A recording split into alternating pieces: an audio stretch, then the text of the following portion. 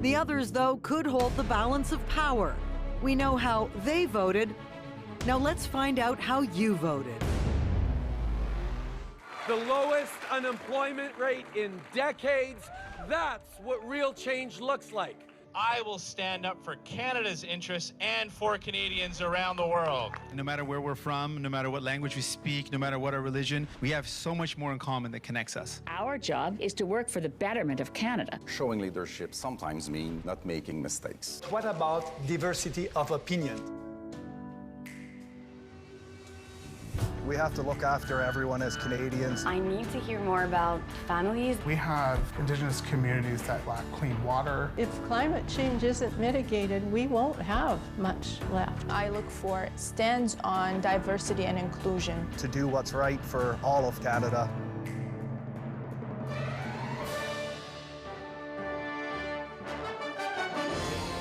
CTV Election 2019.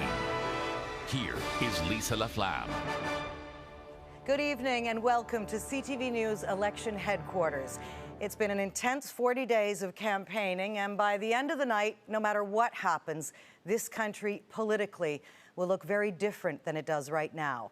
Of course, we've got you covered. I'm surrounded by a panel of veterans beside me and some very familiar faces.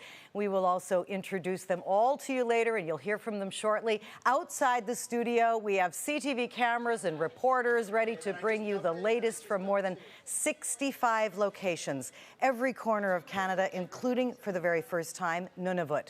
And the first polls in the country have just closed. The 7 ridings in Newfoundland and Labrador. So let's get right at it and go to the battleground in the province, where we'll get the first indication of how the Liberals will do tonight. CTV's Atlantic Bureau Chief Todd Battis is starting us off tonight in St. John's, South Mount Pearl, where a Liberal cabinet minister is hoping for a second term. Todd, what sort of campaign has Seamus O'Regan had over the past 40 days?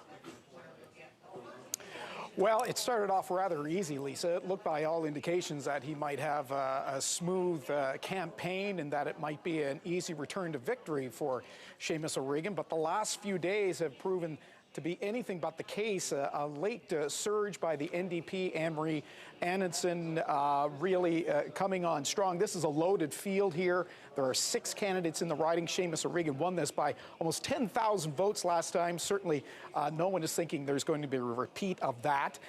It was a difficult time for him personally. He had to take some days off from the campaign. His father fell ill, but then his dad said to him, "You need to get out there and get to work." So he's been campaigning hard, as is his competition the past few days. Well, we're certainly all thinking about him also. But, you know, you just mentioned, Todd, the NDP could be the surprise story here tonight. So let's go next door in St. John's East and give us a perspective on what the situation is there for Jack Harris, who wants to go back to Ottawa.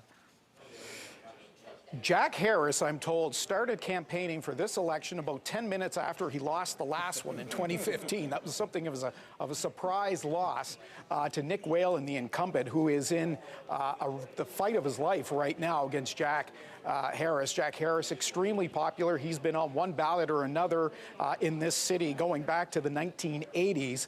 There's some indication it could be a very long night in St. John's East. And a very long night right across this country. We are going to watch these boards, Todd. We will check back with you at St. John South Mount Pearl. So our results desk will be analyzing the numbers as polls close from east to west. As soon as we get those results, so will you. So let me just explain how you're going to see those results in real time all night long. At the bottom of your screen will be the party standings, which will obviously change immediately as polls close in each time zone. On the right of your screen, results from individual ridings in your region. And from time to time, a summary of notable wins and losses will also pop up there, so keep your eyes on that. We're going to guide you through all of this all night long, so no question, this has been a divisive campaign in the fight for your vote. And going into tonight, there are just so many toss-ups, which just adds to the anticipation. 338 seats in the House of Commons are in play tonight. This is what the split looked like before Parliament was dissolved and the election was called back on September 11th. The Liberal majority had 177 seats, the Conservatives 95, the NDP 39, the Bloc 10, the Greens 2 seats, along with 8 independents. And here is the other big number to watch for tonight, 170. That is how many ridings a party must win to form a majority government. And it is a huge challenge in a race this close. So while we're talking about numbers, predicting the outcome really is about math. It is not a pure guessing game.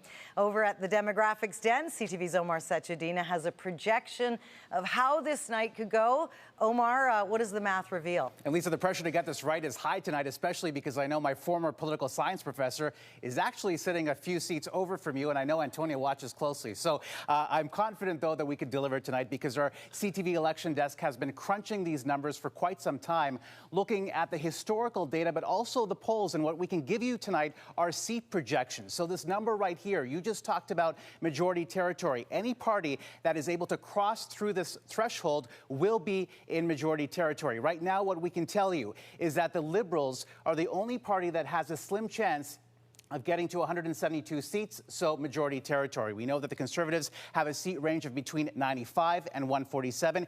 Here are the wild cards, though, the BQ and the NDP. So we'll be watching this closely. But let's take you back to September 11th, what it looked like back at dissolution. This is one of the first results that we will be getting from Atlantic Canada. And here are the big stories to watch tonight: Quebec and BC. Let's wipe this grid. We'll also show you a blank grid, and as your votes are counted, each of these boxes will be shading in. But you talked about the Demographics Den, Lisa.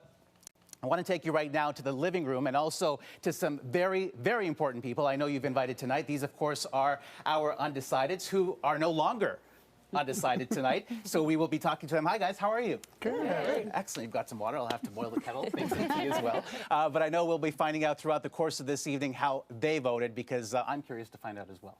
Back to you. Okay, I so look forward, Omar, to hearing more from our undecideds over the next few hours. I'm just so thrilled that they're part of our election night conversation because it is about you guys. It's about the voters. And before anyone asks, yes, we bought carbon offsets for those flights into CTV headquarters. Tweet that. Our guests in the living room, as Omar mentioned, have all voted in advance. So did many of you sitting in your living rooms. CTV's truth tracker, Richard Madden, is at our election bunker, or should we call it the debunker. Richard, you have been very busy for the last 40 days. The early voters, though, tonight could really make a difference. Yeah, Lisa, they really can, because even before polls opened today, nearly 5 million people cast their ballots at advanced polls. That is an all-time record. Essentially, 1 in 6 eligible voters made up their mind before campaigning even ended. You compare that to 2015, when 3.6 million people voted early. That's an increase of nearly 25%. Let's take a look at this other area, and the bulk of those votes came from Ontario and Quebec, counting for just under 3 million ballots. But in key Ontario ridings, right here, Haliburton and Peterborough, advanced voting was up 30%. That is a big deal. Now, there were significant increases in almost every province except Nunavut and the Northwest Territories. Those two saw fewer early voters than 2015. Now, typically a spike in early voting signals change or fear. And in just a few hours, we may get some clues into the motivation. Lisa. Oh, that'll be so fascinating. Truth Tracker, Richard Madden, thanks again. And a reminder, we're live streaming this entire broadcast right around the world, so Canadians at home and abroad can watch on any device. Just go to CTV News YouTube channel or our website, ctvnews.ca. Tonight's results will come down to which party and leader spoke to the concerns that matter most to Canadians. Let's go back to BNN Bloomberg's Amanda Lang. And Amanda, there was so much talk about affordability over the last 40 days in the middle class over the campaign. What stands out to you when it comes to how the party platforms actually impact individual Canadians? That is the question, right? The parties need to appeal to voters in a way that gets them to the ballot on their behalf. We're going to start with highlights from the top 2 contenders here. And in terms of what they laid out there, taxes was front and center. For the Liberals, that was increasing the basic personal income level. That basically benefits everybody up to a certain amount. They also pledged to get Trans Mountain built, so a vote for energy in this country from the Liberal Party. Affordability is on the table for housing and childcare. Total cost here, it's new spending of about $40 billion over a potential mandate. For the Conservatives, also a tax cut targeting that lowest tax bracket. So it lowering the level. Also energy on the platform here. Trans Mountain gets built. And on affordability, it was boutique tax cuts, right? Credits that they targeted. A little bit cheaper from the Conservatives on spend, $10 billion over the 4 years, still in deficit, Lisa, but the only party, as we've noted, that promises to track back to zero deficit, at least in year 5. Amanda, thanks so much for that. Now, if you're in the den, then I am definitely sitting around the kitchen table here, where everyone is chomping at the bit to have their say, and trust me, you'll all get your chance. But I want to start with my wingman, CTV Question Period host, Evan Solomon. This is like Question Period on steroids, Evan. So exciting. But does it, as Amanda mentioned, is it really as simple as that? Does it come down for voters, spending cuts versus cuts? Well, this is one of these incredible elections. I mean, what a night. And the truth is, the first time I've ever seen there is no singular ballot box question. Nobody won, let's call it the frame game, framing this election about one thing. It's actually broken down into regional questions, right? We have Compartment Canada tonight. So you've got Ontario. They're talking about affordability issues and cuts and spending. Then Quebec, values, Bill 21, the secular bill and the bloc. And then you're going to go out to BC. And what are they talking about there, Lisa? Climate and energy and all the splits. So this is a Compartment Canada. And tonight we'll watch those battlegrounds as they have to duke it out over those questions all night. Just as you describe that, it is, thankfully we have 7 hours because there's much to discuss. Again, the standings bar, it's going to be at the bottom of your screen. There it is. It's going to change as the polls close across the country. So it's those numbers that are driving the story tonight. And you can bet at the Main Leaders headquarters, they are monitoring the numbers just as closely as we are. So we're going to get now to CTV Ottawa Bureau Chief Joyce Napier. We are going to start with her, who is at the Liberal leader Justin Trudeau headquarters in Montreal. Joyce, what are the Liberals bracing for tonight? Well, you know, you heard Omar saying that if one party can get a majority, it's the Liberals, and that's probably what they're hoping for today. And, you know, their campaign in the last 5 days has been high speed. It's sort of like the speed dating of politics, because we were in 5 provinces, dozens of ridings, and mostly, and surprisingly, in ridings of their opponents. So obviously they decided that it was going to be a big offensive, and they were not going to play defense. They were going to go right in other people's sandboxes and playing there to increase their numbers and their chances. And they may not look like the cat that swallowed the canary, but you don't get the feeling either that they're defeated yet. Yes, it's been a tight race. They've been neck and neck with the Conservatives since day one, and their numbers have gone down. But still, you get the sense that in the last 5 days, because it was such a high speed, such an intense campaigning in places where perhaps there are very tight races, they even campaigned in the riding of the Conservative deputy leader, thinking that perhaps they could take that seat away from her. So, you know, a lot of hopes and a lot of fingers crossed here. I love that expression, the speed dating of campaigning. All right, Joyce, we'll be back with you throughout the evening.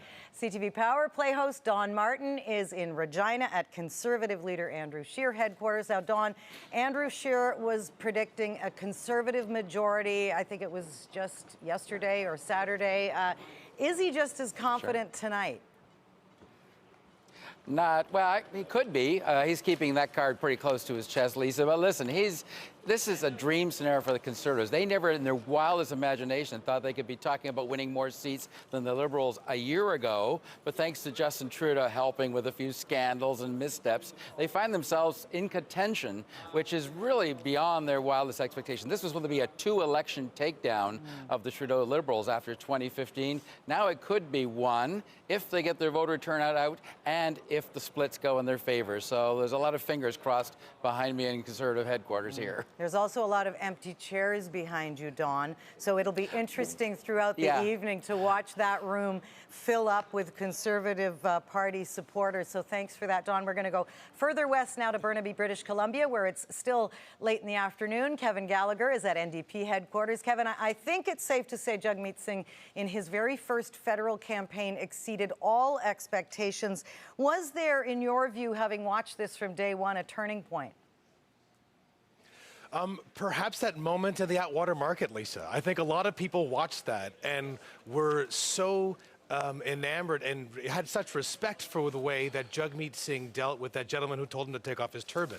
Then it was the debate performances. That would maybe a number 2 moment. And then finally, this youth engagement, social media, the TikTok video that went viral, going to university campuses like Ryerson University, University of Victoria, where he just sort of gets mugged by students who are excited to see him. And you could see the momentum building from there. There was a favorability and a likability about Jagmeet Singh that voters got to know him, and they like what they saw, it seems. There was a sense of Jagmeet mania, I think people were calling it, certainly at Ryerson University when he stepped in there. Thanks for this, Kevin. We'll check back with you. Now we're going to go to Vancouver Island and Green Party headquarters in Victoria. Annie Bergeron, Oliver. Annie, Elizabeth May is definitely the veteran among all of the leaders. With climate change being such a key issue, will this finally be her breakout year?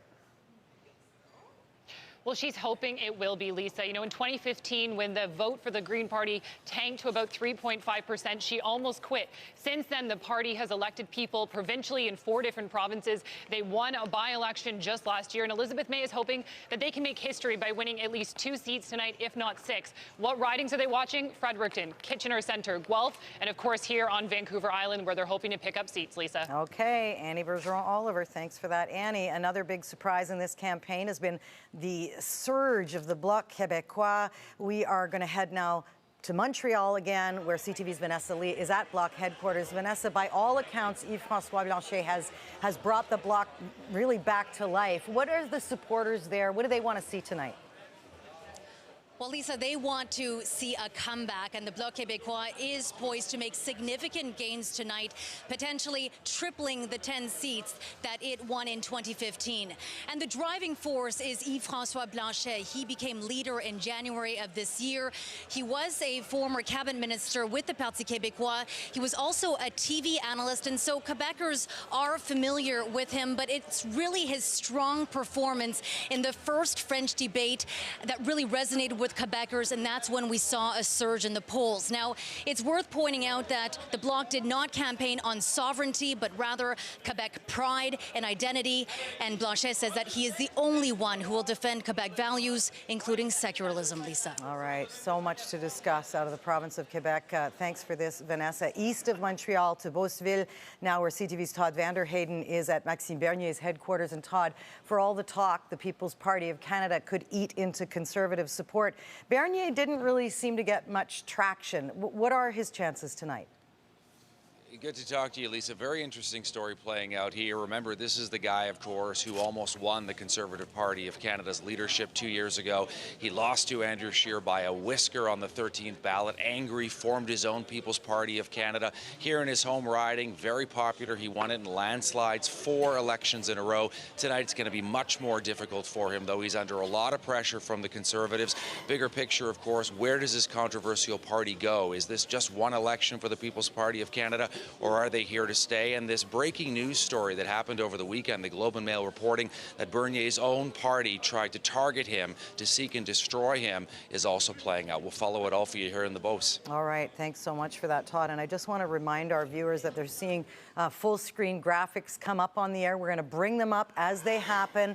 Here is one now. You're seeing that's just one poll reporting out of 250. So we're seeing a Liberal lead of the incumbent. But these things, as I say, they're changing by the minute, and we're just going to keep popping them up so you can see things unfold just as we do, really. All of this, though, paints a picture of some real regional divides across the country. And in the lead up to Election Day, we have been getting daily ballot tracking from CTV's official pollster, Nick Nanos. So let's go back to Omar now with Nick to get a better understanding of where we are right now. Yeah, Lisa, one of the ways to think about this election is not just one umbrella election, but a series of regional election. And I'm joined right now by Nick Nanos. And Nick, really this map tells the picture based on your most recent polling data. Absolutely. What we have here is a map that captures the races that are too close to call. We've statistically modeled 73,000 neighborhoods and done projections based on the CTV Nanos Globe polling. And you can see, look at the number of ridings that are in play based on where Canadians stand. Let's zero in on Atlantic Canada because, of course, back in 2015, this was a Liberal fortress, a sea of red, and we are seeing that fortress broken down a little bit. Oh, absolutely. Look at New Brunswick. You can see the Conservatives are poised to do very well in the province of New Brunswick. But check out New Brunswick. You can see almost the whole, actually, if you can check out St. John, you can see in St. John's East that Jack Harris at least looks like he has a good chance to win, and St. John's Mount Pearl in play.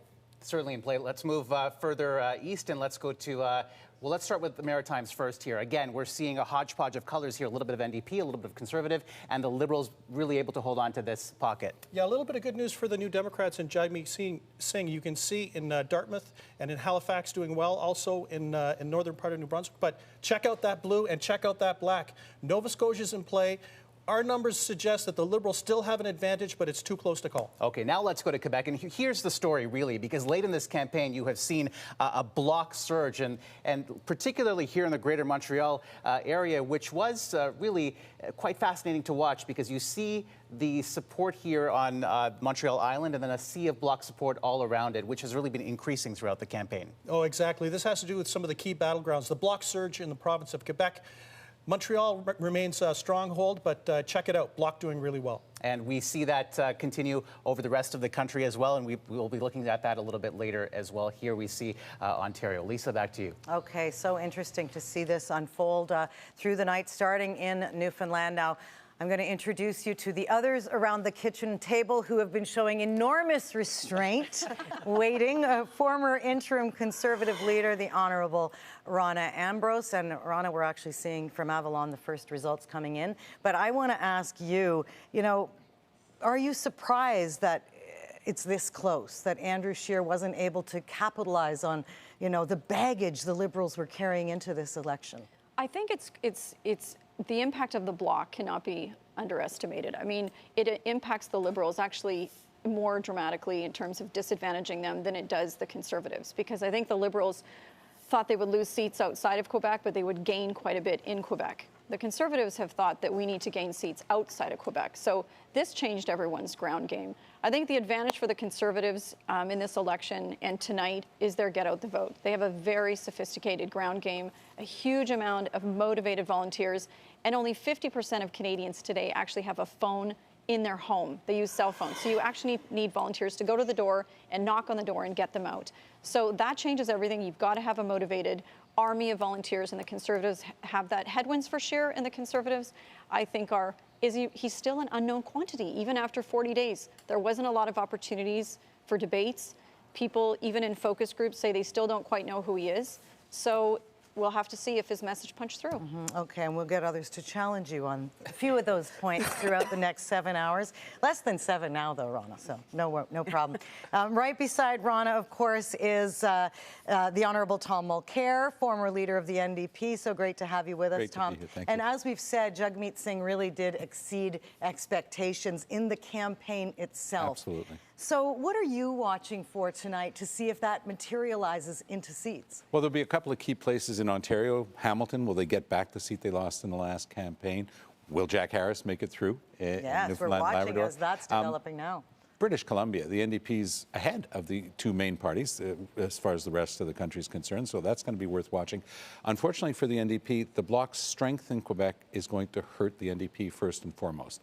In 2015, the NDP won 16 seats in the province of Quebec.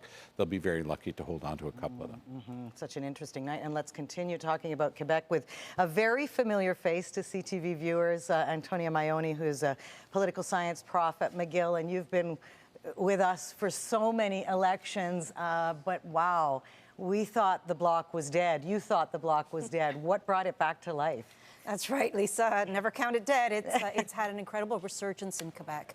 We're seeing that play out in the predictions, and what explains that, in a sense, is the fact that Quebecers still have a place for a nationalist party and for that kind of a voice for Quebec-specific interests in the House of Commons. They flirted with other parties, but it looks like the Bloc has really rallied around the idea of a nationalist discourse without putting sovereignty on the table, which is really important. Their leader, Yves-François Blanchet, is dynamic. He certainly won the debates that we saw in the French language. He's been able to hold a message steady on values, culture, language, Bill 21, the environment, and saying that what's best for Quebecers is to have their own voice, Quebec-specific voice in the House of Commons. So interesting. All right, Antonia, thank you for that. On the other side of me here, beside my wingman, Evan, of course, we have former Liberal Deputy Prime Minister Anne McClellan back with us.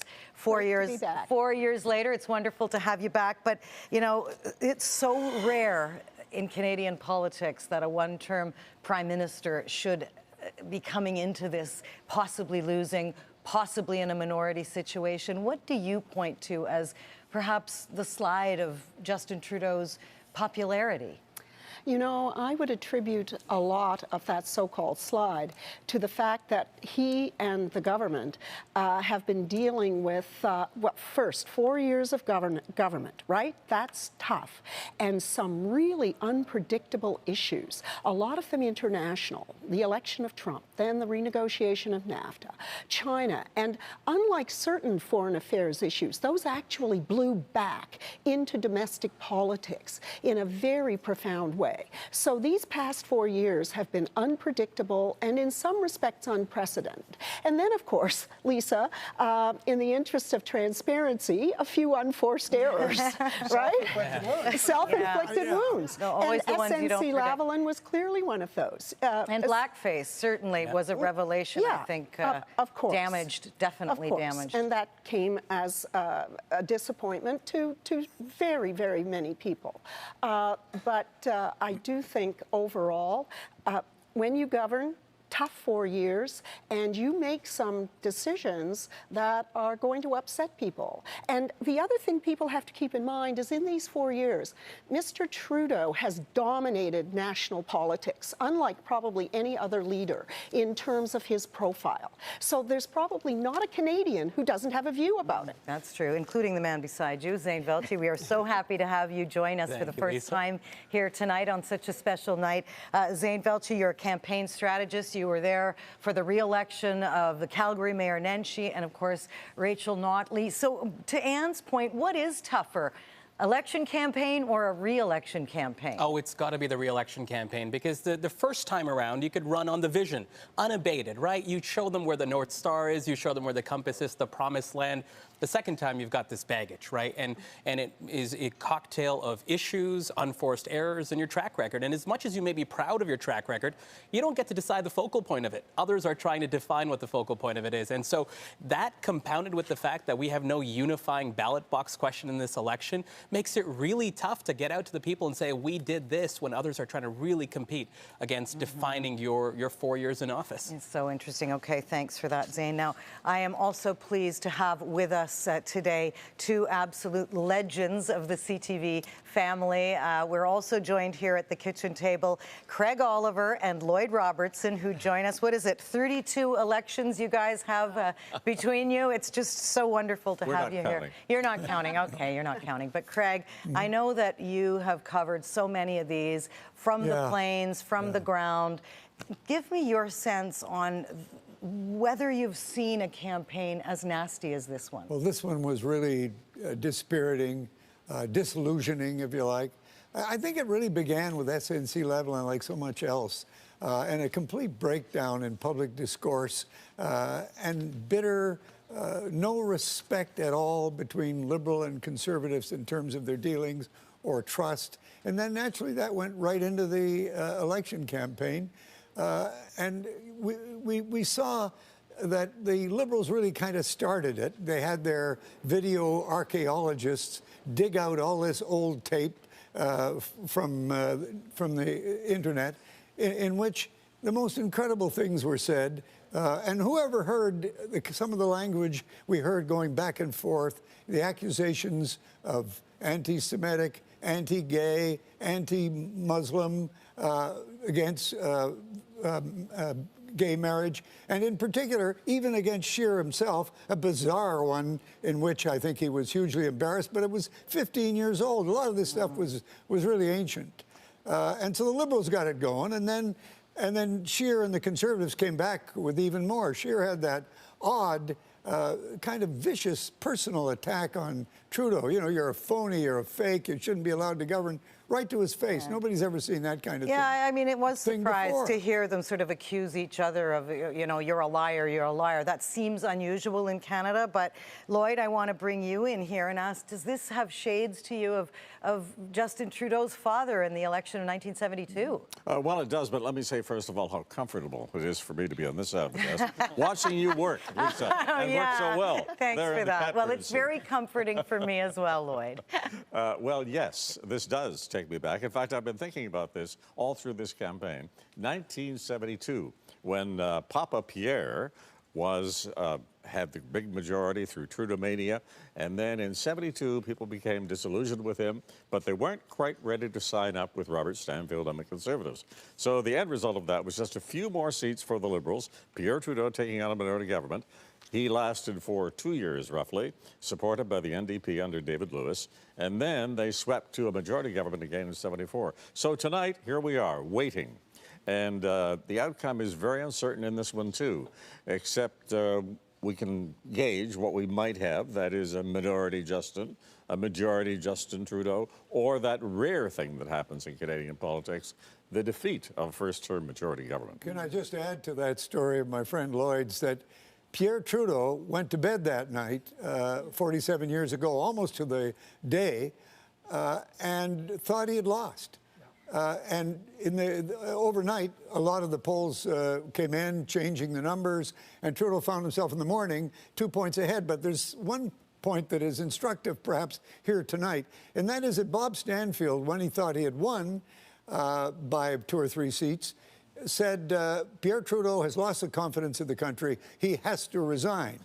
The next morning, Stanfield realized that he had not won, and gentleman that he was, he said, look, I recognize that Trudeau is entitled to go meet the House first. Wow, that's fascinating. And this all brings us to one particular conclusion at this point, because we don't know yet. Those people who haven't voted yet, who are watching our broadcast where the polls are still open, this election really counts the way it did in 1972. So get out there and cast your ballot. It That's really right. matters. British Columbia, there's a few places that are still haven't voted. But you think about Trudeau Sr., Trudeau mania burned off so quick, right, in 4 years. And, you know, Trudeau Sr. promised to unify a country. He ended up dividing it. Barack Obama, who Justin Trudeau has modeled his campaign on, promised to unite America, left it to a divided America. And tonight, we got to wonder if we're going to see a country more divided after a guy who came in 4 years ago said, I'm going to hope and change. And we've seen, as Craig just talked about, hope to start this mandate, fear to end this mandate, and everybody's now launching Project Fear. So here we are. And that's the thing, and we're going to see how that all boils down in the brain of the voter. And as I mentioned, we've been following our cross-country panel of now decided voters. Last night, for the very first time, they all finally got a chance to meet one another in person after weeks of hearing each other's perspectives on CTV National News. So by now, they are old friends, and like any good group of friends, they don't necessarily agree on everything. Omar Sachedina is in the living room, where it's not about fighting over the remote, though, Omar. I'm hoping tonight it's all about the results. Yeah, so far they've been very civil, and of course this is, Lisa, a microcosm of this country, of Canada. We've got people from all across the country of really all political ideologies, some of whom had a very difficult time making that choice at the ballot box. Brad, I want to start with you. Brad Pinhorn, 36 years old, from Bonnyville, Alberta, but you're originally from Newfoundland, and as we're seeing these early returns come in from your side of the country, I want you to talk to me about how hard it was for you to make your decision and who you voted for, finally. My decision, I was kind of up in the air. It could have went either way, so I decided to reach out to the candidates.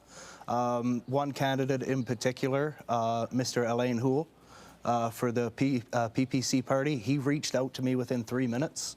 After a conversation with him, he sent his wife to town the next day to get me a sign. And I mean, for a guy to put in that much effort, it's impossible for me not to vote for him. So that's what did it for you. You could have gone conservative because that region of the country does go blue, but you decided to continue further right for the PPC. That's correct. I always try to keep an open mind when it comes to the elections. I'm never carved in stone when it's announced. I always look at platforms.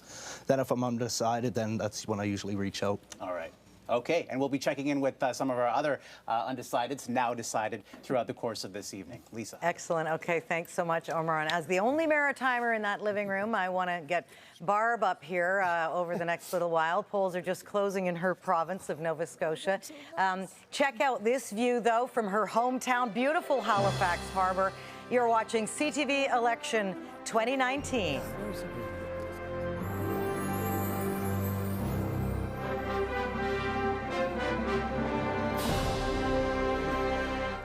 And it is just after 8:30 Atlantic time, 7:30 Eastern. So that, of course, means the polls have just closed in Nova Scotia, New Brunswick, and PEI. And then the others so that's 25 more ridings. We're still a couple of hours away until polls close in Quebec, Ontario, and out west. But here's where we are so far with the party standings. You can take a look again.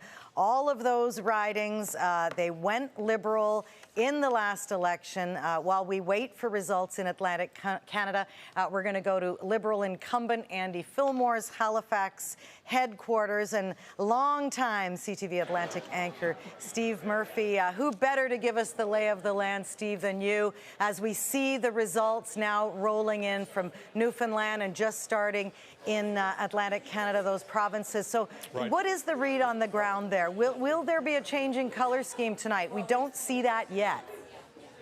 Well, it seems virtually certainly so there's going to be a change in the color scheme. It's only a question of how dramatic it's going to be.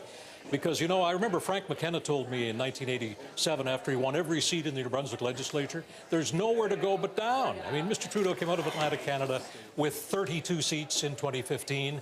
This time, anything less than 32 is clearly a loss for the Liberals. Having said that, you know, the Liberals won the seats of Atlantic Canada last time quite convincingly by 50%, 60%, in some cases 75%.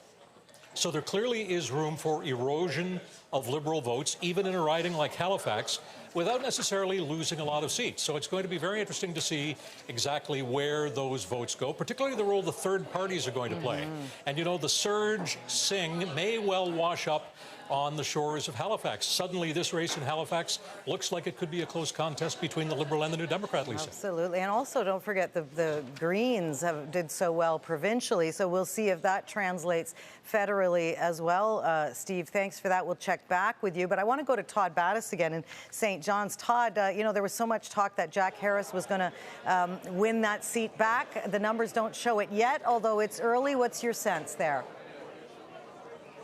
Well, here at Seamus O'Regan's riding, they're certainly happy with what they're seeing. It may not be a red wave tonight, Lisa, like in 2015, but let's call it a red ripple, perhaps, across Newfoundland and Labrador. 7 seats in the province here, and as you can see, 6 leading for the Liberals. These are early hours, of course. Seamus O'Regan up by about 36 votes or so.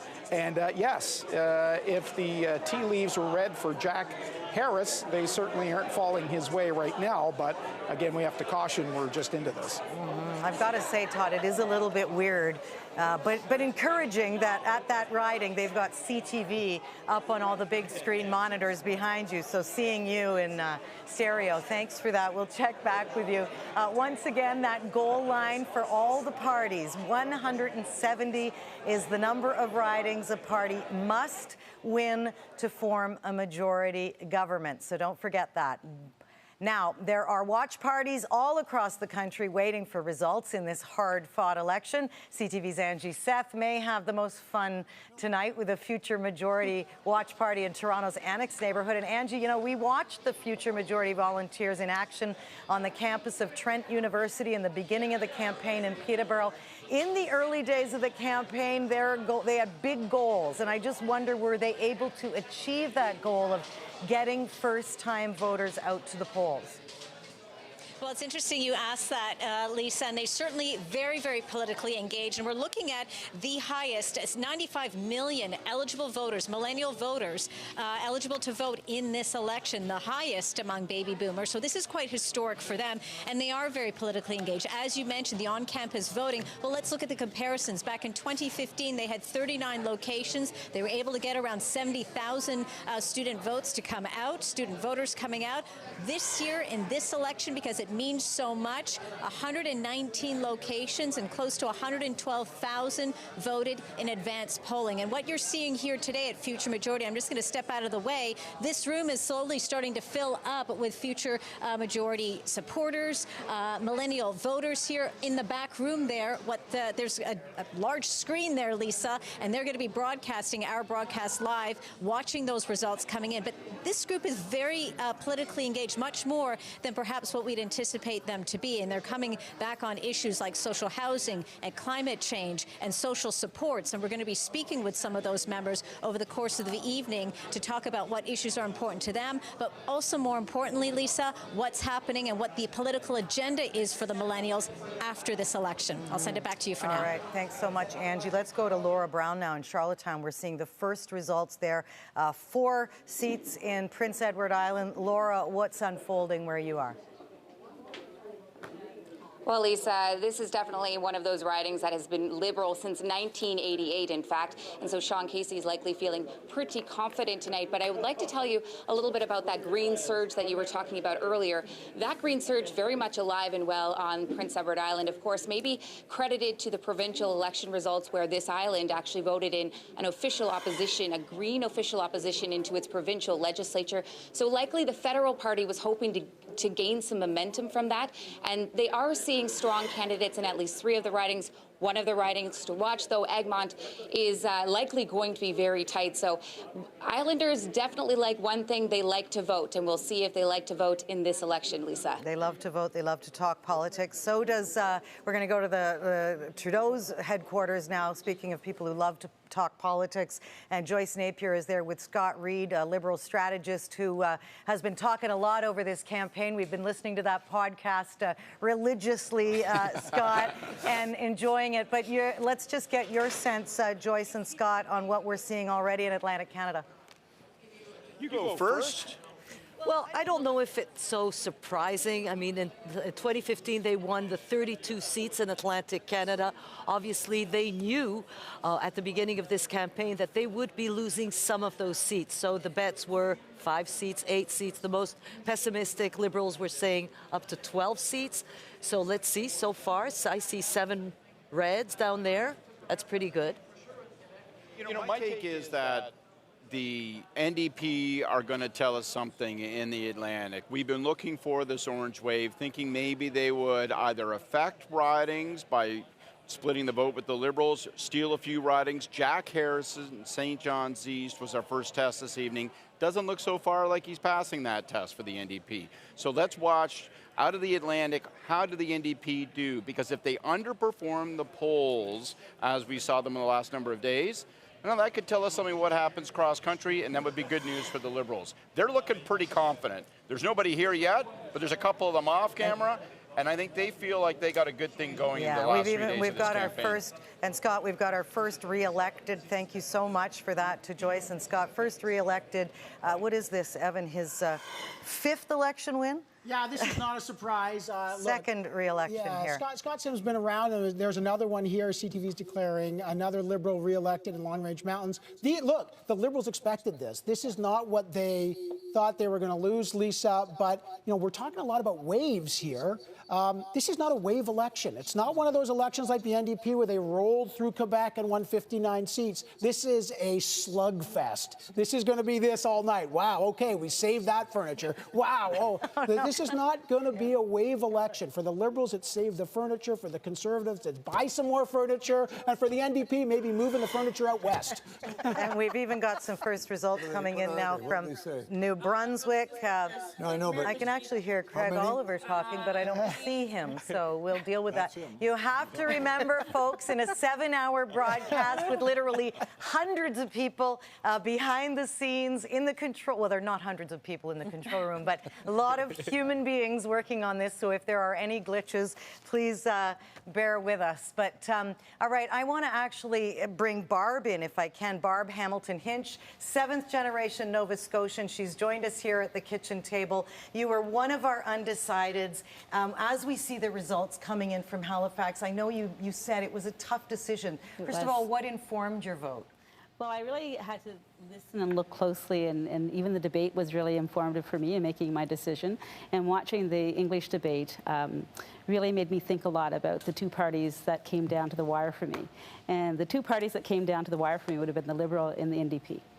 And I would be happy with either one, just as long as it's not Conservative. And so I actually voted for NDP in the end, is where I casted my vote. So what were the things then that deterred you? I have to ask. I mean, sure. Obviously, the whole blackface revelation was a shock to everybody, but I've spoken to a lot of African Canadians who were particularly offended by that, and I wonder what your reaction was. Yeah, so especially as a historical African Nova Scotian, being in Canada over 7 generations, and Nova Scotia is very unique in that way. We have the oldest Indigenous Black community in Canada, and so we experience racism on a daily basis. So anyone who displays blackface and thinks that there's not a problem, there is a problem. And so we often recognize that sometimes folks who haven't been in Canada as long as those of us who've been here for over 400 years, we experience that, and we know the impact of that. And so when I've been often asked about blackface, I do say that it made me very angry, and I was very disappointed. And I think that Trudeau should have known better, both because of the age in which it happened. He was a teacher. He came from a family that was in politics. And blackface has never been anything that's been acceptable, no matter what year, what generation we're talking about. So it should never be a costume, no matter what your background or your history or your location. I'm not in favor of any appropriation of any culture. Both for Halloween that's coming up and for just parading around and saying, I support this. And you're an educator, so I wonder, is this something that then was incorporated into your classes? I definitely would talk about that. I'm really keen on inclusion and diversity, both as a professor and in some of the roles that I play at the university. And Dalhousie has done an amazing job at looking at EDI from our classroom level to hiring different positions to really support that. So in my research and in anything I do, that does play a key role. Looking at equity, diversity, and inclusion at all facets. We also have a very large indigenous population in Nova Scotia, and that's important to me. So anything that's racialized, and also looking at our population of our LGBTQ and persons with invisible and visible disabilities. So when I think about inclusion, I think the whole gamut of inclusion. And I think the NDP is a party that does represent that. The fact that Singh has been able to be a leader was absolutely exciting for me. To have someone who's racialized. And then when you look at across the parties, unfortunately, I don't see many racialized people running. Interesting, so interesting, and so great to have your perspective, Barb, here from Halifax tonight as we see those ridings. So we'll check back with you later on, but we want to get reaction now over in Regina, Conservative headquarters, and Don is with Jason Leiter, former advisor to Prime Minister Stephen Harper, who also had his own experiences with a couple of minority governments. Don.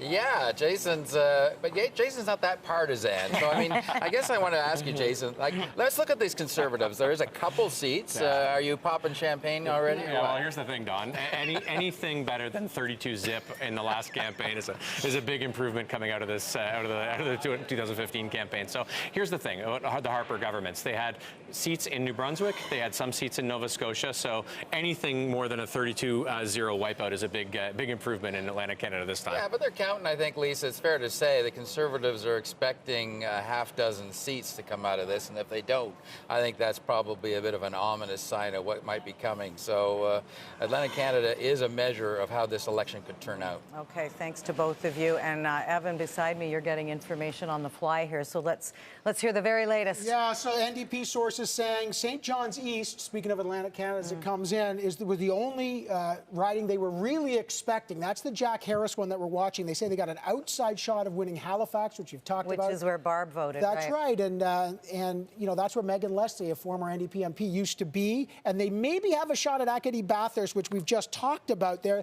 It could also go green. But, you know, we talk a lot about, you know, you heard about the connection that Jagmeet Singh made. We talk a lot about deficits on this, economic deficits. There's been an authenticity deficit. And boy, did he fill that gap, right? He seemed to fill the authenticity deficit. And I think it's connected with people like Barb. And Tom, were you, I mean, I get the sense in the beginning of Jagmeet Singh, when he was first elected leader, you had your apprehensions concerning his leadership. Well, I actually knew him, and I had tried to recruit him for us in 2015, so I knew what an incredible guy he was, and I wasn't surprised at all when he was chosen leader. It took some time to get everything in place, but as everyone saw in the debates, he's an incredibly communicative person. He knows how to connect with people. He's a great person, and you know, that good nature, in the truest sense, shines through. And it's worked for him in Quebec, where a lot of people were looking at what was on his head. At the end, everybody was looking at what was in his head. Right. And he changed a lot of people's minds. I think there was a lot of people who also saw the stark contrast between Jagmeet Singh's approach and Andrew Scheer's. Did you see that? I mean, I think for me, the turning point with Jagmeet Singh was the blackface scandal. And when he spoke to kids about it, he was incredibly sincere, incredibly authentic, and all of a sudden everyone says, who is this guy? I want to take a second look at him. And then I think he fed off that, which was wonderful, and then we saw him really rise up in the debate. And you know, to Evan's point, people want authenticity. They want to connect with people. And I think, you know, that has been a bit of a challenge for new leaders. It's tough because you don't get a chance to really, you've only been across the country once, the campaign is short, it's tough to, you know, it's tough to connect with people when you don't have debates. And see, I don't know, is it? Zane, do you want to jump in? Like, is it that difficult for somebody campaigning to just bring their real self to it, to just answer a question instead of just sticking to those talking points? It's incredibly tough, especially for the incumbent, because what you've been doing for the last 4 years is flexing a governance muscle. You have been flexing a campaign muscle. So you aren't necessarily out there connecting with people one-on-one in a retail sense. You're probably, you know, politicizing, trying to figure out what the governance of the country looks like. As it relates to Jagmeet Singh, I'll just kind of add two other comments. The first one is, I feel like his true inflection point was when he leaned into the fact that he was different. Acknowledge the fact that this thing on my head and this beard is different, and then made that a three-dimensional definition of I'm different from the other leaders and I'm going to own that. And the second thing I'll add is the NDP were strapped for cash, no secret. And the constraints that they had on their storytelling, they couldn't just throw money to advertising. They had to create their own organic storytelling that kind of pierced through. Okay, so, you know, you just made a really good point. And at the beginning of this campaign, everybody thought that it was going to be a Green breakthrough. So we're going to go to Fredericton now, where this was a real toss-up. Liberal incumbent is facing a very tough challenge, and CTV's Kate Walker is there to tell us all about that. Kate, how are things unfolding? Well, Lisa, as you said, it is a tough challenge for any of the candidates tonight. This is traditionally a riding that either swings Liberal or Conservative, but tonight there are indications that they may go Green. So I'm joined now by Green Party leader of New Brunswick, David Coon. David, we've seen a lot of support for Green Party candidate Jenica Atwin. What is it about the Green Party that you think is resonating with New Brunswickers and Canadians? Well, here in New Brunswick, we have a strong attachment to place, a real sense of community, and fundamentally that's what the Greens are about. And of course, here in Fredericton, I've been elected twice as an MLA for the Greens, and so the ground has been plowed, and the energy and the feeling on the street is amazing. And as you mentioned, you know the success provincially, Fredericton South MLA. Can that success provincially translate federally? Absolutely. I mean, you wouldn't believe, I was out on the street today, and just the buzz is fantastic. I have a great feeling about tonight's results. And when I was at the polls today talking to some of the voters, their main issue on their agenda was climate change. So do you think you guys have an advantage there? Well, of course. I mean, we are the Green Party, that goes without saying, but I think Jenica has done such a good job in connecting with people and listening to people and reflecting back the kind of representative she will be about their first #1 concern at the door was health care.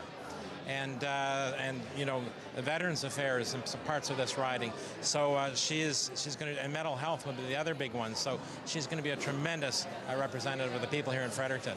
All right, thank you so much, David Coon, Green Party leader of New Brunswick. I'll send it back to you, Lisa. Okay, Kate, thanks so much for that. And we saw a lot of people behind Kate in that riding. There's people watching this right across the country, probably no one closer than, there he is, Justin Trudeau, watching with Sophie Gregoire Trudeau and their 3 kids.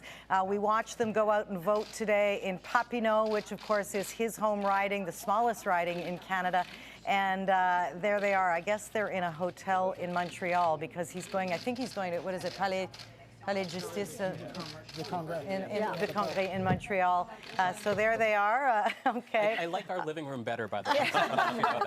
I don't know what hotel that is, but I know the CTV living room is very cool. All right, Fredericton was, as we just said, one of the most visited ridings in the campaign. So we're going to go to Amanda now, who's with Rupin, to find out why that was so popular for all the parties, especially the Greens. Yeah, Amanda. Lisa, as you heard, David Coon's victory there provincially set Fredericton up for a potential win for the Greens, and you heard some of the issues. I want to take you inside the map. I'm here with Rupin Sioni from Environics Analytics, and they've crunched the data on just what the voter segments are inside every single riding. So when we drill into Fredericton, tell us what we're seeing and how that resonates with healthcare, what we just heard, some of the issues at the door. Well, Amanda, we've used our PRISM system to create a series of voter segments across the country, and that helps us understand who's in play and what matters to them. Now, if we go into Fredericton, you can see that there's a number of young voters that are the most likely target for the Greens to take votes from the Liberals. But surprisingly, there's also a series of older voters in the suburbs, and they show up consistently as a Green strength across the country. So those would be the two main targets. So, and when we describe these voter segments, what are the segments that they break down to? Because these will show up in other ridings across the country, right? This is something that'll resonate elsewhere. Yes, we call them young in the city. Those are the young people in the city, as well as second city suburbs. They tend to be older voters that are retirees. And what matters to all of these voters is the cares, the health care, pharmacare, dental care, as well as child care for some of those younger voters. So one of the key questions here is going to be, of course, how the segments split. In this case, climate change maybe versus healthcare, right? Young versus old. Would this be an example of a place where we will see this kind of tension between two segments? Well, I actually think that the older voters in this particular riding are also pro-climate change efforts. So we'll see how that plays out in the rest of the country. Potentially more good news for the Greens, in other words. Possibly. All right, Lisa. All right, so interesting. Thanks for that, Amanda and Rupin. We're going to go to back to the Trudeau headquarters in Montreal. Geneviève Beauchemin is there on the ground. Things are just filling up in that room. But Geneviève, give us a sense of, oh, I've got my glasses on. Sorry about that, folks. I totally forgot to take my glasses off. Anyway, Geneviève, I can see you anyway. What's happening where you are? Well, it's pretty quiet right now. The Liberals, of course, had a party down the road in a hotel in 2015. They're hoping to have the same enthusiasm here. But there are a few people who are coming in. And these folks here, Eamon and I've been Mackie and Eamon. I'm sorry, they're twins, so it's been confusing trying to keep them straight. 20-year-old twins who are here, and they're actually from Nova Scotia, but they've come here. Tell me about why you wanted to come and see the results here tonight. Well, both Liberal members, trying to support them from afar. We voted for our riding in Nova Scotia, so trying to watch the results in as they come in early before Quebec closes the polls here. So. Yeah. I concur, yeah, it's the same. Tell me about what it's been like. It was the first time, your first time voters this time around. Why was it so important to exercise that right and to go out there and vote, support the Liberals for you? Well, it's super important to vote because it's just, it's so important for every kind of part of our life. So it's important to kind of exercise the vote, your right to vote, and make sure our voices are heard. Are you nervous about the results tonight? Not. I mean, I'm holding faith in that the Liberals are still going to come out at least with a minority. But I think seeing Nova Scotia's results coming in right now, with the sweep last election when we were in Nova Scotia of the full Liberal sweep of Atlantic Canada, it was a super exciting moment. Right now, I mean, it's still so early that you can hope that the seats will still switch back to the Liberals. But so far, Atlantic Canada does seem like it's changing a bit from last election. But. It's pretty quiet still in here tonight, yes, though, right? It is. Yeah, Very early. Very early. Thank you very much. No Back to you, Lisa. Okay, Geneviève, thank you. I bet those two pulled some good tricks on their teachers when they were kids. So identical. Evan, we're just seeing these numbers come flying by out of Atlantic Canada.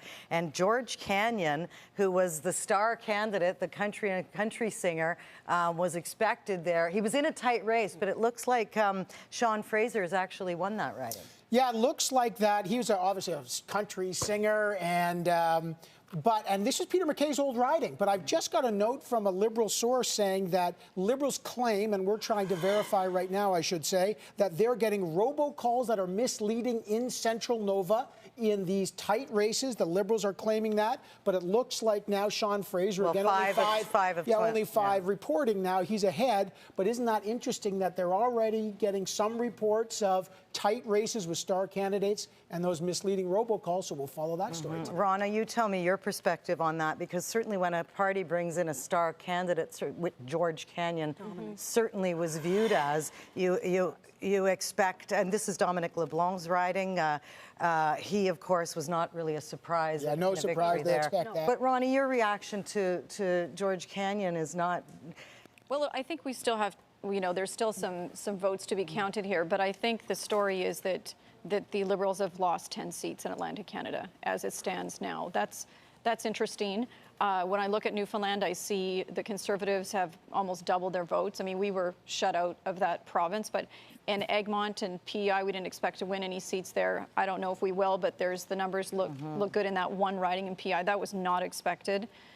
In New Brunswick, we expect to win about 5 seats, 4 for sure, and then in Nova Scotia, potentially 3 seats. So there's still more to come, and I think that'll be interesting to see what the final numbers are in terms of losses for the Liberals. Again, just a reminder to everyone, these numbers on the bottom of your screen, they're going to change as the numbers come in.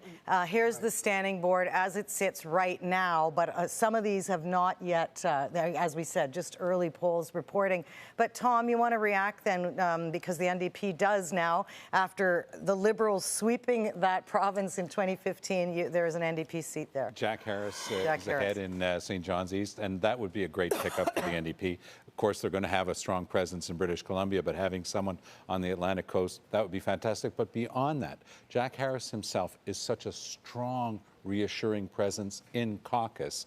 That would be a catch not only for the party in terms of the numbers, but the quality of the person that would come into caucus. That would be very helpful. Okay, so we're going to look again at the numbers at Central Nova. Thank you, Tom. There they are again. 7 of 230 ridings reporting, polls reporting rather. And I am joined now by a very familiar face on election nights in Canada. He represented the riding of Central Nova until 2015. And served in Conservative Prime Minister Stephen Harper's cabinet. Peter MacKay is at the headquarters for the Conservative candidate in Scarborough Southwest in Ontario. And Mr. MacKay, I think I saw you in Little Harbour, Nova Scotia, just a few nights ago campaigning for George Canyon. So right off the bat, let's get your reaction to the fact that, again, just 7 polls reporting that it's a Liberal leading there. Well, I am still very optimistic for the outcome in Central Nova, for George Canyon, for the Conservatives. We're still early in counting the numbers out there. I remember my first election in '97, Lisa, and I lost the first poll, and then hung on to win 6 more times after that. So I'm still confident, optimistic. Already the numbers coming out of Atlantic Canada tell me that we're not going to see a majority Liberal government. They've already erased that 7-vote or 7-riding deficit. And so Sunny Ways was the first part of the country to disappear. It became very cloudy very early on with the pipeline issue, with the electoral reform issue, issues around moving the ACOA office to Brampton, Ontario. And I think the results in Atlantic Canada are indicative of a general restless discontent that's being felt throughout the region and in fact, throughout the country. Okay, so I want to talk a little. First of all, that's the first Sunny Ways reference of the night. So thanks for that, Peter. It's not a drinking game. Well, we can make a Blue Wave reference too, if you like. But listen, I want to get your reaction to the campaign overall. I mean, shouldn't this have been an easy one for the Conservatives to win, considering the baggage the Liberals have been dragging along with them? Well, it's never easy, and I think if you roll the clock back just 6 months, people were saying it was going to be an easy win for the Liberals. So there have been events. My history tells me that events always get very much in the way, and campaigns matter is the other big lesson that comes out of here. I think the resurgence of the NDP, the absolute surge of the Bloc, who look to be blocking the way for many of the other parties to get a foothold on Quebec. So this has been a very interesting campaign start to finish, shorter than the last one, to say the least. But I think you're going to be up late. I think we're all going to be up late waiting for the results. And we may not even know the results, a bit like 1972, until tomorrow or days after, in fact. So everyone says you're warming up in the bullpen, just in case Andrew Scheer is unable to defeat the Liberals. This is my first time to be able to ask you that personally, Peter, so give us the deal. What's going on? Well, I hear Ronna Ambrose laughing in the background because I know the same's been said about her, and I know the same is being said about Chrystia Freeland in the bullpen. I'm more of a hockey player, and I've passed the third period now, and I'm watching from the stands. But look, Lisa, I'm very interested in the result. I'm interested in seeing Andrew Scheer become the Prime Minister. I've been working hard, my colors, to see that happen. And I don't want that to be misconstrued that anything other than that. I'm working hard to help our team win. And I think you'll find that of most former leaders, including the ones that are sitting there on the panel with you tonight. Well, and you know what? I know you are not far from our studio, Peter. You are more than welcome to get in the car and come on over. We'd love to further that conversation. But at this moment... Lisa, I've got 3 little ones at home that I'm hoping to read to and put to bed, and then watch you for the rest of the night. I was going to say, you're going to be up very late as well. Thanks so much, Peter MacKay, for joining us. We're going to go back to Central Nova, and your father, Heather Butts, is with Elmer MacKay right now. Heather.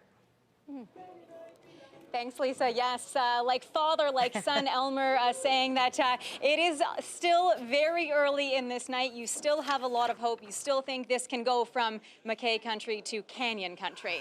I'm hoping it'll go to Canyon country. But, fights, elections, and ball games, they're hard to predict. What did you think when it went from that MacKay stronghold over to the Liberals in 2015? Well, everything has to come to an end. And Peter and I both had the honor of representing this place for a long time.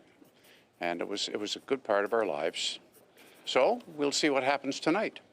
There's some pretty big contentious issues, environment issues in here in Central Nova. A lot of people have said going into this they weren't sure that George Canyon could handle it. Well, I think there's no doubt that George can handle it. What always amazed me was how the Liberal candidates were here for 4 years and not one of them said a word for Atlantic Canada. They were all just party parrots. So for that reason, I'll be surprised if we don't get a few seats down here. Okay, well, still, as Elmer said, the night is young. We will be here in Canyon Country at George Canyon's headquarters. Lisa. Okay, Heather, so great to hear from you and to hear from Elmer. I got to say, fights, elections, and ball games, hard to predict, as is this night. It is just after 8 p.m. in Ontario, 9 p.m. in the Maritimes, 5 o'clock in British Columbia, so still lots of results yet to come in. And if you've just climbed on the couch to start watching, I'm going to explain. You're seeing on your screen the party standings are at the bottom. On the right, results from individual ridings in your own region, and occasionally a summary of notable wins and losses. And at any moment, you're going to see popped up full screen. You are going to see the, if there's an elected, a re-elected, or some kind of change, the development in riding by riding. So there's been so much speculation about which way Atlantic Canadians would go. Omar standing by with Nick for a closer look at the electorate in the Atlantic provinces. Omar. I want to take a look at the map in the Maritimes, the political map that is, with Nick Nanos, and take us back to September 15th, which is 4 days after the election was called. And remember, last election, this was all entirely red. So the other party is starting to make some gains in terms of voter intention, at least, Nick. Oh, absolutely. The thing is that the Liberals started with all the seats. But, at the beginning of the campaign, Nova Scotia looked pretty solid for the Liberals, with New Brunswick definitely being in play. And let's fast forward a few days and take you to September 22nd, which is about a week later. And now Nova Scotia, we see a lot of uncertainty developing there in that week time span.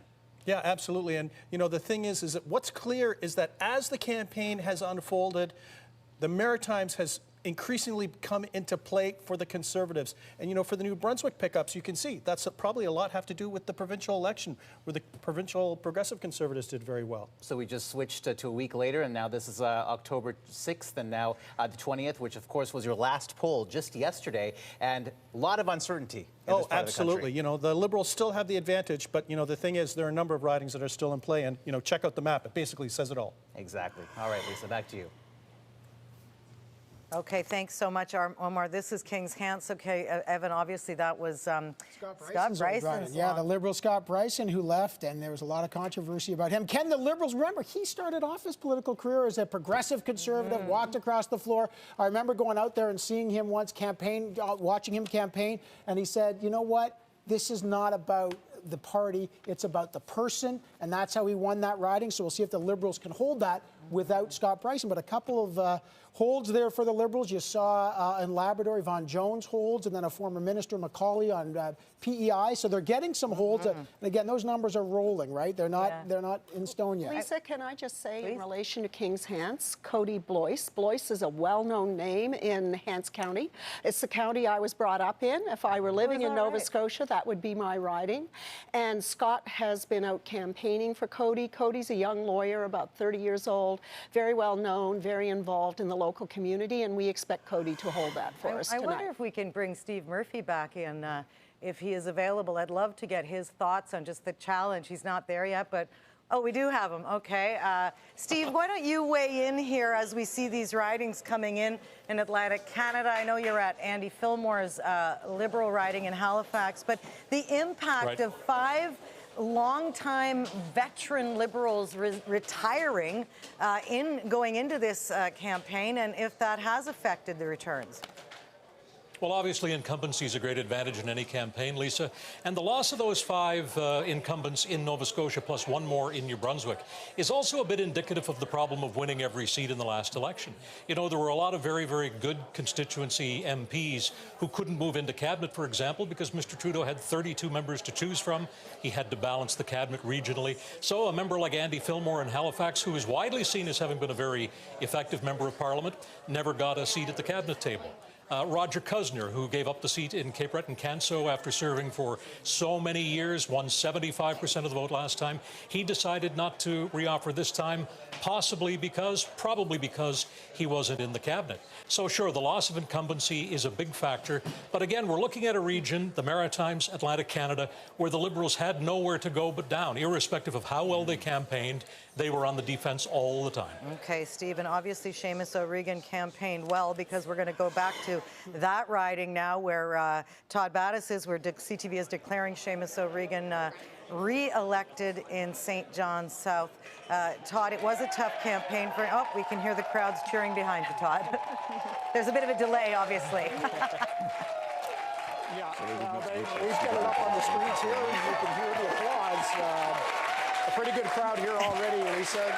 They were hoping this would be the case. They didn't think it would come this early, but every time Seamus' face came up on the screen, the numbers seemed to get higher and higher. Finally, I was talking with his campaign manager. He said they were up over 700, so it seemed academic at that point. And here we are clearing. Okay, thanks, Todd. I think there's a Kaylee about to break out behind you. It's a little tough to hear you. But what was your, Todd, thanks so much for that. We're going to go back to Montreal. Joyce Napier is with Scott Reid. A reaction there, the first cabinet minister re-elected in Newfoundland. Well, that is an interesting one, because he actually did have a hard time first as an MP and then as a cabinet minister, Lisa. He was a Veterans Affairs, was moved into Indigenous Affairs, and had a few personal problems at the beginning of his political career here with the Liberals. So, personality, is that what did it? He's friends with the Prime Minister. He has a great, huge profile, moved into Indigenous. No surprise here, expected to see Seamus win that handily. You know, all eyes in Newfoundland for the Liberals are going to be on St. John's East and whether they can keep Jack Harris out of Parliament again. That's going to be really the riding to watch in this province. And at this moment, Scott, Jack Harris is actually in the lead at that. And to your point, there was a lot of work going on in that riding to try to get Jack Harris back in Ottawa, back in Parliament. So we don't know yet. It's still a little too soon. But Evan, just kind of an interesting thing. We got in New Brunswick in the south where we were watching closely. The NDP thought maybe we get a pickup there in Acadie Bathurst over the Liberal Serge Cormier. We've just called it that the Liberals have held that. For the NDP, it was on the bubble, but this is definitely a good hold for the Liberals. And, you know, Anne McClellan talks about, she's from the Minas Basin where the tides go up and down, but it's not going down so far. No, that's right. And we were a little worried about that riding. We weren't sure whether Serge was going to pull that one out, but obviously he did tonight, and that's great news for us. And Zane, we're seeing a really tight race in Fredericton between the Liberals and the Greens. What was it, though, would you say, that where the Liberal or the Greens weren't able to capitalize as they hoped they would before this campaign even started? I mean, they were hoping that from the top with Elizabeth May that there would be a national movement, right? In many ways, what we're seeing in this election is climate change is an issue that is stitching together progressives across the country. And what here's the Singh family watching out of Burnaby, his riding. And what we're seeing with climate change is you would have expected that the Greens, with their history, that with their legacy and with Elizabeth May in the driver's seat on climate change, they could have owned this issue. Instead, it is now a three-way split between the three progressive parties who have effectively had, you know, similar-ish climate plans that the electorate is confused about in some ways as to where to go. And then you layer on strategic voting on top of that. That's it. Okay, so NDP leader Jagmeet Singh with his wife and surrounded by friends.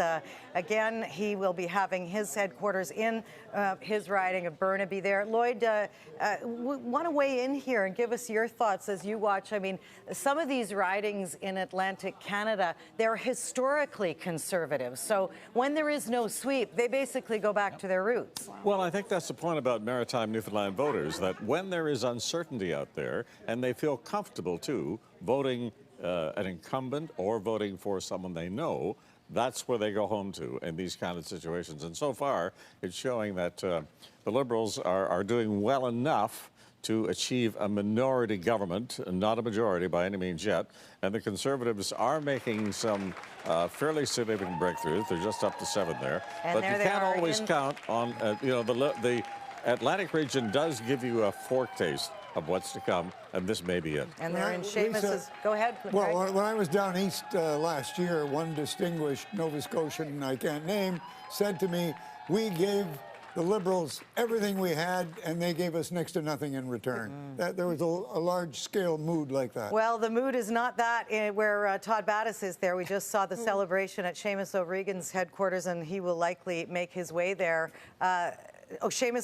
Todd is there. Todd, give us a sense of what's going to happen there in Seamus O'Regan's riding headquarters. Yeah, hi, Lisa. Yeah, we understand that Seamus is going to be making his way down here very soon, and he's got a good crowd when he joins them. Charlie Byrne, very closely associated with this campaign. It's been a difficult past week for the campaign. Obviously, you're pleased with the result. Yeah, we're very pleased here tonight. Everyone here worked so hard today and for the past 3 weeks, 4 weeks, especially with Seamus's father being sick, so we can't thank them enough for picking up that slack and getting us over the top and getting the result we wanted tonight. So we're really, really happy. This was not the landslide of nearly 10,000 vote win 4 years ago. You weren't expecting that, but the sudden surge from the NDP made it interesting. Yeah, you know, we expected, we thought we'd be in this range, right? This is where our numbers had us kind of the whole time. And, you know, we're glad to see that it panned out that way. Obviously, you know, you always want to win by more, but we're happy with this result. These are very good margins so far.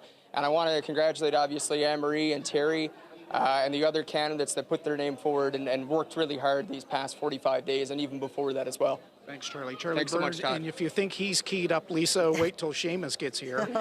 Making his way, he should be on the podium here in a few minutes. And we know he loves. We know he loves the microphone, right?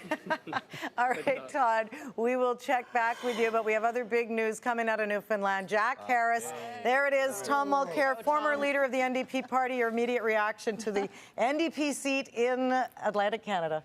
Great news for the party and great news for the caucus, because Jack has so much experience. He's so solid. He will really help, because a lot of people left and didn't run in this election. And, you know, not everybody coming back has got that experience. He is such a steady hand. They're very lucky to have Jack Harris back in their caucus. Okay, so what's the ripple effect then for NDP supporters and other candidates whose ridings, polls haven't closed yet in Quebec, Ontario, and across the country when they see that?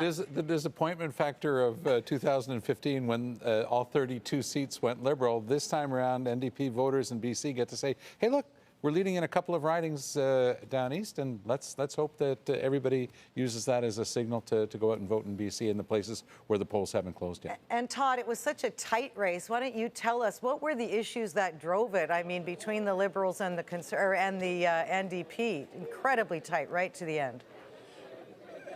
Yeah, and you know, in this part of the world, Lisa, it comes down to one thing most often: jobs, jobs, jobs. And while the rest of Canada has been booming in many parts of the country, it's been a rough go for Newfoundland and Labrador with the sagging oil prices. Really, the economy had hitched its wagon to that and has been hurting. So you see it around town in St. John's. They're hoping for an uptick. They're hoping for somebody who was going to go to Ottawa and fight for that. So, you know, Tom Mulcair said it that Jack Harris is, you know, I think he's held just about every critic position that could be held in government, and he knows his constituency well. They know him very well, and when they're looking for an advocate who's going to go up and maybe punch up Parliament Hill a bit on their behalf, they were certainly happy to go to Jack this time around. Okay, Todd, and I want to get Rona Ambrose in here because we've just had the first Conservative declared now, Richard Bragdon, Tobique Mactaquac.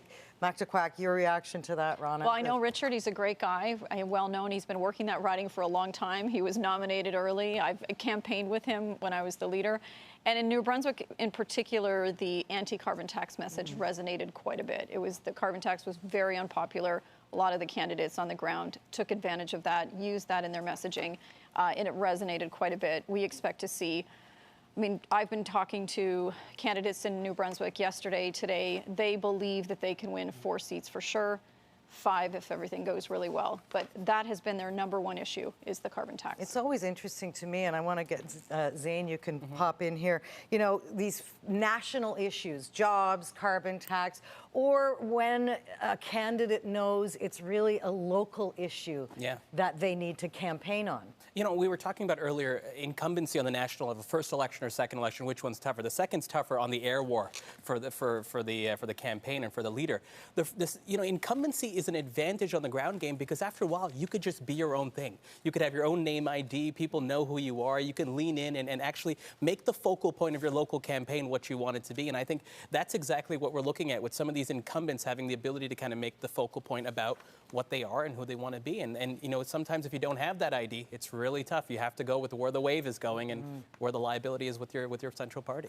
Well, you look at Jack Harris, a huge pickup for the NDP. They really, really wanted that one. Yeah. But you know, that Jack Harris ran for re-election when the NDP were in the darkest tunnel, when everyone was writing them off, and that shows 2 things. Name matters and hard work, and then the surge of the NDP probably put him up over. And then you look at this Conservative pickup. That's where we're going to look for some Conservative pickups. They lost that riding, as I look, Lisa, by 3,600 votes last time. 10 points. That's a lot, and that means that New Brunswick's basically said to the Liberals, sayonara on that part. We're starting to make a turn. Now, the Liberals didn't expect to hold them all, but, you know, I just got a message from another Liberal saying, yeah, okay, this is the way this light's going to be. It's a boxing match. We're going to get punched in the nose, and we'll punch a couple back.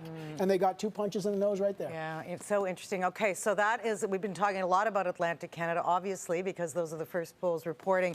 But I want to go now to Cindy Sherwin in Montreal, who is with Pierre Nantel, who has been a very interesting candidate throughout this jump from the NDP to the Green, and forced all of us to really question the definition of sovereigntists versus separatists. So over to you, Cindy. Yes, Lisa, a lot to unpack there. Pierre Nantel, and that is, I think, one of the first natural questions. I mean, you're a risk taker. You were with the NDP for 8 years, elected under that banner, and then jumped ship to the Green Party. How are you feeling about all that on Election Day when the Green Party has, of course, a low... I feel so true to myself, and actually I've been trying to associate the orange and the green for all this time, making some sort of brown party to go ally on the climate. This is the top priority. I can see that I got about 50 volunteers, all passionate about this issue, all want people to come. Don't you take climate change as a priority? Please go and vote. And I feel so good about it because obviously I'm not alone. Now, you know, we've been talking a lot about the surge in the Bloc Québécois. We know that last time you won over the Liberals by only 700 votes. True. Maybe a very split vote here in this Absolutely. riding. On top of that, you've talked about the fact that you're a sovereignist, and that did cause a little bit of discomfort for your leader, for Ms. May. Does that play into what's happening here in the riding? Do you think your sovereignty credentials affect the vote here? I would say that the people in the riding have always seen that I was the first up at the House of Commons to defend Quebec culture and Canadian content across the country.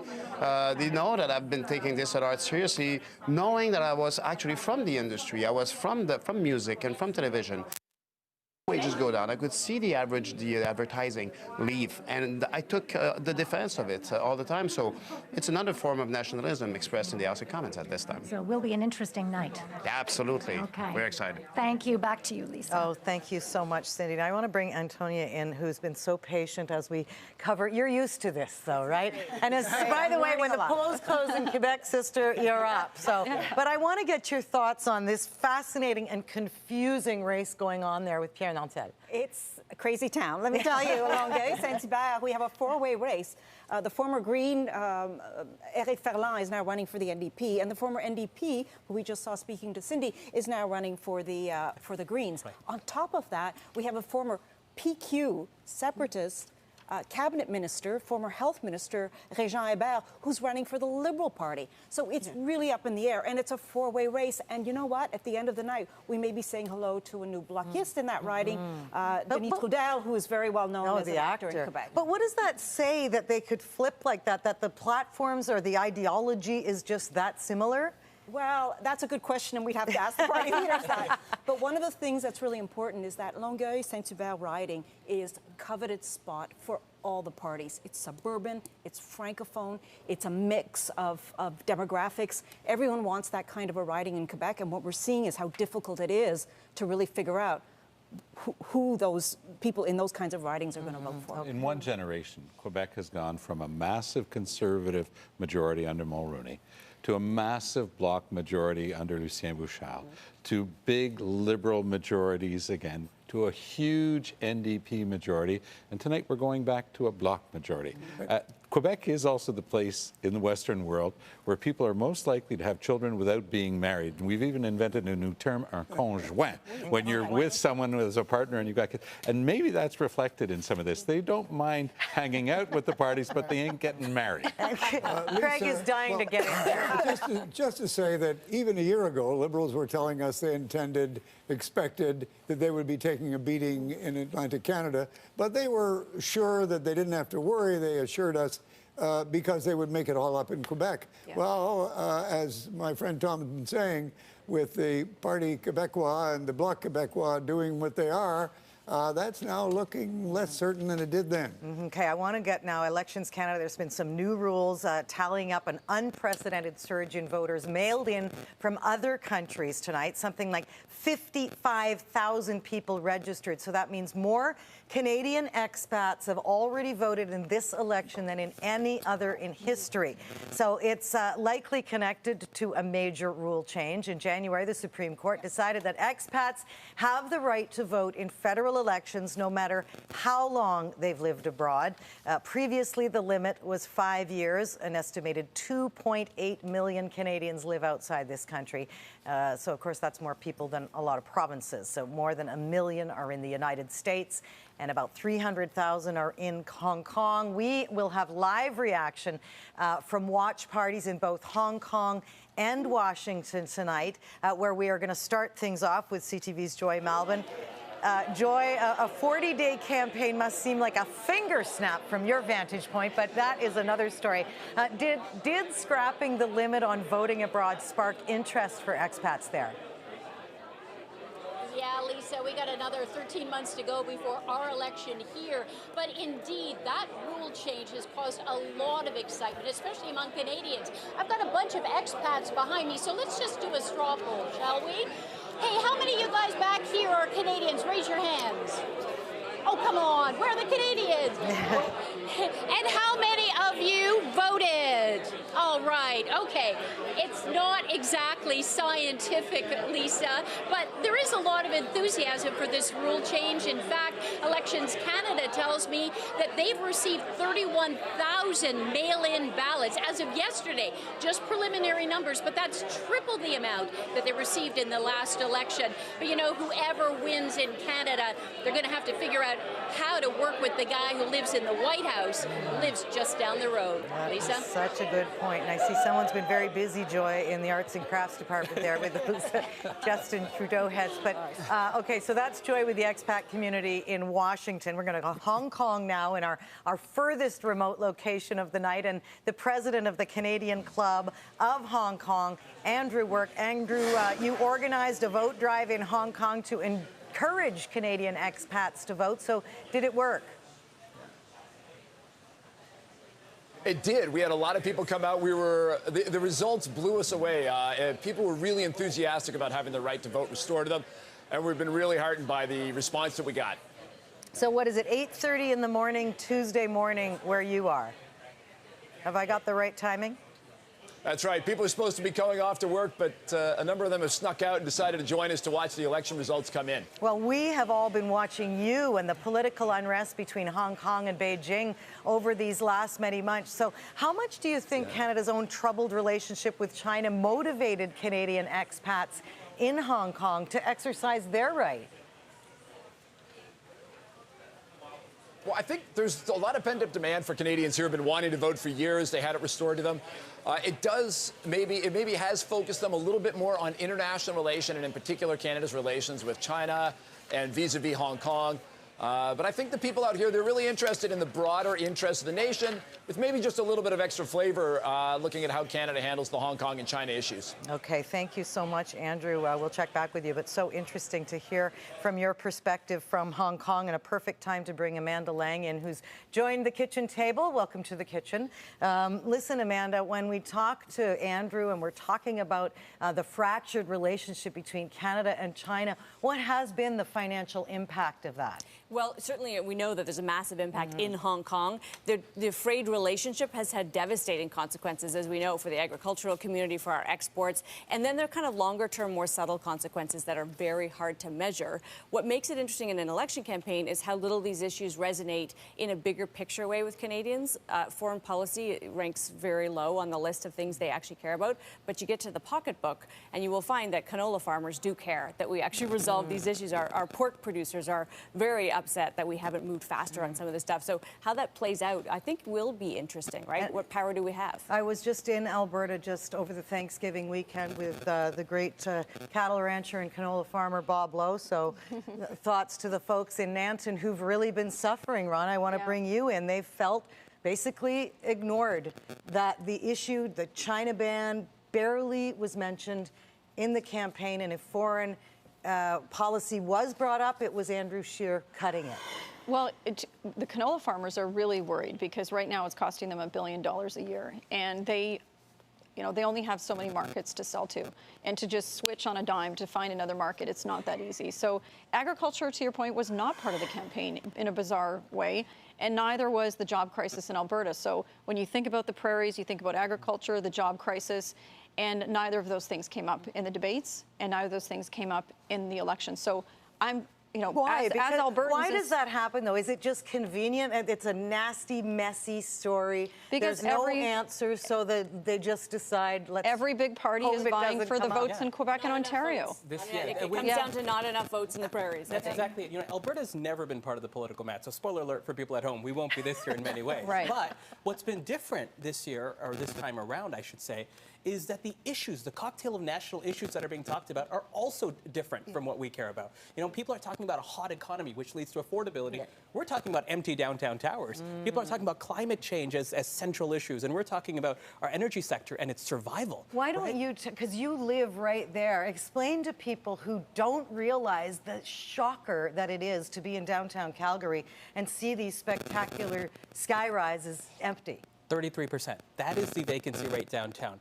And that has translated from 4 or 5 years ago when we had 1-2% vacancy, which means less people in our towers, less people working, and more people, frankly, angry and a little bit bitter and a little bit disappointed about their future prospects. Yes. 25% unemployment for young men between 18 and 25. And yet, Alberta has the youngest, most educated and skilled workforce in the country. And no one's talking about it. And a lot of these young people are unemployed right now. So a job crisis, to your point, it's tough because all the votes are in Ontario and Quebec. Yeah. So, and the economy's doing well there, but it's not doing well regionally in the prairies. So how do you get the attention of the people But the funny thing that lead the is, parties? you know what? No one is surprised by the votes in Alberta because we know they're going to go blue, most of them. Yeah. But Alberta does drive a lot of the conversation and does set the agenda on a lot of the fundamental issues we have on energy, on pipelines, on the environment. So I think Alberta's influence is significantly greater on the political discussion than tonight we're going to go roll through because we know that this will be Andrew Scheer's base. And let's hope the Albertans don't try to learn a lesson from Quebec. I mean, they're going to have a big problem finding a coastline, if nothing else. And we're going to look now back. We'll head back to Charlottetown. Sean Casey has been re-elected, the Liberal incumbent there, and Laura Brown joins us. The read in the room there, it was again, I mean, I'm going to sound like a broken record, Laura, but it was a really tight race there. And yet the outcome is quite significant. That's right, Lisa, and that's not surprising. That is how voters here on the island do vote.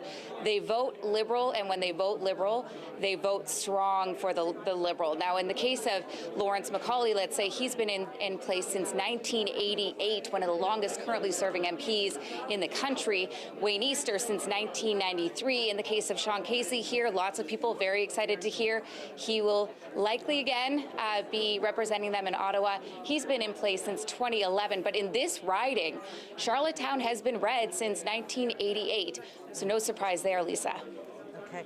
Laura, here we have Seamus O'Regan re-elected in St. John's. There he is arriving at his campaign headquarters.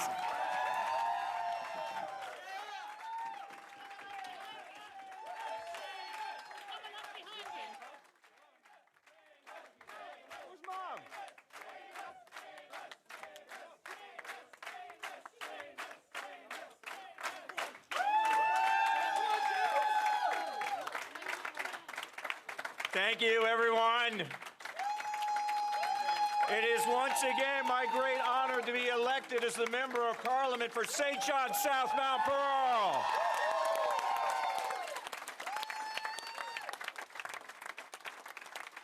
And when you stand here tonight, let me tell you, you're reminded time and again that you do not do this alone. So I want to thank my family. I want to thank my husband. I want to thank the best campaign team that a candidate could ask for all your hard work, for all the laughs we've had. I want to thank members of the Liberal Party from right across the country, and I especially want to thank our leader, Justin Trudeau, for an incredible campaign. But most importantly, I want to thank the people of St. John South Mount Pearl. And my family especially wants to thank you for all the well wishes that you've given my dad at every door that we've gone to. I'm happy to tell you he's getting better. And more importantly, for those who know him, he's getting saucier and saucier every day. Election night speeches don't just signify the end of an election. They represent the beginning of the government. They give us a chance to recommit ourselves to our ridings, and not just our supporters, but every single resident in our ridings. Because regardless of the outcome tonight, I will always fearlessly represent the people of this riding and every single Newfoundlander and Labradorian. This campaign confirmed that we have entered, I think, a period of great national debate, but we have also entered into a period of, I think, consensus. Canadians agree that we got to do something about climate change. Canadians agree that we have to help out the middle class and those who are working hard to join it. That we need to close the gaps between Indigenous and non-Indigenous Canadians, and that we need to look after our seniors, our young families, veterans, and all of those to whom we have a duty to serve and to protect. We agree on the challenges. What we don't agree upon all the time is the solutions. And Canadians know that those challenges are great, but they will demand that we work together to find those solutions. So when the dust settles and the oaths are sworn, the people of St. John's South Mount Pearl will expect me to get the job done. You expect us to work with whoever gets elected tonight to find those solutions, because you didn't elect us to put on a show. You elected us to do a job, and I will continue to do that job. Thank you very much. Thank you, everyone. Okay, that is Seamus O'Regan, of course, at Dissolution. He was the Indigenous Affairs Minister for the Trudeau government. And so what a perfect opportunity to bring Perry Bellegarde into the conversation. First Nations National Chief joins us from our Ottawa studio. So great to see you, Chief Bellegarde. First of all, your reaction to Seamus O'Regan's re-election. I mean, you worked very closely with him when he became Indigenous Affairs Minister. I think congratulations to Minister Seamus. He's done a great job taking over that file, Indigenous Services Canada as Minister, and he helped bring in Bill C-92, and that's dealing with child welfare. There's 40,000 children in foster care in provincial systems, so kudos to him. He's going to do a great job if he maintains that ministership, like as Minister of Indigenous Services Canada. So congratulations to Seamus. It's well-deserved. He's a good man, and he's going to continue to serve not only his constituency, but the whole territory he's from. But whatever position he takes in the cabinet, he'll do a great job. And yet it's interesting because I think I had a chat with you not so long ago, and you had serious apprehensions about, you know, that the Liberals may have been making some big promises on the Indigenous file, but that it really wasn't materializing on the ground for First Nations people. Well, when you look at it, I've said before that when you look at the facts, that this government has done more for Indigenous people, First Nations people, than any previous government. And any government that gets elected tonight, I encourage them to match that and even do more. More investments in education and healthcare and end the boil water advisory. It's going in the right direction. We have to maintain that momentum. And that's the whole challenge, that progress doesn't mean parity. And we have to close that gap. And Seamus even said that in his speech. We have to close the gap between Indigenous people and non-Indigenous people in Canada. And once that happens, you bring down those high social costs and you start making investments in the fastest growing segment of Canada's population, young First Nations men and women, it just makes sense. You build a better country, you build a better country for everybody. Well, one of the ways to close the gap certainly is to get more First Nations people elected to Parliament. So this seemed to be a record number. What was it, 62 candidates running in this election? 62 Indigenous candidates. Yes, that's right. 62 candidates running this election, and throughout all the parties. I've always said we need to get more First Nations people at all decision-making tables and infiltrate all the parties. And that's what we see happening. So it's going to be an interesting night. One more quick question. I mean, one of the significant things about the 2015 election was the enormous voter turnout from First Nations communities. I don't want to get this wrong, but I think it was about 62.5%. Do you think it'll be as robust, 61%, will it be as robust, the numbers this time? Well, again, 61.5% of eligible voters is a good number. We want to encourage and get all people to come out because that's how you influence the decision makers. Our issues and priorities and our voice are important to Canada. You deal with these issues and priorities, you build a better country. So encouraging our people to vote, it just makes sense. I've always said embrace the concept of dual citizenship. We're members of the Cree Nation, we're members of our reserves, Little Black Bear, but we're still eligible to vote, and that makes sense. So we're going to encourage people to not only get involved in all the different parties, but to get out and exercise that sovereign right, which is the right to vote. And that's going to have influence on, we have potentially, if we get out the vote, potentially 63 ridings can be impacted and or and or flipped in some cases. So well, that's let's enormous. get the vote out. That is a number that no party can ignore. And Chief Bellegarde, we thank you so much for joining us on this election night for our coverage. One of the voters from the First Nations community joins us here at the kitchen table. Jarrett Lehman has moved from the living room where you first met him. Jarrett, you do so much work for Indigenous communities and LGBTQ rights. Give me your sense, though, after listening to Perry Bellegarde, do his words resonate with you?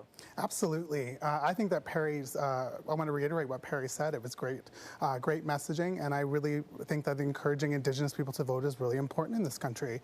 And I think that we also will want to see a government that wants to move forward with Indigenous people and reconciliation. And I think that if we have greater Indigenous participation in Canada, in the economy, in the education system, it will only help our country move forward. And one of the things, though, I always find interesting is that we only speak to Indigenous people about Indigenous rights, but you are a man with such a variety, your own personal life, your professional life. You are a tech entrepreneur. What was your view on that front, whether innovation and technology came up on the campaign trail, if it was anything you heard that helped you as a small business owner? Yes, exactly. So technology, I work in the blockchain space as well as software development, and I think that we didn't hear enough about that and how much it's going to have an impact in our communities going forward across all communities in Canada. And I think that that we need to have a little bit more focus on that and understand how it's going to contribute to our economy, how it's going to contribute to the betterment of our lives. What about the whole future majority concept? I know you're a Trent University graduate also, and that's where we saw future majority in action. Do you feel that that message and that motivation actually did translate to the Indigenous community? I'm not too sure, but I think that it did. I would hope so, and I think that you know, anything to move Indigenous people forward in voting is very helpful. Okay, Zane, do you want to jump in there? Because it's sort of a question of some of the things that are clearly decided that don't come up on the campaign trail. One of them being something that is the focus to the largest voting bloc, which is millennials and Gen Zs. I mean, we just discussed the future of work in some ways and how that did not introduce itself in a very robust way, right? We're looking at automation, the fourth industrial revolution. These might sound like heady concepts, but they're ultimately going to impact the work that not just my generation does, but ultimately the replacement work that happens in Alberta, that happens in Ontario and rural communities. And we need to have a very vibrant, robust conversation. I would agree with you. I don't think we had that in this election. And I think the Canadian public is the lesser for it. All right. I just want to say, because you're seeing these things come up, we've got another cabinet minister re-elected in South Shore, St. Margaret's. Evan, again, you know, that's not a tight race when you look at the end result there. There's Bernadette Jordan. Now, that's, again, good hold for the Liberals. Now, you got another Conservative elected, we should say, in New Brunswick, John Williamson. He's going back.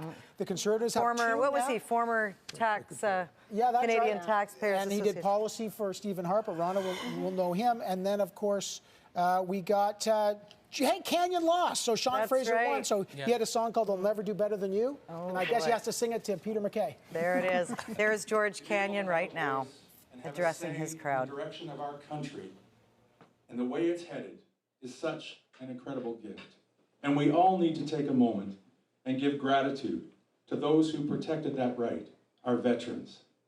That and those who again continue is to protect George our rights Canyon in Central Nova. He was the star candidate, parachuted in for that riding, lost to the Liberals. But we are going to continue our conversation about the whole Indigenous story, as diverse as it is in this country. We're going to go north, way north. For the first time on election night, there is Jill Mackishon, a live remote from Iqaluit. And, you know, Jill, you're north of 60 for us tonight, covering the largest riding geographically in this country, and one so interesting, and yet pollsters don't even get up there. So give us a perspective. How tight is that race?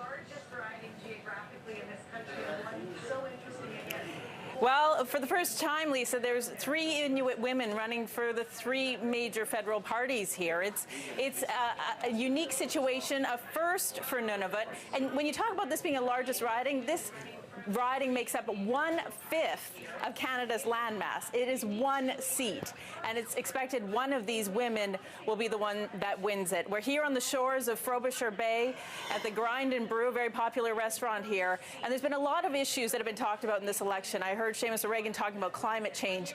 That's one thing in the north that isn't being discussed. Here, people are talking about putting roofs over their heads, putting food in their bellies. Here, the cost of living is exorbitant. We were in homes yesterday where as many as 17 people were living, and overcrowding, homelessness, those are some of the biggest issues that the candidates will be tackling here in Nunavut. We watched your stories on the CTV National News, Jill, and it was riveting, it's heartbreaking, and clearly there is much need there when you think of the cost of food and living. Seeing Leona Aglukkaq's name on there again, and Ron, I want to bring you in. You certainly worked with her in cabinet. Absolutely. She was a cabinet minister, the first Inuit woman to ever be elected into the House of Commons, who, by the way, used to get up sometimes and speak her native language in the House of Commons. And it was quite jarring but inspirational. And I think it's wonderful to see two young Inuit women who are following in her footsteps. So it's remarkable and inspiring to see 3 Inuit women running in Nunavut. And we'll see. I mean, Leona's been a powerhouse. She after losing the last election, continued to be involved in the community. But obviously, that's going to be a really interesting race to see and groundbreaking for women. It is groundbreaking. Also for the NDP candidate, Tom, in that riding. Such a young woman and such a powerful message. And she started so young, making her first message in the House of Commons. Nothing could be better than to see people breaking through for the NDP in a place like that. I think it would be great. I don't know what the results are going to be, but I know that they put a lot of effort into it. And Justin Trudeau did visit that riding for sure once. Yes, he did. He was up there. So it's an important seat. The I mean, only in a leader close who did. election, those seats matter. Hunter Tutu was a Liberal, of course. He had it, but those candidates are wonderful, as we say. And they're talking about real issues that we don't talk about a lot. Suicide issues up north, and that NDP candidate is really incredibly well spoken about that. And we always talk about the horse race and no real issues. Man, there's issues up there, and good for her. Highest teen suicide rate, I think, in the country in the Indigenous communities, if I remember the numbers correctly. It's just heartbreaking. And every vote really does count up there. I remember campaigning with Leona. I mean, people take, and I'm not kidding, dog sleds, planes. I mean, it's unbelievable. Skidoos to get to where they need to go. And people are in remote areas, and you've got to reach them. And there's not a lot of them. The campaigning is completely different than anywhere else in the country. She's from Joe Haven, which I've been there. It's amazing. It's right in the Northwest Passage, and they talk about, they look south to all of us. It's a great experience. Lisa, on the broader subject, I think it's worth noting that one thing for which the Liberal government does deserve credit is the way in which they put Indigenous affairs at the center of Canadian life in a way it never has been before, and putting billions of dollars in spending behind it. I mean, it's going to take a generation to resolve all of the problems having to do with Indigenous affairs and First Nations, but they were the first to really make a serious start at it, and there's no going back from that now with any government that comes along. That's the thing. It's just moving forward. Now, everybody's seeing on their screen that current seat count. The Liberals are down 7 at this point. So that's Atlantic Canada, and the Gaspésie-les-Îles de la Madeleine is the first Quebec riding that has closed. So that's always an interesting as well, Antonia, that riding really is sort of a maritime riding. It is, and it's closed right now. Gaspésie-les-Îles de la Madeleine is also interesting because it's a riding that has gone back and forth between the Bloc and the Liberals. It started the Liberal tide, the red tide that we saw in 2015, that big sweep of many seats that the Liberal Party had in Quebec. Remains to be seen now. Diane Leboutillier, who is the Minister of National Revenue, is ahead, but very, very early in the Okay, we will watch that. So again, that along the bottom of your screen, that is the standing board. So that is just Atlantic Canada and just moving into Quebec. I'm not sure. We've still got another 35 minutes for that. But we're going to go over to Omar now and get a sense of some of the closest ridings to this point in Atlantic Canada. And let's take a look at 3 of those closest ridings right now in Atlantic Canada, and let's get to those numbers right away, starting with Cumberland to Colchester, and I'm here now with Nick Nanos. So certainly this one is going to be a tight battle, it looks like, tonight. Oh, absolutely. Actually, what's interesting about Cumberland-Colchester, a lot like Fredericton, is that there's a significant Green vote, much higher in Cumberland-Colchester than in the rest of Atlantic Canada. And here we are right now. So 55 of 220 polls reporting, and it looks like there is a 105 vote lead for the Liberal there over Scott Armstrong. Sydney Victoria is the closest in Atlantic Canada right now, and we knew this going into the night tonight. No, exactly. You know, this is a little more of a traditional fight between the Liberals and the Conservatives, but, you know, you can see that basically in Sydney, Victoria, that it's probably going to be a coin toss. We'll probably be up late, Omar, counting the seats. And Jaime Batiste leading despite some of the controversial comments he made earlier in the campaign. In Fredericton, this was quite visible on that earlier map we saw. Here is the Green point today. Absolutely. And, you know, the interesting thing about the Greens is they tend to do better in university towns. And think of those young voters in Fredericton coming out and opting for the Green. It'll be interesting to see whether they can convert this goodwill into an actual win. So possibly some good news for Elizabeth May in that part of the country tonight. Lisa, back to you. Okay, Omar and Nick, thanks so much for that. I want to go back to Steve Murphy now, who's been watching all of these ridings unfold. He's at Andy Fillmore's Halifax headquarters, who's just been re-elected. And I guess that wasn't a surprise, that one, Steve, but give us your read, if you can, on as we're seeing the sharp, and how the advance polls actually made a difference where you are. Well, it's interesting. We're not going to know until all of the numbers are counted. We do know this. Andy Fillmore will hold Halifax because he's held 44% of the vote. He had 51% last time. All right, we're having a bit of a technical problem with our audio. Okay, so Steve, we can't hear you very well. We're going to fix your audio there so we can get back. Darren Fisher, Liberal, re-elected, Dartmouth, Cole Harbour, and as we see these unfold. Yeah.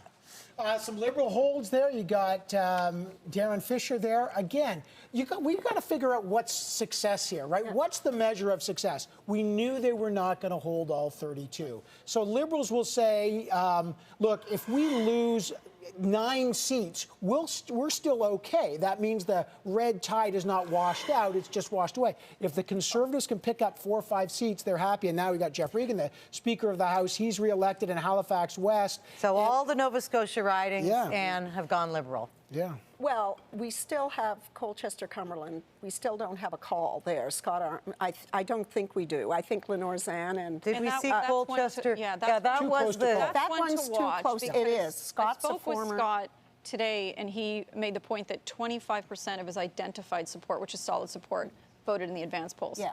So if it's really close, we'll have to wait. And that's an interesting thing people might not realize, that we don't get to find out. Right. If it's really close, we might have to wait till the end of the night. How all those people who voted in advance. Right. But let me say that Darren Fisher, everybody will be pleased with that, because that was... Tom, as you know, that was a former NDP riding. And so not everybody will be pleased. No, Tom, you're smiling, but you're secretly not pleased. It has gone back and forth, but Darren was able to hold it tonight. Andy Fillmore. Now, that riding, Halifax proper, Alexa McDonough held that riding, and of course Megan Leslie held that riding. Now, you know what? I think we have Steve's audio back again, so that really is a historic riding that you're in. A lot of political heavy hitters from the NDP party, and now it remains in Liberal hands, Steve. Well, I will tell you, the NDP here in Halifax got quite enthusiastic in the past couple of weeks with the surge, the Singh surge. And there was a feeling that it might be close, but it appears that Andy Fillmore will win this seat because he's held 44% of the vote.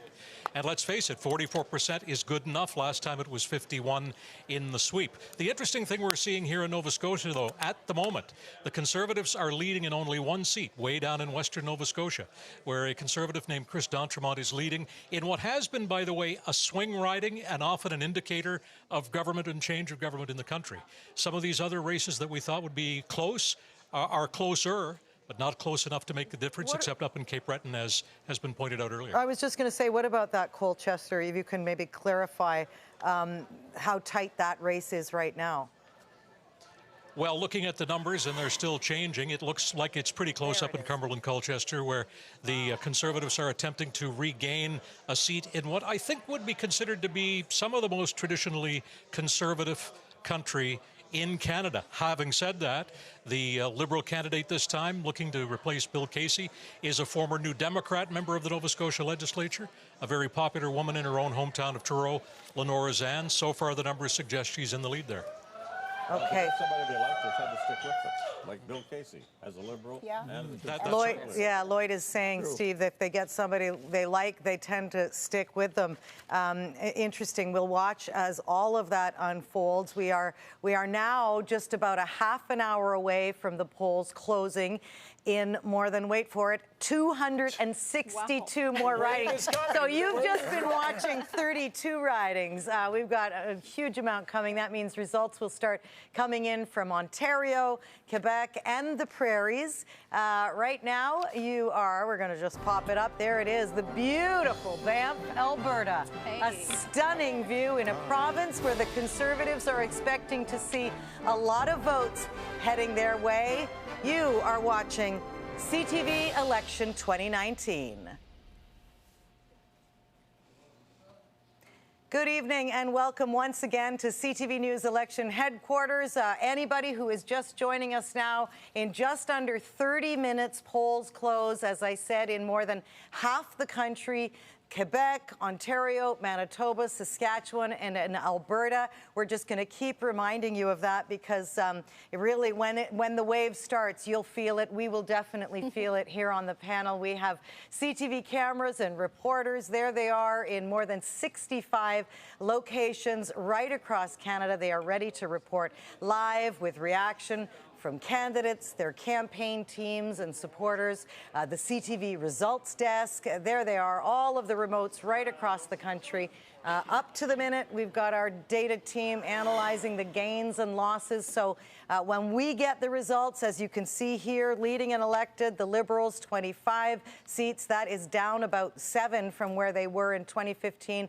The Conservatives up 6. So, and the NDP one and the Green one, that must be the Fredericton riding. We'll climb into that one. Is that one declared or they're leading? He's doing well. Leading. Lots of, but Tom, that's significant right there. If you look at Fredericton was one that kind of came out of the blue.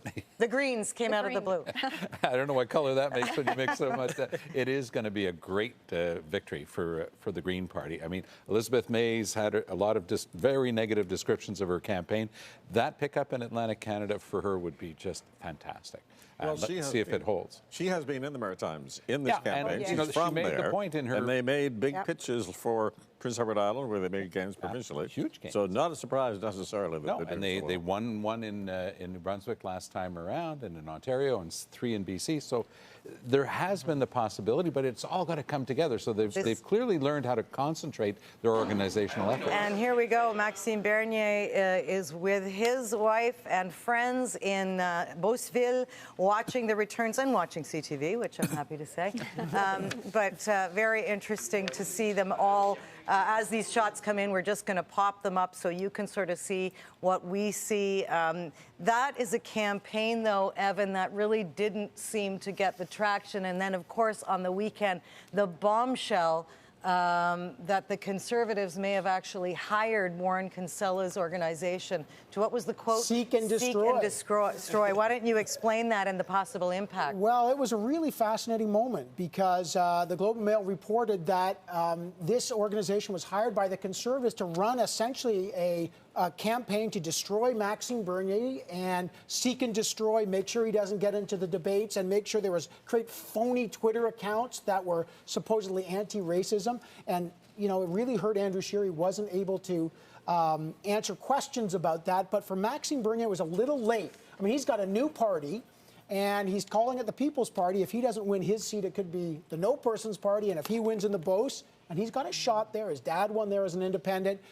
it would be the Person Party. So we're watching that closely, but, you know, that's about it. But I want to ask Ron, I just want to quickly ask Ron, as former interim leader of that party, give me some understanding on the strategy of why, if you were accused of such a really a terrible thing, a dirty political trick, why you wouldn't deny it if it were not true. Well, first, let me be clear. I actually don't have any intel on this, but I think what's actually most damaging is that even if there's speculation that it was the Conservative Party that did it, because Maxime is a Conservative. He almost won the Conservative leadership. He has. You know, there are both of still these a lot men, of people that like him in our party. In fact, there's a lot of people in Alberta that like him. And of course, we see that he's not going to make a dent in the Conservative Party. Having said that, that just creates internal turmoil. So I have no intel whether or not this was the Conservative Party or not, but I think it could do damage just by speculating about it. I also think, because not only did his dad win as an independent, he won twice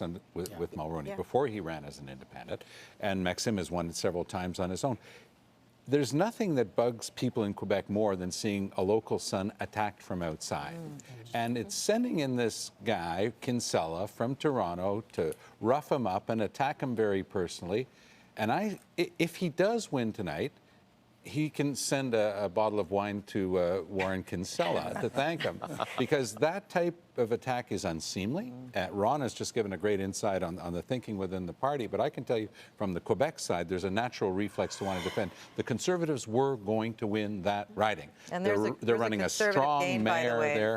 Royal. They're running a strong mayor there with great credibility, and they had a great campaign going, but it all got upset in one 48-hour period because of that very bad judgment call. And Andrew Scheer was asked 50 times whether or not the party had hired this whole operation, and he would not deny it. So if he had denied it, that might have been the end of that. One can only hope that this wasn't an idea that came to somebody based on what the Russians did to the Democrats in the United States. It was one more, though, Antonia, one more really interesting peg to the whole campaign and political story in Quebec, that Maxime Bernier should start his own party. Yes, and the problem is that the party that he started is not getting any traction in Quebec outside of the Beauce. And again, the Beauce is more of a favorite son story than people actually kind of rallying to this. It's a close and tight race. Well, he may well win it, but we will see. But certainly the People's Party itself is not getting traction in Quebec. Okay, so but Maxime Bernier was kind enough to admit to an interviewer at Christmas during the year-end interviews, Maxime, is it true that you founded this party just as vengeance against Andrew Scheer? And the answer was, straight into the cameras, yes, that's the only reason I founded this party. Well, we'll see if it ate any of the Conservative lunch tonight, but so far, we don't know. Those polls haven't closed yet. But I want to go, if that's a dirty trick, so are robocalls, particularly on Election Day. So let's go to Truth Tracker Richard Madden. Richard, what are you learning? Yeah, Lisa, Elections Canada has confirmed tonight that there have been some attempts to suppress the vote, including some misleading robocalls targeting certain parts of the country and falsely claiming voting day is tomorrow. It's allegedly happening in New Brunswick, Nova Scotia, and Quebec. Take a look here. One of our correspondents, Glenn McGregor, has already tweeted out the information, along with our online reporter, Rachel Aiello, with a quote from Elections Canada saying that they are aware of these robocalls, these alleged misleading robocalls that are, of course, designed to dissuade the vote. Now, casting a ballot is a right in this country, but we've seen dirty tricks not only south of the border, but here as well. Elections Canada has a misinformation unit, and they were expecting it. Take a listen. This election, part of the big ramping up for this year after the 2016 election in the States, there's been a big focus on election security. So definitely our Election Integrity Office, our monitoring teams are aware of this going on. So there you go. And keep in mind, this will be the first test of a new law. Elections Canada has the power to intervene and force social media companies to pull down bogus information. As I said, it's all part of a new law to fight the rising tide of misinformation circulating online. Lisa. All right, Richard, thanks so much. It was very interesting when we were trying to decide who should front the Truth Tracker team that we looked to one of our Washington correspondents for that. He seemed to have, since 2015, some experience there. But Zane, jump in here. You've dealt with two huge political campaigns, Calgary Mayor Nenshi, also Rachel Notley. When you hear that and you see Elections Canada having to weigh in on Election Day to these kinds of tricks. Now table stakes, it seems like, doesn't it, right? This fake news, bots, trolls online. And, they've got an insidious purpose, and that purpose is to suppress and depress your supporters, right? If you're on a campaign right now and there's a bot farm going against you, ultimately what you're trying to do is get your message out. This distracts you. This pushes against the grain of what you're trying to push out as a campaign. And more importantly, it takes the supporters on your campaign. And I experienced this firsthand in that last campaign for Mayor Nenshi. And it ultimately makes them feel like there is nowhere to go. There's nothing to do. The world is against us. And that is exactly what their intended purpose is. So to see the social media companies take action, it needs to be faster. It needs to be better. It needs to have more content moderators. It's getting better, but it's still a tactic being used. Why? Because it's super cheap and it's super easy to do. And it must work. And it creates noise. And it creates noise and adds this cloud over any campaign. But Andrew Scheer missed an opportunity. When that whole account that you just spoke about with Maxime Bernier broke, the irony was he didn't have, as Craig said, he didn't have an answer to the question, but he could have just said, ironically, what Warren Kinsella said. Hey, the Conservative Party fights racism. We will work with anybody who fights racism. There's no place for racism in our party, and Maxime Bernier has no place in our party right now. He could have turned that around. Instead, it looked like he was hiding something, asking more questions, and that shows the broader narrative. You got to handle these crises, and you guys know in real time. And that could also be experienced, because it's not just that example. It's also the whole question of dual citizenship. When he was asked about that, and he said nobody ever asked. The abortion issue and the French. It went on for days. Everybody knew he was pro-life. It was obviously going to be the first question in the first French debate, and yet he hadn't prepared for it. He didn't have a clear answer. So that was the problem here. It was the same thing. If he had simply answered, darn right, I'm going to fight fire with fire. Maxime Bernier said he wants to destroy me. I'm pushing back. People don't mind strength, but what they can't stand is the constant, well, we don't talk about vendors that we might or might not have contracts with. Whoever gave him that line shouldn't be anywhere near a campaign. Mr. Scheer had a consistent problem with defense. Yes. He didn't think well on his feet whenever he had to go on the defensive. Why are you speaking of him in the past tense? do you know something we don't know? I mean, that's the way he was during the campaign. Who knows where he goes from here? I hope he does well. We're going to get to grammar throughout the night. Lloyd, why don't you jump in here and bring some civility to this? Well, I was just thinking, why didn't the Conservative War Room give him some plausible deniability? Why didn't they keep him from that whole melee and allow him to say, look, I don't know anything about this, but I'm going to investigate it, and I apologize to Maxime Bernier and the people around him. It shows once again, I think, that they weren't quite ready for prime time in the Conservative War Room when the campaign started. And here is Elizabeth May arriving at her headquarters in Saanich, and of course it's the other Oliver covering the Elizabeth May campaign. We'll just listen in. Oh, here's Frederick. Here's Fredericton, the Green victory there. Fantastic. It's not quite declared. It's very close, but it's certainly leaning green. Wow, this would give her, look at this. Yeah. Instead of just a base in the West, she could get Fredericton. We're going to watch Guelph in Ontario, and that, even though there's small numbers, Lisa, that could be a national party. They're going from coast to coast. That's big victory, even though she didn't meet her own expectations. And you have to wonder whether she's going to stay on the job. Not declared yet. But she's an interesting candidate. Tom, can you tell us a little bit more about Janica Attwood and the work she's done to try to peel that support away from the Liberals there in Fredericton? Well, what's been amazing with the Green organization across the country in all of these elections where they've broken through is that they have shown organizational maturity. So when they broke through and won a single riding in New Brunswick a couple of provincial elections ago, they concentrated all of their organizational ability and they pulled it off like they did today. Let's listen in. We did absolutely everything that we could to communicate with voters, to get ourselves out there, to spread the message. Obviously the leadership as well as David Kuhn and his team, PEI Greens, it's all part of this success that we're looking forward to.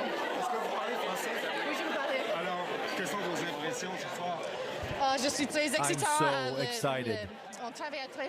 And we're working very hard. My team is excellent. And it's not the end yet, but what played in your favor? Was it the youth or the youth vote? Green Party candidate Janica Attwood has just arrived. Green Party candidate Janica Attwood has just arrived here.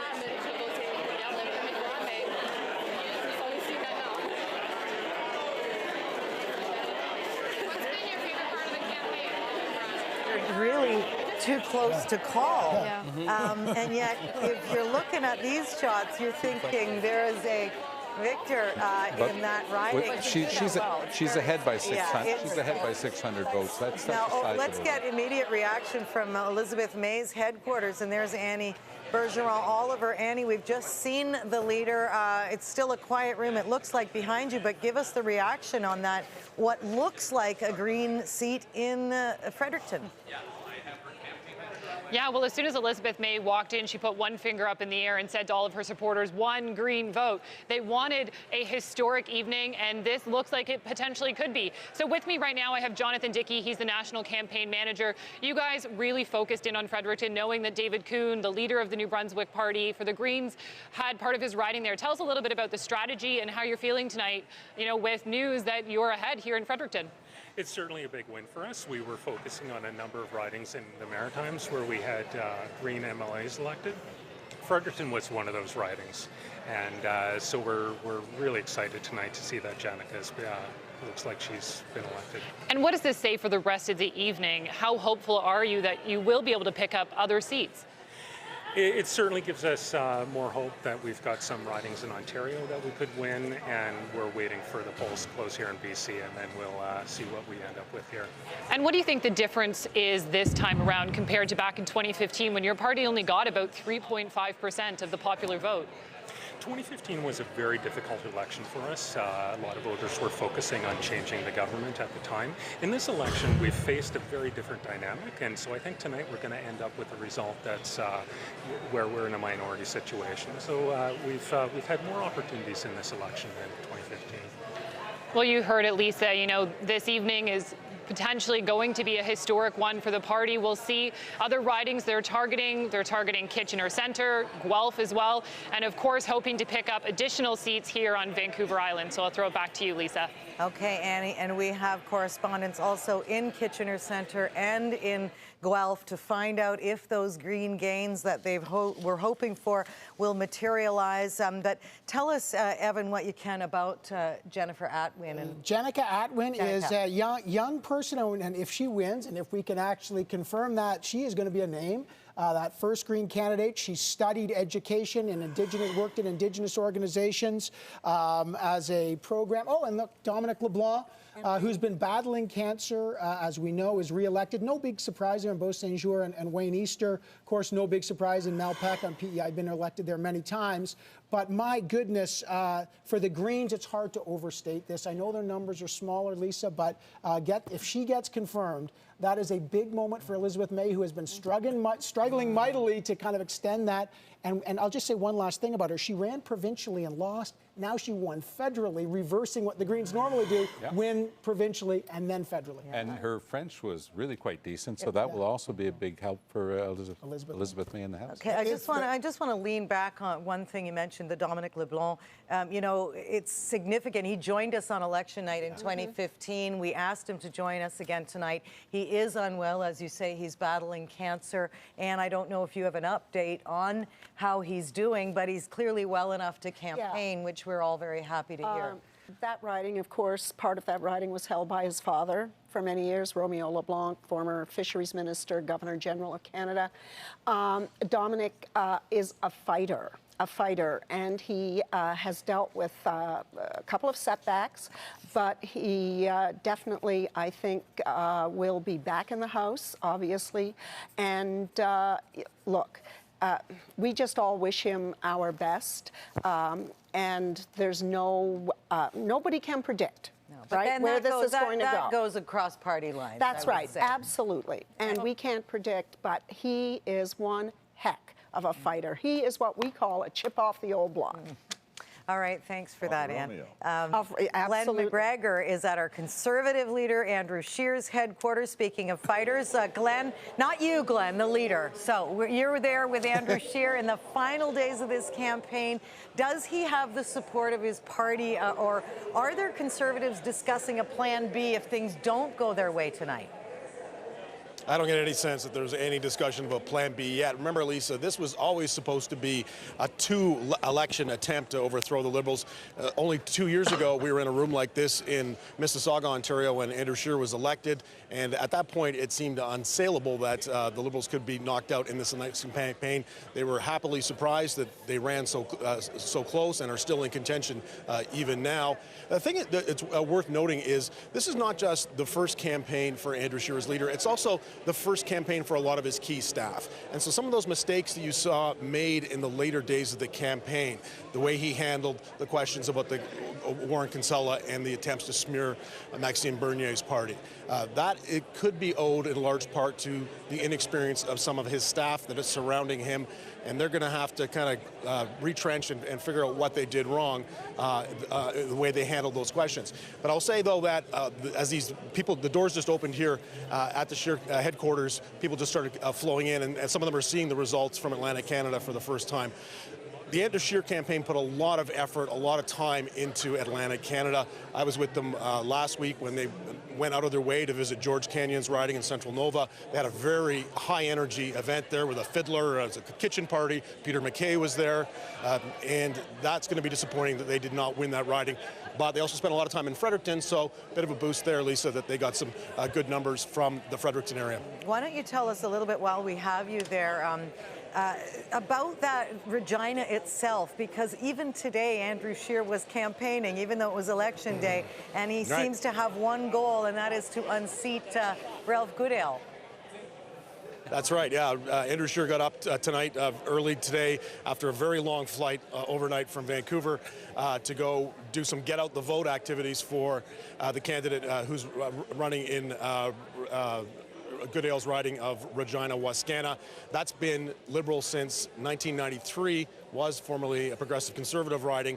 They very much like to win that back just symbolically because Goodale, of course, has such a high profile in the government, so they were putting a lot of effort into that. We'll see when those results start coming in later tonight whether that is successful. The sense is, from people I've talked to here on the ground, that Ralph Goodale is going to be very difficult to unseat, Lisa. Okay, Glenn, thank you so much. Lloyd, you wanted to jump in there? I was just going to add that it's way too early to count Andrew Scheer out in any respect. I mean, look at this guy. He won Regina Capel against Lauren Nystrom, who had been stuck in the gumbo in that riding for years and years and years. He won it. Then he went on to win the speakership in the House of Commons. Barely got off short pants. 2 terms on the House of Commons. So this is a guy you don't count out too early. And Conservatives sending me notes saying, watch Regina, Wascana. Andrew Scheer was doing get out the vote there for our candidate, Michael Cram. They would love that. Okay, so someone else who's very excited at this exact moment is the leader of the Green Party, Elizabeth May, joins us. Ms. May, first of all, your immediate reaction to the situation in Fredericton. All polls have not reported yet, but here it is. Jenica Atwin is over 1,000 ahead of the Conservative in that riding and the Liberal incumbent. So your reaction to that? Jenica Atwin and the Fredericton Greens have run a fantastic campaign. I couldn't be prouder of them. I mean, I'm one of those people who doesn't count the chickens until they're hatched. So I think Jenica and I and her terrific team are all keeping our fingers crossed. But this isn't a surprise for us. I had a rally there in Fredericton, and it was a midday rally with almost no notice, and we were outside in a park, and we had hundreds of people. So we feel, you know, this is, of course, the riding that is held provincially by David Coon, leader of the New Brunswick Greens. He's a phenomenal leader, a person of such great integrity. And Jenica Atwin brings youth, enthusiasm, commitment. She's personally highly motivated by issues of mental health and addiction. She is a spectacular and very warm and caring person, and I think that seems to be coming through to the voters of Fredericton. And I couldn't be happier. I will be happier when we have that check mark next to her name. That's true. Okay, so going into this, certainly before the campaign even started, it looked like this could be the breakthrough campaign for the Green Party. I know your internal polling has been telling you things that perhaps we haven't seen. So give us your best hope I know your best hope, you've already told me this, is to be Prime Minister at the end of this night. But realistically, what is the Green Party hoping for in a seat count tonight? It really so depends on where the Liberals and Conservatives end up in their seat counts. What's important is that we act on the climate emergency in a way that is serious. None of the other parties are serious. That's sad. I mean, I really do find that tragic. I thought by now we'd see real policies coming from the others as we've pushed the issue forward. What we need at the end of tonight is to be in a position which essentially gets called balance of power, balance of responsibility. What would be tragic for me would be to see either the Liberals or the Conservatives put together a majority of seats when they only have a minority of public support. So again, this was not supposed to be an election under first past the post. I did believe Justin Trudeau 4 years ago. I thought we'd be in a proportional representation election this time around. But if we can put together enough Greens as solid, hardworking members of Parliament, we can help a minority Parliament to work better, and we can make it work for the climate. Okay, yes, democratic reform did not live much longer than the 2015 election campaign. Elizabeth May, thank you so much for this. We'll dip back. It's going to be a long road to British Columbia polls closing, so we thank you so much for joining us early. And we're going to go right to a Green voter now. Omar is in the living room with one of our own BC Green voters. Omar. Yeah, it's quite a remarkable story. Donna and Derek Nansen from Vancouver, they've been married for over 42 years, and each of them voted differently. Derek, in fact, voted Green, and Donna, you were thinking of voting Green, but you ended up going with the Liberals. But let me just get your perspective, Derek, to see what's happening in Fredericton right now.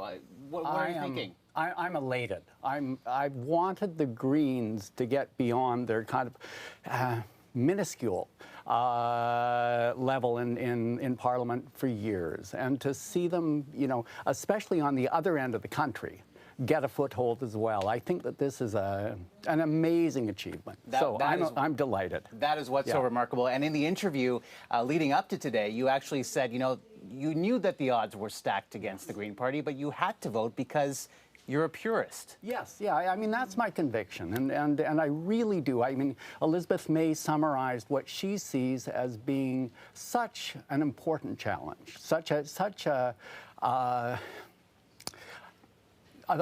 significant challenge, and for me not to vote for the Greens just wouldn't have been true to my values, so I had to.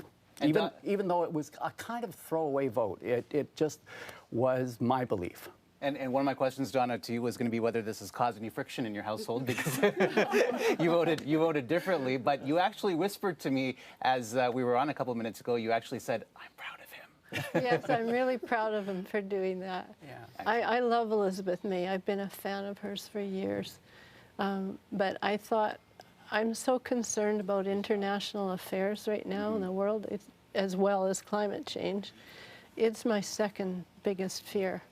And I think that Trudeau's had enough experience being able to talk to people. His dad used to fly him when he was a child to meet all the world leaders, and he was brought up knowing the right way to be polite to them and how to listen and how to speak But to them. that was foreign affairs and international affairs a priority for you. It is, because I think the world is in a really scary condition right now. I'm really worried. Well, we will be catching up with you and the other now decided voters throughout the course of this evening. But for now, Lisa, I'm going to throw it back to you. That has to be one of the magical moments, honestly, that married couple who probably have no secrets actually had a secret. One voted Green and one voted Liberal. So we are hearing of some problems in certain polling stations, particularly in the province of Ontario. So we're going to go back to Richard Madden in the Truth Tracker team. What can you, and you're there with Rachel Aiello from our Ottawa Bureau, what are you guys learning? Yeah, you bet, Lisa. Well, as we brace for those results from Ontario and the western provinces, we are hearing some problems that it has not been smooth sailing. As a matter of fact, in one key riding in Ottawa, where the environment minister is in the fight for her political life, there's a staff shortage and problems and lineups of people trying to cast their ballots. Same problem in downtown Toronto, where apparently there was a flu outbreak, which also resulted in a shortage of staff. And Rachel Aiello, you have the latest in another key riding, Guelph, Ontario, which is really up for grabs at this point. What's happening? That's right, Richard. So limited staff there is posing facing a challenge, and Elections Canada is expecting to have delays in getting results in that riding for that reason. We're also going to be having delays in a Thunder Bay riding because it's one of the unique ridings where there's 2 time zones in this riding. And so everyone there was told to vote by 9:30, but of course in part of the riding, polls close at 10:30, so results will be pushed back there in terms of when we find out what's happening in that part of Ontario. Now, you spoke to Elections Canada. What's going to happen with the changes? Are they going to extend the polling hours? Right, so at this point, Elections Canada has confirmed they are not going to extend the polling hours in Ontario. They are telling voters that if you get there before polls close, you will be able to cast a ballot, but they are not going to be holding them up any later. Okay, Rachel, appreciate the update. And of course, Lisa, as we look further west into Manitoba, Elections Canada, of course, confirming that several northern communities were evacuated because of that winter storm that also forced power outages. Elections Canada says they've set up polling stations for displaced voters to cast a ballot. So, as the kids say, buckle up. The kids say that. That's true, they do.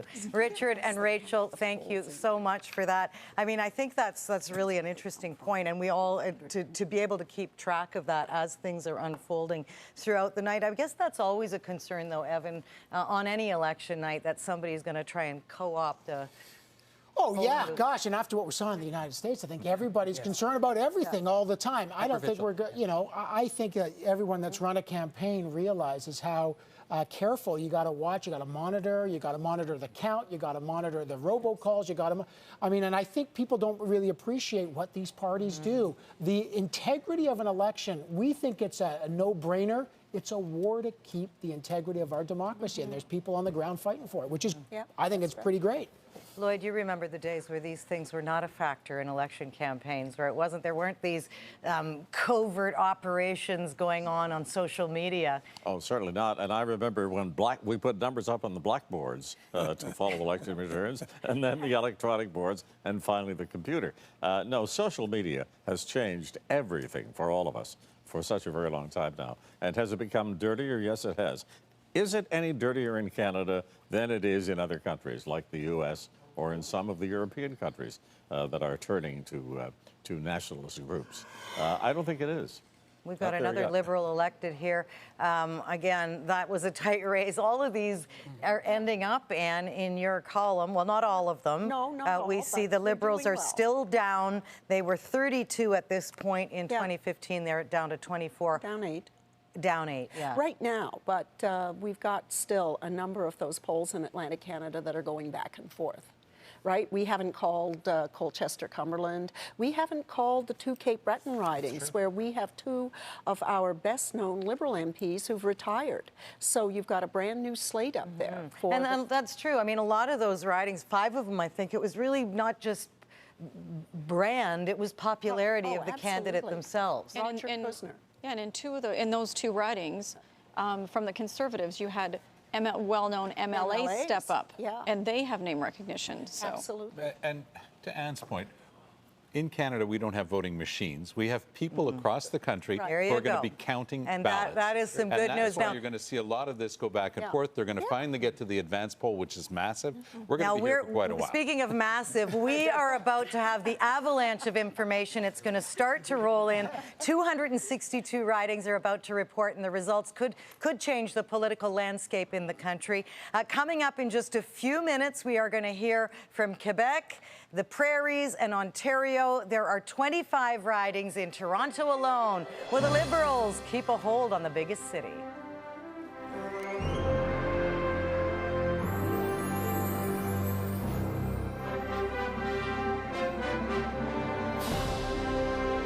Six leaders and 40 days in a bitter campaign filled with resentment and a few revelations. Tonight is all about the results of your vote. The lowest unemployment rate in decades. That's what real change looks like. I will stand up for Canada's interests and for Canadians around the world. No matter where we're from, no matter what language we speak, no matter what our religion, we have so much more in common that connects us. Our job is to work for the betterment of Canada. Showing leadership sometimes means not making mistakes. What about diversity of opinion? We have to look after everyone as Canadians. I need to hear more about families. We have Indigenous communities that lack clean water. If climate change isn't mitigated, we won't have much left. I look for stands on diversity and inclusion. To do what's right for all of Canada.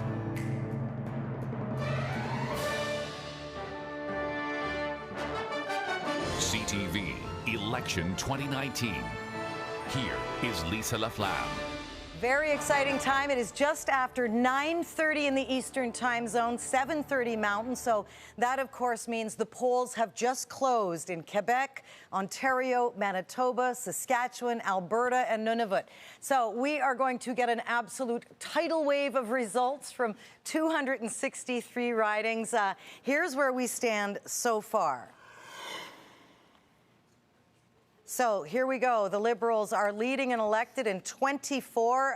Again, that's down from 2015. Conservatives up 6. The NDP won, and of course the Green Party. That was a big gain in Fredericton. Big gain there. Obviously, the Liberals didn't hold. They're losing some, but not a lot. Oh. And then the Conservatives are up a bit. But, Lisa, this is time where we should all get our life jackets on because the amount of information that's about to swamp us, and this is where the election will really be told. Once we see Quebec and Ontario, then we'll get, this thing snaps into focus, whether the Liberals really are, that red wave rides out, the blue tide rises, or maybe the blue tide doesn't rise. And then, of course, we're watching the Bloc. Oh, there's two blue Quebec. There's two blue tides. There's the Conservative blue and there's the Bloc Québécois blue. Very true. And their numbers point to something in the order of 30 to 40 seats, and that could change everything. And I just want to say that that Green seat in Fredericton is not officially green yet, just so everybody knows. Yeah. We are watching it. You're seeing this change in real time on your screen, but these are leading and elected on the standings board below you. There's much to discuss with our fabulous panel here and so many right across the country. I want to go now, though, to former Saskatchewan Premier Roy Romanow, who knows a thing or two about election campaigns. So great to have you on our show tonight. Thank you for joining us.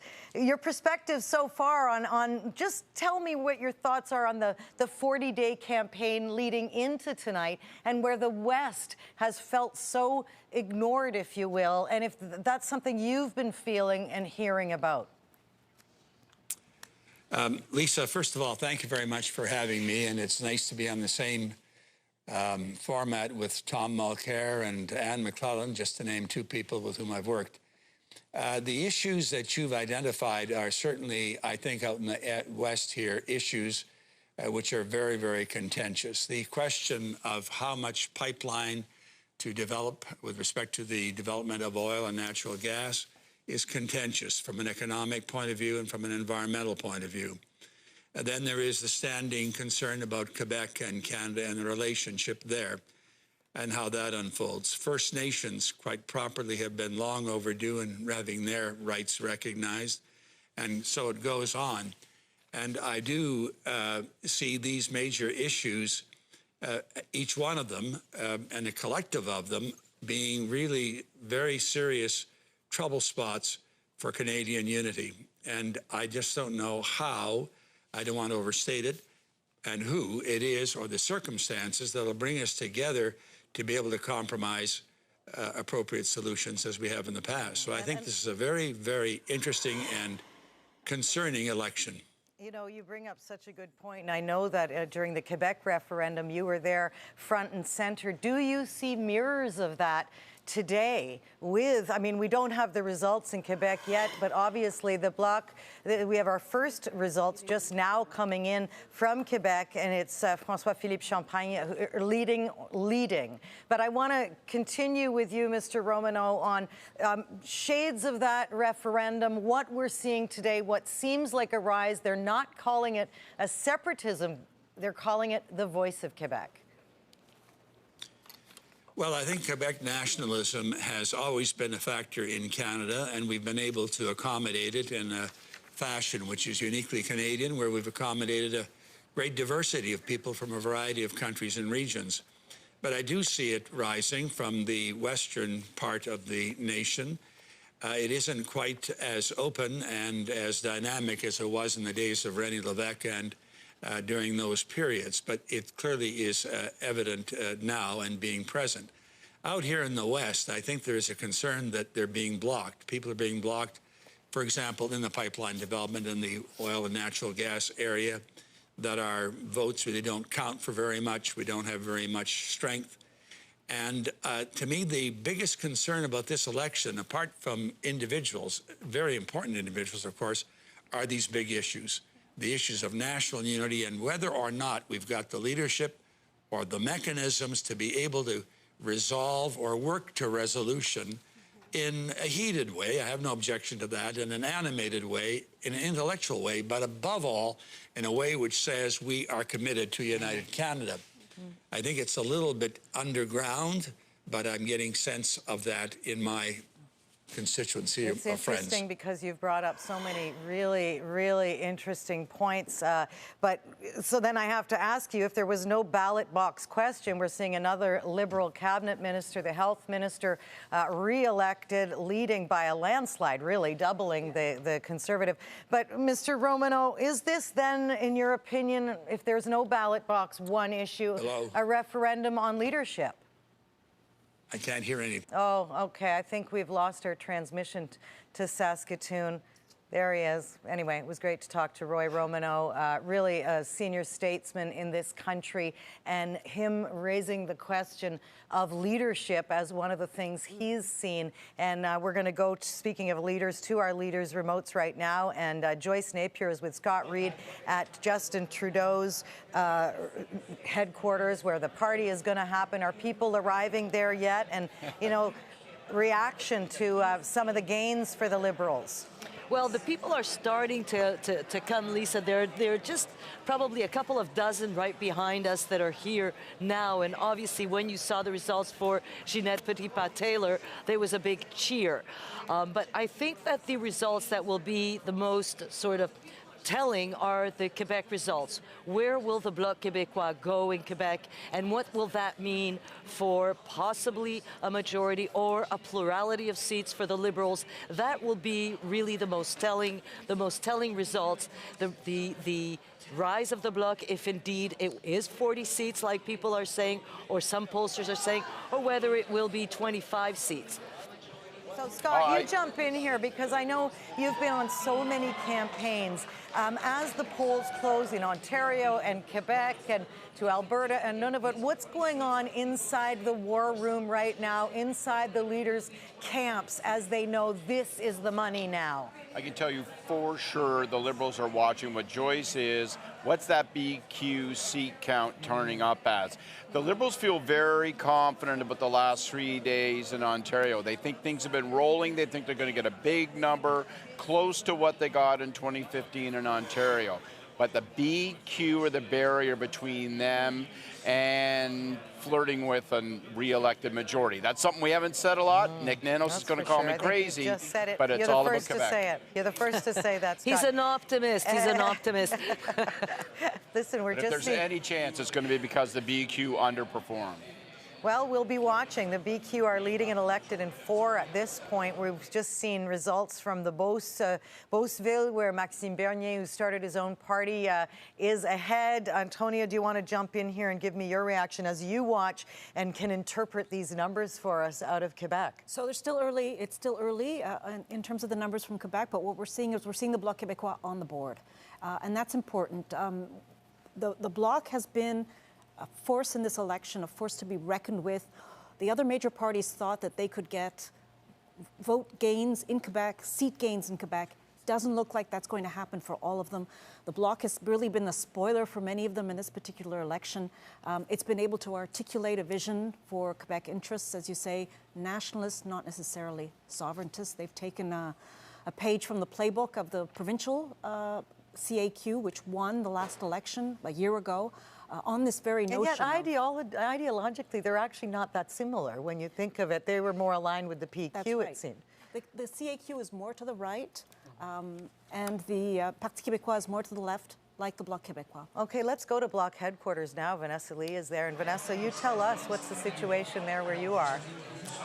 Well, Lisa, the room is absolutely packed with Bloc candidates as well as supporters, and they are so excited. They are very confident that the party will finish first or second in the province, which is remarkable when you consider the party did not have a leader a year ago. The party was in turmoil, and it's Yves-François Blanchet who is credited with unifying the party. And we know that he did very well in the debates, and that really resonated with Quebecers. And his campaign strategy, as Antonia just mentioned, was really to hitch his wagon to the CAQ provincial government, which is very popular here. He also positioned himself as the only leader to support Bill 21, the controversial bill that bans certain public servants from wearing religious symbols. And when you consider 65 to 70% of Quebecers support this bill, that could very well pay off for him, Lisa. Okay, thank you for that, Vanessa. We've just seen René Hébert, Régent Hébert, who's ahead of Denis Trouvedel, the Quebec actor. Again, that was seen to be so close, too close to call. But it's all about seat projections. At some point, we can get a little bit more of a sense of where things are going. And for that, we're going to go over to Omar. And Omar, what are you learning? What are you seeing in the numbers? Well, there are 78 seats up for grabs in Quebec, Lisa, and I can tell you that everybody is going to be seeing exactly how that Bloc vote shapes up. This was, as Vanessa just mentioned, a party that was moribund about a year ago, but has enjoyed a tremendous surge. So what we can tell you right now is that the Liberals still have a very slim chance of reaching a majority status, of maxing out at 173. But again, those chances are slim. Their range is between 124 and 173. Let's move on to the Conservatives. Their range is 96 to 141. And here is the story with the Bloc. What we are able to project at this point tonight is that they can get a minimum of 22 seats and a maximum of 48 seats. And the NDP between 17 and 43. But again, that big story this campaign, which few people saw coming, was this amazing surge that the Bloc Québécois has enjoyed. And Yves-François Blanchet, Lisa, really seen as somebody who's been able to defend this Quebec value of la laïcité, or secularism, which is hugely important in that province. So we will see how that range narrows throughout the course of this evening. Lisa? It's one of those moments, Lisa, where English Canada doesn't quite appreciate what's going on. In English Canada, they look at nationalism and sovereignty or separatism as a distinction without a difference. In Quebec, there's a distinct difference, and that's what they understand there, and that's what he's riding on. Yves-François Blanchet has spent the whole campaign trying to hide in the shadow of Quebec Premier François Legault, trying to pretend that he was all about nationalism and he wasn't a sovereignist. On Saturday night, he gave a full-throated pro-sovereignty speech, and he did it very intentionally. He drew out Jagmeet Singh and Justin Trudeau to attack him, and he tried to use that attack to build himself back up. And he wants to make sure that nobody can ever say that he did the whole campaign without talking once about sovereignty. He talked about it once. We can call it a smart political strategy in some way, right? Initially be a convenient on-ramp for progressive voters that may not be going with Jagmeet Singh or having second thoughts about Justin Trudeau. And at the tail end, make sure you mention sovereignty so those voters come back home and know that there's still a place for them in this national... Lisa, can I return for just 1 second to that excellent interview with Roy Romano?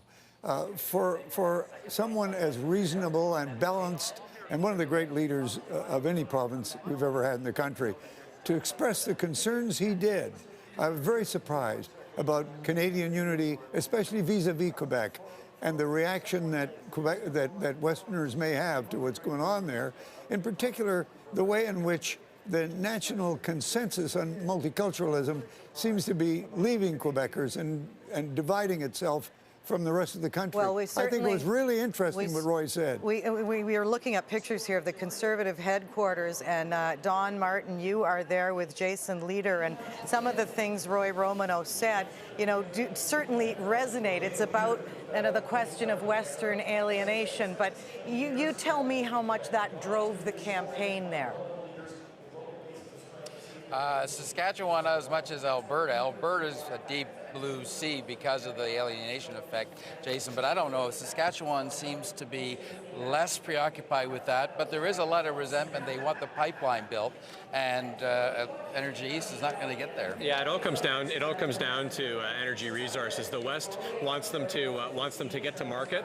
They see Quebec as a barrier to that stuff getting to market, and they see everywhere they look, they see it's impossible to get their resources to market and create jobs. So it's a big problem in Western Canada, mostly in Alberta, but a separatist party in Quebec and a separatism movement in Alberta, I think a big concern for the country for sure. I want to ask Jason the same question I asked Scott Reid, because he was here with us in 2015 on the desk, and you've traded us in for a headquarters, which I can't blame you for that. But let me ask you, what is happening inside the party right now? How are the Conservatives interpreting the numbers that we're seeing? Now these numbers are coming in from Ontario and Quebec, and we've seen Atlantic Canada. Lisa, it's Christmas morning, and the presents and the wrapping paper is going like crazy. Everybody's pulling it off. Sometimes you get what you want, sometimes you don't get what you want. And in 15 minutes, sort of the party's over, and you don't even know what exactly happened and who opened what. But here's the thing. You're trying to get a sense of whether or not the Liberals, I think Scott had it right earlier, do the Liberals have 70 or 80 seats in Ontario? Do they have 20, 30, 40 seats in Quebec? Is the Bloc at 20, 30, or 40? Those big numbers will tell you if you've got a majority or a minority government. Looks like the Liberals are going to have a tough time getting a majority, and they're going to have, and they will determine who wins this election tonight. Once you're past Manitoba, Lisa, it's a pretty blue sea. It's a blue sea. That's why BC matters big time tonight. Okay, so it's not Christmas morning in Beauceville for Maxime Bernier. Not at this moment. He is now almost 200 behind Richard Leroux, the Conservative. That was always the question, Evan, the race between the two there, and whether he could take that seat from the Conservative. Do you know how everybody wants a bike on Christmas, a red bike? That would be the blue bike that Andrew Scheer wants more than anything to beat. I love these Christmas analogies. Let's see what Todd Vanderheyden, who is right there. What's the immediate reaction, Todd? Well, obviously very nervous, Lisa, in this room. A big cry went up when it looked as if Maxime Bernier was ahead in his seat here. Of course, it's hard to exaggerate how well known he is, like him or not, a deep blue part of Quebec. But now it seems like he is in a tight race, and we knew it was going to be like that. I mean, this is the guy that won this riding by huge landslides the last 4 times. But this time around, no longer with the Conservatives, forming his own People's Party of Canada. It was going to be very, very tricky for Maxime Bernier. So he's here where we are. He's upstairs, and of course. Let me just jump in, because what the viewer is seeing, and you can explain it for us, is the story of 2 Maxime Berniers in the same riding. Yes, absolutely. So this is another thing. So we have the Rhinoceros Party, of course, a protest party, a party that is all about absurdity. Well, they have a candidate, Lisa, in this riding whose name is also Maxime Bernier. And so that creates a little bit of confusion, I think, perhaps, for some of these voters. Maxime Bernier from the People's Party of Canada not happy at all by that. In fact, he seemed to say that maybe Warren Kinsella and the Conservatives were somehow involved in that decision to bring in this Rhinoceros Party candidate. So a little bit confusing here in the Beauce. He's hoping, of course, that he will at least win his home riding. We'll have to see. Yeah, we will, because just to remind everybody, it's 5 of what is it, 242 polls reporting. Still very early in the Beauce. Todd, we'll check back with you. But you know, that is another dirty trick. My favorite part of that story is that the Rhinoceros Party put out a press release saying, don't take any chances, vote for both Maxime Bernier. Wow. I have to be honest, I didn't even know the Rhino Party still existed. I thought it was dead like the Bloc Québécois, but apparently they went that's on not Facebook true either. and tried to search Maxime Bernier in the search title and found and DM'd every single person named Maxime Bernier to run there. So that's a good social media story if there ever was one. You know what's interesting about the Beauce, though? And this is how Andrew Scheer won. It's agricultural, and there's a lot of supply management for those protected farmers, and Maxime Bernier wants to take those guys away. And Andrew Scheer won the leadership, drinking a glass of milk, protecting those farmers. And you know what? It's not the party. The farmers and the milk farmers. But I'll also say, Richard Leroux was, of course, a dairy farmer himself, in addition to being a mayor. But I can also say that Andrew Scheer owes a debt of gratitude to somebody we don't know very well called Alain Reyes. He is a member of Parliament for the Conservatives. He's the former mayor of Victoriaville, and he has done an incredible job recruiting candidates in this election. I mean, getting a mayor, getting somebody who fits that profile, if he does pull it off, Alain Reyes deserves a lot of the credit. And that's why it was so disappointing with the glitches in the campaign to see a lot of the Quebec slipping away from the Conservatives. And from Victoriaville, we're going to go to Sydney, Victoria now. And we have a result coming out of there. Jaime Baptiste, who's the Liberal who got himself into some trouble with some tweets and comments. Ryan McDonald, you're there. I hope you can hear me, Ryan. How's the party where you are in Sydney? Always a good party in Sydney with the candidate. Hello, Lisa. It's a mixture of nervous tension and palpable excitement here at Jaime Baptiste's headquarters. He, of course, has the potential to become Nova Scotia's first ever Indigenous Member of Parliament. It would mean a lot to people here on Membertou First Nation. It would mean a lot to his friends back home in Eskazoni First Nation, many of whom are here in the room tonight. First of all, Jaime, this is one of the closest races in the country, and with it being too close to call, how are you feeling right now?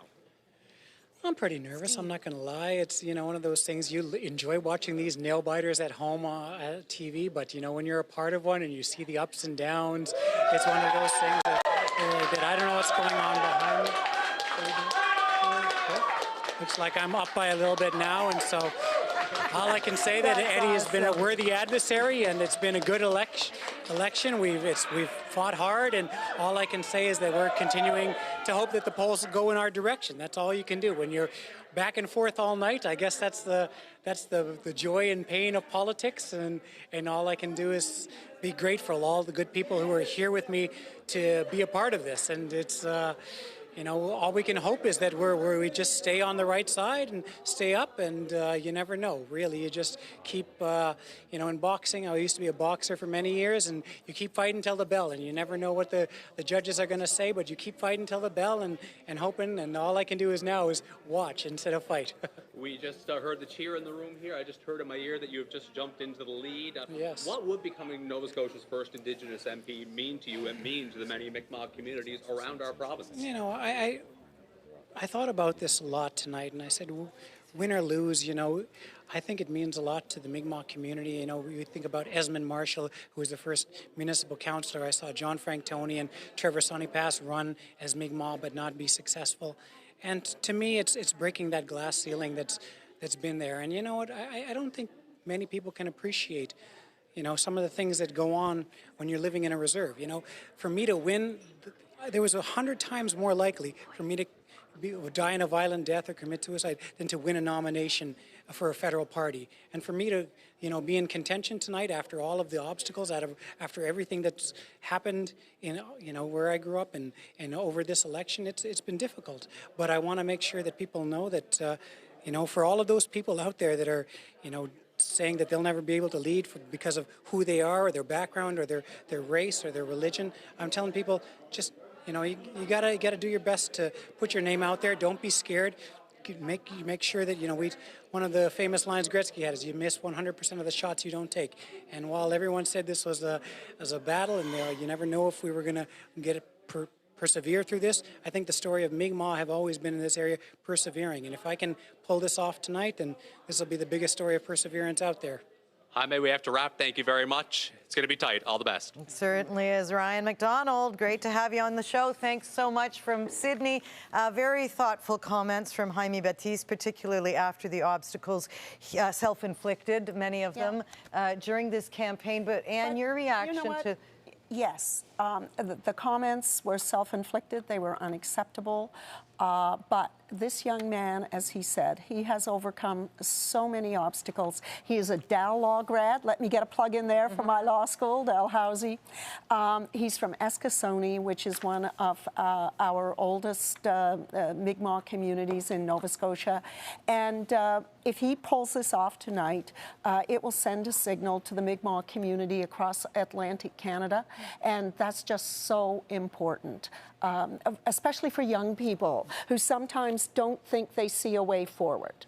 And yes, he made some mistakes, but he took responsibility for them. And if he wins tonight, it's going to be a remarkable story of redemption. And if you don't think every vote counts, there's less than 40 votes now separating them. And you see destinies and politics hang in the balance by vote tell me after about vote. it. Oh, landslide Annie. That's right, of course. And I should mention, this riding in 2015 was a 60-point margin for the Liberals. So this was a landslide in other ways. But that was Mark Ike. It absolutely was. Zane, actually, I want your reaction to the fact that there were a lot of people calling for the comments he'd made. They were calling on Justin Trudeau to release him as a candidate because of what he'd done. And there were a lot of people who said, because of the whole blackface revelation, the game changed in a sense. The game absolutely changed. It did a few things. You know, one thing we noticed top line was, it didn't do a lot of damage to Trudeau. He just bounced back. But there's two big changes. Number one, it made releasing candidates a lot more tougher and a lot more questionable. And number two, it really threw off the opposition research game for Trudeau, because what their entire trajectory was going to be is Andrew Scheer is evil. He's a social conservative. You can't trust him. They had so much ammunition in that cannon. All useless once the brown-faced blackface thing came out. That's right. And Rana, here we have Candice Bergen again. Not a surprise. Not a surprise. She's obviously a good friend, and I mean, if she sticks around one day, I mean, she is leadership material. She is incredibly well respected in the party, across the board, in caucus. An incredible leader. What about you? Would you? Okay. Talking about leader, you were a very successful interim leader. A lot of people called for you to actually, but I understand. I'm glad that we're getting this over with now, so early in the evening. We may revisit this later, but you know, I asked Peter MacKay the same question. So tell me. I love what I'm doing now. I love it. And I left on my own terms when I wanted to, and how many people get to do that in politics? So I am really excited to see numbers come in for Andrew Scheer, and I support him, and I'm very excited to see my very good friend Candice Bergen get reelected. She's interesting. A real leader. And here we have the first results coming in from Bardish Chagger's riding in Waterloo. Again, that's just one poll, though. And Ronnie, you're not quite off the hook just yet, because you support Andrew Scheer. But interestingly, when we had the opportunity to interview him, and he said that Justin Trudeau had caved on the whole NAFTA agreement, you had an inside view on those negotiations. So I have to ask you, did Justin Trudeau cave? I mean, Canadians recognize that that is perhaps the single most important thing as we move forward, is that relationship with the United States. Absolutely. No matter who gets elected and who sits in the Prime Minister's office and the PMO, they have to have a good relationship with whoever gets elected in the White House. And that's important. Look, NAFTA exists as it is, and it's the most enduring, largest, most important trading arrangement in the world. But we were at a point where Trump had said he was going to rip up NAFTA. So, yes, we may have been able to hang on and fight for more, but the reality is just getting an agreement. And we gave up a small amount of supply-managed dairy products, as much as we gave up in the Harper years under other trade agreements. So, no, my interpretation is that we came out pretty well. And as leader of the opposition, it is Andrew's job to push for more, to ask a lot of questions, to be tough, to demand to reopen, not to ratify them. Well, he has committed. He's committed you? to ratify, to pass it, and that's important that a party like the Conservative Party, who is pro-free trade, commit to getting NAFTA through the House. And here are the first reports coming in from Andrew Scheer's riding. Again, that is just one of 161, but you know. I mean, he's won this since he was 25. I mean, we expect this. But you know what's fascinating, and just to go back what Zane said, I mean, you know, for Justin Trudeau, it's hard to attack people when you know, people in glass houses can't throw stones. Blackface, you know, he put a big glass addition on his house. Then Andrew Scheer put a glass addition on his house with the, you know, the insurance broker stuff, and then American with the American stuff. So I think, you know, we talk a lot, and Craig talked earlier about how nasty the campaign was. If you talk to party insiders, they say it could have been a lot nastier, Lisa, because they actually pulled back some of the nastiness at the end because it just couldn't work. As Zane said, they had to change the playbook. Well, thank goodness for that, because I really think Canadians are done with Yeah, it. maybe. People don't tolerate it anymore. They don't want to see that kind of politics. I really don't believe it. Well, we will discuss more on this, but it is right now. It is 7 o'clock in British Columbia. We're about to get the first results from BC. 42 ridings, and the polls will close at the top of the hour in Vancouver and across BC. Voters will have the final say. You're watching Election 2019.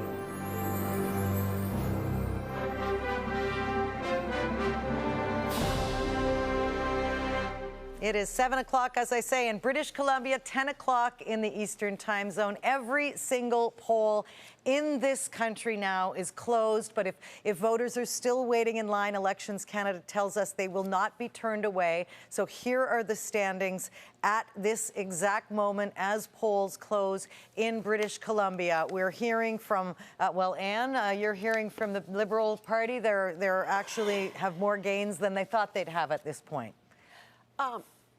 We're happy with the way things are looking right now, absolutely. We came out of Atlantic Canada strong.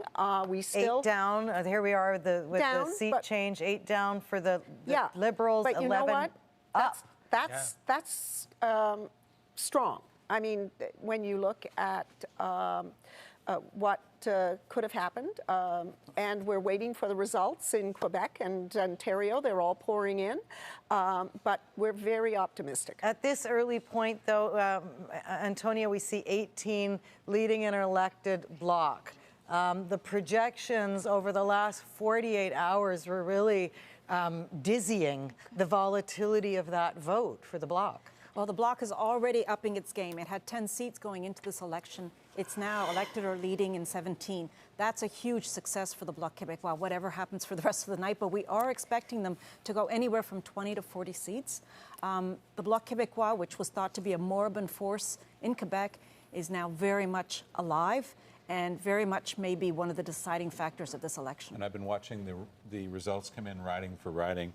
Someone like Matthew Dubé, who's South Shore riding in Montreal, two-term MP, the last person standing of the McGill Five from the 2011 Orange Wave, and it looks like it's going to be a very tough evening for him. And Lloyd, I want to ask you, having covered so many of these elections, like the West doesn't like to hear this, but it really is these Ontario and Quebec ridings as they come in that matter so much to the end game. Well, as an example, Lisa, right now we're seeing the Conservative numbers not doing badly, but what really is going to count for the Conservatives is how well they do in Ontario. Because if they can put together a good result in Ontario, followed by a roughly sweep of the prairies, followed by a good split in BC, they might end up in a pretty good situation, certainly better than they had last time. And, you know, there's so many tight races, and we're going to get to all of them, some right here in and around the 25 Toronto seats. We'll look at that.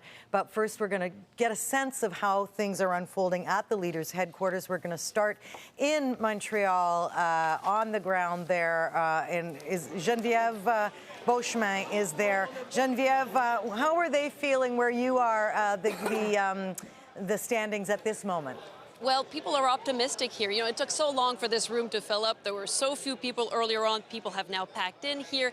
And really, people are finding a lot more to clap about than maybe they thought earlier on. There was a lot of nervous energy as the countdown was going on for those numbers to come in Quebec and in Ontario. People are pretty much chewing at their fingernails, trying to figure out what would happen. And they are finding that there's some hope for them, a lot more clapping than some of them thought they might have to do tonight. So they're going to watch this. And as I say, they're still nervous. They're still watching the screen closely. As soon as those numbers go up and down, you know, there's a lot of cheering, a lot of clapping, and they're hoping that they'll have more to do tonight. Now, you are the Quebec bureau chief for CTV News, so you have watched this grow, not just where you are, but you've covered the bloc throughout this. And do you think that any of this has come to as a surprise for the Liberal Party, Geneviève? Well, I think it does. You know, when you looked at the very beginning of the campaign, of course, the Bloc was nowhere in their ground game. Now, of course, as the campaign went on, things got very, very nerve-wracking for the Liberal Party. They saw those numbers that we all saw. We saw the big shift here that was happening here in the province, a campaign where no one was really paying attention to Yves-François Blanchet, and all of a sudden, everyone was paying attention to it. turkey, Thanksgiving dinner. People were talking about the Bloc Québécois here. So now they're going to watch very closely to see just how high those numbers were, because there were some scenarios earlier in the week where people were talking about a really a Bloc Québécois wave that could wash across this province here. And as I said, so many people, you talk to your neighbors, you talk to people, and they were taking a good look at the Bloc Québécois. So now, of course, a lot of people here hoping that people took a good look at the Bloc Québécois, they sat back and they thought, well, perhaps we might as well go back to the Liberals. So that's what they're watching for tonight. They certainly are, and we are all watching that very closely. Evan, it's really interesting. I mean, you watch this every single day. It feels on some level, even Geneviève sort of admits that, it kind of snuck up. Yeah, it definitely snuck up. People, I mean, I feel like for the Liberals and the Conservatives and the NDP, it was like, you know, it's like, you remember having that nightmare when you show up in an exam in high school and you didn't study? And it's like they prepared for their exam. Sorry, Evan, that might be your Not Lisa, story. that's my relatable to this side. Yeah, it's related to, we have a couple of profs here as well tonight. So. But it's like they didn't show up and they didn't study what was going to happen in Quebec. They did not do their homework on how the block surge, they didn't put it in their calculation, and suddenly they're dealing with a surge. Now, the big question now is, how high does it go, 20 or 40? And that's going to be so consequential because, you know, look, everybody's redefining winning tonight. The Conservatives are defining winning by winning more seats, so are the Blocs. The Liberals and the NDP could lose seats. And speaking of winning, we CTV's data analysts have determined that there will be a Liberal win tonight, a significant, after 4 years in power, a Liberal win. We do not know at this point if that is a Liberal minority or a majority, but breaking news, CTV results desk. Wow, Lisa, that's an early call. Really early call. Yeah. I think even the Liberals might be a little shocked even by I, as that. a Liberal, I'm shocked. Well, when you look at that seat count as being... You can count on that system. Oh, yeah, that is the system. Joyce, can we get your reaction there to the announcement? You know, they've crunched all the numbers. They've looked at this and declaring a Liberal win. Well, actually here, what's interesting is that on the giant screen, it was the Liberal candidate in the riding of Milton is ahead of Lisa Raitt. She is the deputy leader of the Conservative Party. Now, we were in Milton a couple of days ago. It was a strange place to go for the Liberal leader just a couple of days before the election, but they felt that they could unseat Lisa Raitt. And so what you heard before, the cheering you heard before, is the couple of dozen people here looking at that screen and saying, hey, maybe our strategy did work, and maybe we will be able to get that seat away from the Conservatives. Very important seat for them and a very important win for the Liberals. All right, Scott Reid, I want to bring you in. You know, they declare a win, but the drama is really only building here tonight. There's Dawn and Jason, so we'll get Scott's reaction. Oh, there we go. Look at this. We're all friends, though, so we could maybe put you all on one screen. But Scott, reaction as the drama builds on whether this is a minority or a majority. It almost feels like this happened in 2015. There was a big question whether they would take it to majority territory. Not quite as big as 2015, but clearly we're now in the territory. Like, I can't help but point out, Lisa, 10 minutes ago you made fun of me for saying the word majority. Now it's going to be on our minds and on our lips over the rest of the night. And I think we're right on the cusp of it.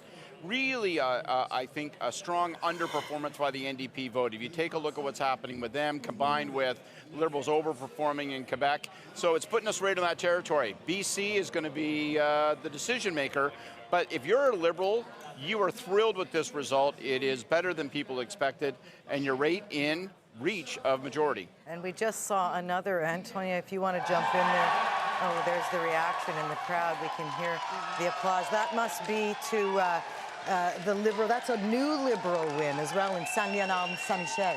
It's actually, it was held by the Liberals, Nicola Diorio, who resigned, and a new candidate was brought in. If you recall, that candidate was someone who had been accused of having maybe said some anti-Semitic things in the past. He also then was removed. Now this new Patrizia Lattanzo, who is the new candidate, is of Italian-Canadian origin. This is a riding that is very heavily, traditionally Italian-Canadian, also now Haitian. And the Conservatives thought they might have a shot because of all of the kerfuffle around the various candidates for the Liberal Party. But it's no surprise that St. Leonard is now gone to the Liberals. Keep our eye on the ball here, because holy smokes, I just got a message from a Liberal source, and for the first time, they're saying we're going to be close to a majority, saying what Scott Reed's saying. They're actually using that word, and Lisa, that word has not passed their lips in a long, long time. Well, the magic number again is 170. Don, reaction where you are to the declaration of a Liberal win? Well, thankfully you weren't saying Liberal majority, or this room would be booing pretty loudly. Right now they're still absorbing the possibility of this win. A retired Conservative MP from Alberta came by here a few minutes ago to say, this is bad news for my province. And you can imagine Alberta's reaction is not going to be very happy about this. But on the other hand, they always thought it would take 2 elections. This might only take 1.5 if a minority government doesn't last very long. But I think the reaction will be pretty poor if this is a majority win. And I don't know, Jason, leaders beside me, I'm sure you didn't anticipate the Liberals' strength like this. It's looking pretty impressive so far. Well, the Liberals, I know they haven't been saying it publicly, but they've been saying they've been close to a majority privately for several days now. They thought they were at 150, 160 seats, and they thought that things were going well the last couple of days. I thought they could get close if things broke their way.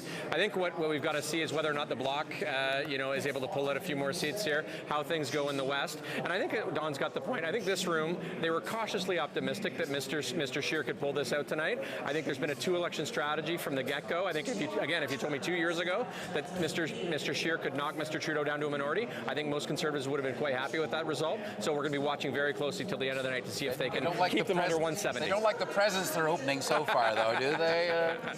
The presents, there's not as much as in those stink presents. bombs in them, I'm afraid. Yeah, I think that Jason brings up a good point. I mean, maybe, Don, conventional wisdom that any one-term Prime Minister, here we are at the Conservative headquarters looking pretty glum, but when you consider the baggage Justin Trudeau carried around into this SNC-Lavalin crisis did not seem to resonate. What's your sense on that? Well, I thought the brown and blackface scandal would probably be damaging to him, and it didn't stick. The SNC-Lavalin thing seemed to be forgotten even before the writ dropped. Some people would argue if Andrew Scheer can't take down a prime minister with those two negatives on his resume, he'll never succeed. But the point should be registered again, Lisa. It's very hard to knock a majority government out of power after one term. It's usually a staged process. We've probably seen, maybe subject to the final result, but it looks like we are in a second stage. Only twice in history, Lisa, has a stable a majority government seeking another majority not gotten it. I think probably the best answer for the country right now, with all of the problems that are out there, which is a majority government from someone, either the Conservatives or the Liberal, doesn't matter. But we don't need the instability that often comes with minority governments. Okay, and Craig, I just want to bring everyone's attention to Saint-Jean and the results coming in there. Very important. Jean Rioux was a popular, well-known provincial member of the National Assembly for several terms. I had sat with him there, and then he won for the Liberals federally, and he's just been completely knocked out by the Bloc Québécois, and you're going to see a lot of that in the region. So what's interesting now is we have the Bloc taking a seat away from the Liberals in Saint-Jean. We also have confirmation that they've taken Beauport from the Conservatives and Salaberry from the NDP. So what's happening is the Bloc Québécois is actually taking seats away from all of the other parties in Quebec. And let's go to Bloc headquarters. Vanessa Lee is there. I should imagine there's some excitement, Vanessa, where you are.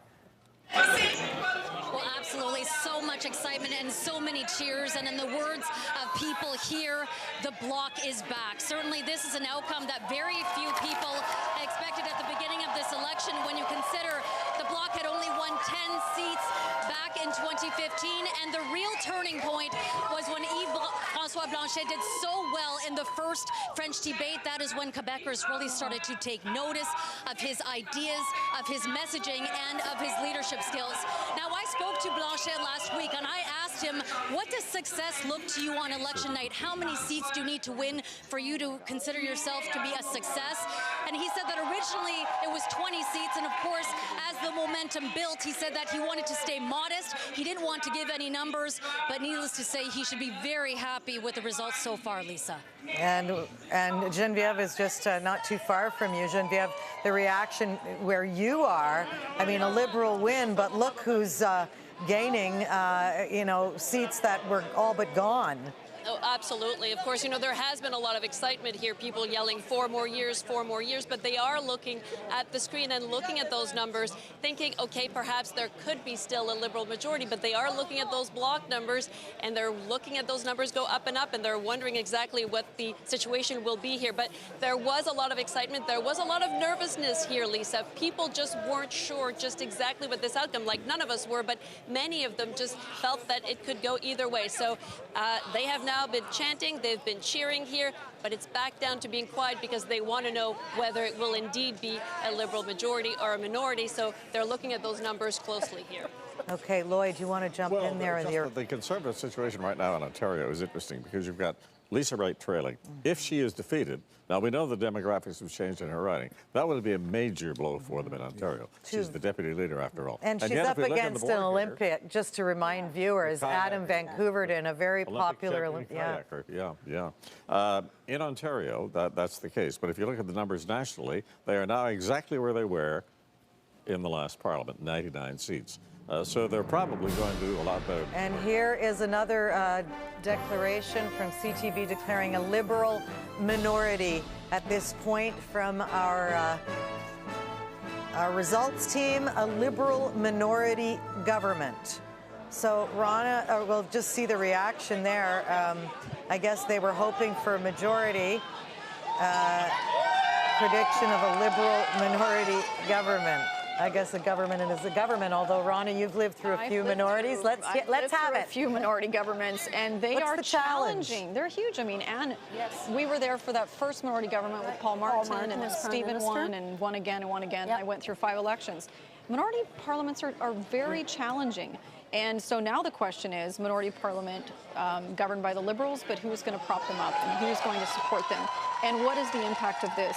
Roy Romanow raised it on Western Canada. This will be a big issue in Western Canada. Can I just add that Trudeau may not need propping up. He may make the decision, which he has every right to do, just to meet the House and say, I'm going to govern, as Stephen Harper did for 4 years over 2 elections.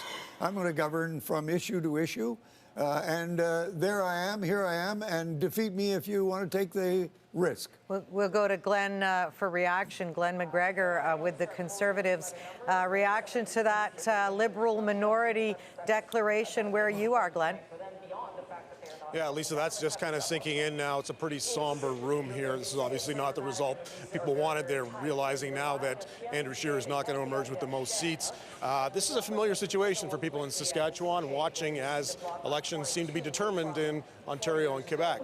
There was some small number of cheers here earlier when they were putting up some of the results from Manitoba. Saw Candace Bergen leading, and then when, of course, Andrew Scheer's showed it to be leading in his riding, that got a bit of response too. But it's been not a real happy crowd. And interesting, Lisa, this area over here over my shoulder is called the Leaders Circle. That's where Mr. Scheer's closest supporters are supposed to be sitting. It's not even half full yet, so obviously people now are just kind of looking to see what Mr. Scheer, when he comes out here to speak to them later tonight, what he's going to say and how he's going to respond to having a Liberal majority in power, Liberal minority in power, Lisa. All right, Glenn, thanks so much for that. So, Evan, what happens now? I mean, this is the man who was declaring he was going to win a majority government just a few days ago. And they have to do that because optimism is the great fuel of politics. And we get that. Farming. But, politics and farming. That's right. But math always is sobering. And so, look, what we have to see now, and people who are watching the size of the minority and the plurality is absolutely critical. If it was within 5 seats, we'd be into those really interesting constitutional sessions, who gets a chance. But if it's and the Liberals are signaling, hey, we think it's going to be a pretty strong minority, and Craig's absolutely right. For all the fear about coalitions, there's only been one in federal history. They will govern like Stephen Harper or like Paul Martin, and they'll do it on an ad hoc basis. We should remind people that Michael Ignatieff, as the Liberal leader, who did he support? A Stephen Harper budget, and that's and so people always say, "Who's Stephen Harper budget?" He supported many Stephen Harper. And Harper took. He also took support. Harper, confidence votes. He also took support from the Bloc on another occasion. That's right. But just let me say, Craig is absolutely right. Living with a minority government, I was Deputy Prime Minister. I chaired the Government Operations Committee, and in fact, every day the House is sitting, and you have to face a vote. Your job is to make sure you win that vote. So some of the things you can do, you can early on declare the kinds of legislation you believe to be confidence and those things that you don't believe to be confidence within the British and Canadian parliamentary system. And you then have taken off the table. Some may dispute it, but we did that in the Paul Martin government, so that you can lose votes, but they're not confidence votes. So that doesn't mean the government. You actually have to work together. Canadians may like it. The difference back then, though, was that the Liberals were willing to work because they needed to reorganize, they needed to fundraise, they were in complete disarray. Well, I think the Conservatives will not be in disarray here. So interesting to know how long this minority government will last. I mean, the only party that needs to reorganize is potentially the NDP. And Renata Ford, there's a name we may recognize. The widow of Rob Ford was running in Etobicoke riding and has been defeated. She was running for the PPC. Of course, no surprise here. Bloc Québécois party leader Yves-François Blanchet has been elected. So here we are, Belleuil-Chambly, which was a riding that was taken by the NDP in 2011. And again in 2015, as Tom said, the last of the McGill Five. Those students who won in 2011, Matt Dubé has gone down to defeat. Tremendous MP, very respected in the House. Very, but I haven't seen what's happened for Ruth Ellen. Ruth Ellen is, there are 2 ridings in which the NDP is ahead in Quebec. Ruth Ellen. Is she one of them? Brosseau's riding of Berthier-Masquinongé. And Alexandre Boulris' riding of Rosemont Petit-Patrie on the island of Montreal. See if they hold. We'll see if they hold, and we'll see the big picture now. Let's go over to Omar now to get some perspective, because I know it's overwhelming to look at all these numbers, all these ridings. So, Omar. Star candidate there defeated. Sylvie Fréchette has just been defeated. Another Olympic swimmer, Omar, has been defeated in Rivière-du-Nord. Yeah, and these numbers are going up and down, as you can see, but let's update those House projections right now, and we can show you right now that the Liberals have a range of 144 to 166. So again, not enough to cross that 170 threshold, as we've been saying, a Liberal minority. The Conservatives' range is between 110 and 131 seats. The Bloc Québécois between 27 and 37. The NDP here between 20 and 32. And Nick, a lot of the data that you were picking up in your polling is actually turning into a reality at the ballot box in Quebec, and these gains with the Bloc Québécois are hurting the Liberals. Absolutely. What we've seen is a pickup for the Bloc Québécois. They've been on the upswing for the last 7 to 10 days. And, you know, what's interesting is that they're picking up from everyone. But, you know, they're a problem for the Liberal Party of Canada, but they're still doing well. And so the Liberals in this scenario, it looks like they'll need a dance partner if they want to stay in power. So where does the story shift? Well, I think this story is actually probably going to shift to British Columbia, because British Columbia is still up for grabs. It's a 3- and 4-party race in many of these ridings. It's going to be interesting to see how Jagmeet Singh is doing, because his numbers in the last few days in the polling in British Columbia have been trending positively. So it could be, like we've been saying, a very long night. Lisa, back to you. Okay, Omar and Nick, thanks so much. So interesting. Let's go, if we can, to, we've been talking so much about Lisa Raitt's riding. We're going to go to that riding with, first of all, we'll take a look at the Milton riding. Adam Van Koeverden. Two such popular candidates. This was a tight riding. This is the reason Lisa Raitt had to stay, and Heather Wright is reporting from there. So Heather, what is happening there? I know that she had to stay in her riding to really fight for it, and now we see why. Absolutely. She was in this riding for the majority of the campaign. Her team says she left for a few fundraisers, but she was here for the 40 days on the ground. Reaction here at the campaign is sort of muted right now. They knew that this was going to be a very tight race, and they knew that Lisa Raitt was really a target from 2015. She was one of just 6 Conservatives that hung onto their seats in that so-called red wave that swept through the 905 4 years ago, and really she won by 2,500 votes. So fast forward to 2019, the Liberals are running a star candidate in Adam Van Koeverden, and really it's 2 star candidates going up against one another. We've heard that Lisa Raitt, you know, she is the deputy party leader. She has had a number of cabinet positions in Stephen Harper's government. She's very popular here on the ground, but Lloyd mentioned the changing demographics of this riding. 30% population increase between 2011 and 2016, so a lot of people voting in this riding might not have lived here 4 years ago. Heather, so true, and we thank you so much for that. Now, we are going to talk to Adam Van Koeverden, but first I want your opinion, Ron. I mean, this is not only an old friend of yours, but also really such a strong... strong female leader. Exactly. Incredible, very well educated, extremely experienced, fantastic communicator, excellent parliamentarian. Still very close, though. We want to. And so you know, it would be, and to the, you know, the point that in 2015 she was the last person standing because she had her own brand, but now to see her even after all those years. It's, I mean, obviously a very tight race. Yes. I talked to her yesterday. She knows she's in a fight. She's been working really hard, and she's got a lot of respect and admiration from people across this country. So, but it's a fight, obviously. Absolutely. I think a lot of us, Lisa, wish in that case they could both win. But it doesn't work that way. Well, I want to go right now to Austin Delaney, who is with Adam Van Koeverden. If we can do that just to get his immediate reaction. Austin. Hi, Lisa. We got Adam Van Koeverden with us right now. He's a bona fide star. He's got 4 Olympic medals under his belt.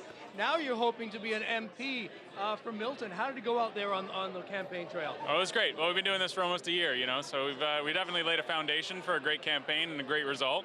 Today was no exception. We knocked on a lot of doors, talked to a lot of neighbors today. I was pulling votes. I think I knocked on my last door until 12 after 9 or something like that. So pulling people out to vote and getting them to, you know, excited to go hit the polls. A lot of people voting for the first time, so it's been a really fun campaign. I got the best team in Canada, some of the smartest people in the country working on this campaign, and some of the hardest working kids I've ever seen. So, you know, I'm really proud of the work that we've done. Win or lose, I know that we did the work necessary to get this thing across the finish line, so I'm satisfied. All right, terrific. Thanks for talking to us, Adam, and we'll see what happens tonight, okay? Absolutely. We'll send it back inside, Lisa. So much, Austin. You know, it's so interesting to watch a riding that closely. Again, 2 stars. Oh, yeah. I mean, this, you know, the Liberals really thought about a year ago, well, we could take out Lisa Raitt. 3 weeks ago, it did not look good. They thought, you know what? Lisa Raitt's going to pull through, and now we're neck and neck tonight. And remember, too, I'm sorry, it was just partly because they thought they could win it because the vote was so close last time. Right. In that Liberal sweep, Lisa Raitt survived, but it was very close. And this was, to Lloyd's point, part of a broader suite of 30 seats in what you call the 905 area, right? And so the Liberals really looked at this one as a bellwether. If we can take this one, the trend goes to us on the back end of it. They currently hold 23 out of the 30. Let's see how it ends up tonight. That's right, and one of those is a key riding, Toronto Centre, where we find John Ehrlichman with one of the big guns of the Liberal Party himself, Bill Morneau, re-elected tonight. Yes, I am here, Lisa, with Bill Morneau joining us. So, your reaction, pretty good night for you guys? Well, the night's not over, but obviously we're very encouraged by the results that we're seeing come in from Canadians. Tell us a little bit about this campaign for you. Last time round, you ended up being the rookie MP. This is a very interesting riding in that it is small in terms of the geography, but it is very dense, lots of people, and lots of diversity. What were you talking about during the campaign? Well, you're right. This is actually the smallest geographic riding in the country. And what I heard when I went to the doors, I heard, first of all, people were encouraged by the positive things we've done for their families, concerned about climate change, so obviously worried that we continue with our efforts to make a difference for our country and our world, and obviously anxious to make sure that we continue to help them and their families with measures that are going to make a real difference. So here was positive. It's largely what I found when I was out seeing other ridings as well. I spent a lot of time with my colleagues and similar sort of results. Encouraged by what we've done, recognize there's more work to do. So we're sitting here tonight just watching everything continue to unfold, but the idea of minority government, what does that mean to you? Well, it's not over yet, so we're going to still wait and see the results. We are going to continue to work on our agenda of making a real difference for Canadians. We've heard loud and clear that people want to see continued efforts to give them optimism for the future, and they are absolutely on the page of working around climate change, which we've said is so important for us and for Canadians. So we'll keep on those efforts. We know that irrespective of whatever the outcome is tonight, it's going to be a Liberal government, and it's going to allow us to move forward. You've been the money guy, and obviously that has been a big part of this campaign, continued big spending. What do you see your role as in this new government? Well, we're going to have to wait and see what the outcome is, and obviously the Prime Minister will have to take his decisions. I think what I can tell you for sure is that we're going to keep investing in Canadians, and we're going to continue to be fiscally responsible. We know we can do those two things at the same time. We actually know that's the only way that we can deal with the economy in the state that we're in right now. This has been a campaign where there hasn't been a lot of focus on the size of these deficits. And I don't have to tell you that coming into this year, initially, going back to 2015, the expectation was we'd get back to a balanced budget. And obviously, this Liberal Party is not talking about balanced budgets for the foreseeable future. Why do you think, at least for voters across the country, that wasn't a key concern? I do think people understand that we are in a very positive economic situation for them and their families broadly. I mean, we've got the lowest level of unemployment we've seen in 40 years. Our overall debt is a function of our economy. It's lower than all of the other comparator countries. So they recognize that's a time when you make investments. And you make investments to keep these positive results coming. That's what we're going to continue to do. I think Canadians heard that message and understood it. You know, what's also interesting about this riding, you can get around in a pair of shoes. You've done 4 budgets, and I know that means at least 4 pairs of shoes for you. And I don't know if you were using them on the campaign trail. But you spent a good amount of time on Bay Street with that message of what you're going to do in terms of spending. But within the riding, some of the key issues appeared to be more around childcare benefits and the issue of housing. 2 issues that seem to be very focused parts of both the Liberal and the NDP campaigns this time around. Well, in this riding, like many other ridings in downtown core, obviously people are very concerned about housing. The investments we've made in housing have made a big difference. People are concerned about raising their children. Canada Child Benefit's been huge. We're going to keep working on those issues. All right, Bill Morneau, thanks very much. We'll let you get back to things tonight. And Lisa, I will send it back to you. Okay, John Ehrlichman, thanks so much for that. Very interesting to hear the former finance minister. We'll see what his portfolio is in the new government. But as one cabinet minister survives, another one fails. So let's go out to Edmonton, Millwood, where we see Amarjeet. So he has lost. I guess we don't have that board, so my apologies. But not a surprise, though, Rana. No, because in 2015, Amarjeet, actually, there was a recount. He won by very few votes. Very competitive riding. Less than 90 votes. Less than 90 votes. And, of course, he's holding. I always thought, why did Justin Trudeau give him the pipeline file? I mean, this is the most controversial, difficult file for anyone to manage in Alberta, and he gives it to the guy in Edmonton. But unfortunately, it's a tough one. Amarjeet didn't catch a break because I actually think Mr. Trudeau felt he was doing something good for Amarjeet, increase his profile. He'd been infrastructure minister. A lot of people didn't see what he was doing. And in fact, the TMX was on a course to be approved. And then what happened? That Federal Court of Appeal decision, which none of us had expected. We had won every case on the TMX up until then. I think we should also give a bit of credit to Tim Upal, who was a very strong member of Parliament when he was there. Except that he former has cabinet not, minister. He, in fact, has not been all that well received in terms of the publicity around him. Being received 2 for 1 over the Liberal. I know, but Tim Upal is a young Sikh guy, family man who has been, he's been a stalwart in that community but he for was many accused years. of being involved with the UCP leadership race under investigation, maybe. Those are allegations. To take a Jean Chrétien thing, a win is a win is a win. Oh, absolutely. Zane, you want to jump in there, Zane? I'm not disagreeing Wait, with this that. is starting to sound like the English debate. So everybody, enough of the crosstalk. Zane. Here's what I'll add in there. I mean, the loss for the Liberals is huge, obviously because of the ministerial portfolio, but also because of temperament. Because in a cabinet of individuals of type A personalities, go-getters, Amarjeet Sohi was a respectable, compassionate, calm individual that really did set the tone in many ways. So almost a statesman-like former city councillor, prisoner of war, like really interesting textured story. And it just brought that diversity in not just how he looked and where he was from, but just the way he conducted himself. And that's going to be the biggest loss, I believe, to the Liberals. All of that is true, but he could never communicate well all of the issues involving the pipeline. That was a very big problem for Trudeau and I think for that issue. Okay, we're going to go back to Don Martin now, who is in the Conservative headquarters where Andrew Scheer just been elected. Not a surprise there. He's been doing that since he was 25 years old, Don.